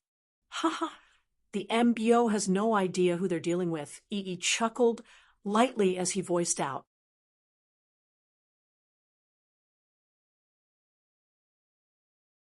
"He's probably planning a way to get himself out of this mess right now, but I'm sure the MBO thinks he's just running away aimlessly," Eldris analyzed with a contemplative look. "That's not the point. How do we know we're looking for him in the right place? Glade voiced out once more. Let Vera tell us how she is able to sense him, so we know we're not following her blindly, Glade added. Are you saying you don't trust her? Angie asked. Has she given us any reason to? Glade questioned back. I think the better question is, has she given us any reason not to? E voiced out next. I know she was really tight with Gustav Koss. They spent a lot of time together. I'm trusting on that, E added while shrugging his shoulders. This also happened to be Ildris, Angie, Falco, and the others' reason as well, so they nodded in agreement. I don't have any reason not to help. I would die for him if I had to, Vera said with a passionate gaze in her eyes. The entire place turned silent for a while as everyone sneakily stared at Angie, wanting to see her expression. Angie tried to maintain her composure, but there was no denying that Vera's last statement made her feel a little unhinged. Anyways, let's just make sure to check the rest of the area by night. Angie cleared her throat before speaking. I think we should have someone or a few of us covertly check around during the day too. Who's to say Gustav will be in the city till night? Elevra finally spoke. She had analyzed from everything they had said that Gustav was unpredictable. If he suddenly appeared in the city, what's to stop him from suddenly disappearing too? Maybe we... What are you kids doing? A feminine voice was heard from the entrance of the living room. Miss Amy. Everyone was surprised as they saw her arrive in front of them in nearly an instant. They didn't even know when she arrived.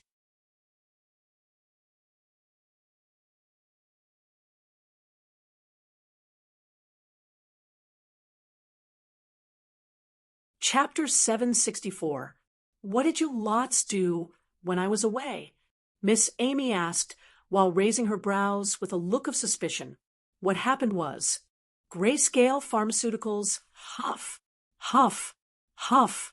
Gustav was breathing in and out profusely as he leaned against a laboratory table. Up ahead, body parts could be seen scattered across the place with slightly decayed body fluid and blood. There were 9 rectangular stretchers extending from the wall area, and some of them had mangled-looking corpses atop them. Some were empty but had blood stains and fluids on them, while 2 had corpses that looked similar to each other at first glance, but on a closer look, there were still differences. I guess that's it for now. I'll need to ask Scientist Zill to get me more corpses, Gustav voiced out after resting for some time. An entire night passed already. Gustav noticed it was daytime already. Gustav stood back straight and decided to go find Sir Zill. He walked out of the lab and found Sir Zill in his office working on something with his holographic computer. Oh, you were here. Gustav was a bit surprised as he didn't sense Sir Zill's presence earlier. But then, recalling how much fatigued he felt at the moment due to using flesh warping the entire night, he understood why. I didn't leave. I was here all through the night, Sir Zill said while suspending what he was up to. Oh, working on something? Gustav asked. Yeah, the Arkham serum has been successfully created thanks to you, but then I found some irregularities as well. It can work on mixed bloods just as much as it can work on humans and Slarkovs, Sir Zill revealed. Interesting, Gustav responded with a contemplative expression. Right? You look really exhausted. You should have some rest, Sir Zill voiced out with a look of concern. I will be fine, Gustav said with a dismissive expression before proceeding to ask a question. Doesn't that mean mixed bloods would also have their life force increased if they consumed the serum now? Precisely. It would take effect on mixed bloods, increasing the number of years they get to live.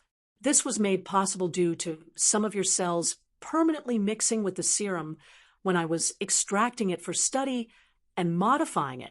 So this came from you, Sir Zill explained. Replicating it would be a problem. So the ones created in the future would probably not have this effect. Only the ones created from the original dose I extracted from your cells will have this, he added. Hey, system, are you hearing this? I thought you said you isolated the serum? Gustav said internally. I did, but some of your cells, which were initially insignificant, reacted to serum, and there was a chain reaction. Since it's not harmful, I let it be, the system responded in his mind. A mixed blood had over 1 trillion more cells than a normal human, so a lot of those cells would be insignificant. Since they were useless, the system isolated the serum around the part of his body where these useless cells were located. And you didn't think to tell me? If the system had a physical body, Gustav would have grabbed its neck right now and squeezed it tightly for always holding back information from him. It's not an important piece of information. The system responded with an unbothered tone. It seems pretty important, Rig. So what do you say, Gustav? Can I have some of your blood to maintain the same effect in the future serums? Sir seemed to have still been speaking while Gustav was engaging in a conversation with the system. My blood? Nah, that's out of the question. You made it for humans and Slarkovs, so you already got your wish. Your scientists don't have to be greedy every time. You know, just be satisfied with the results you have achieved. Gustav completely dismissed the request. That's a bit harsh, but I understand. Haha, Sir chuckled lightly as he responded. You're right. We scientists really need to tone down our greed, Sir added.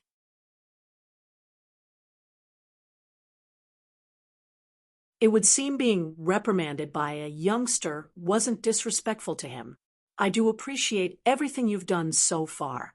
By the way, I need more corpses. I still haven't gotten my desired result, Gustav requested. I would use your words against you, but it's not quite fitting to the situation since you haven't achieved your objective at all. Haha, Sir voiced out laugh lightly.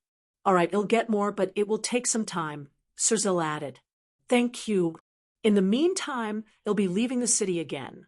Since my teacher is in the city, and I want to avoid her, it's not wise staying around for too long, Gustav thought as he began tapping on the dimensional bracelet strapped to his wrist. H&M, good plan. Stay safe, Sir said while Gustav nodded in response. In the next few moments, he disappeared amidst a flash of bright light. After Gustav had disappeared, Sir resumed tapping on the holographic keyboard as his poker face returned. A couple of words appeared on the holographic monitor in the next instant. Cell replication procedure. His eyes squinted as multiple holographic images appeared all across the place. Are you saying he's in the city right now? Miss Amy's voice rang out as she stared at Vera. Yes, Vera responded affirmatively. The instant Miss Amy got the confirmation, her eyes lit up as she activated her second bloodline.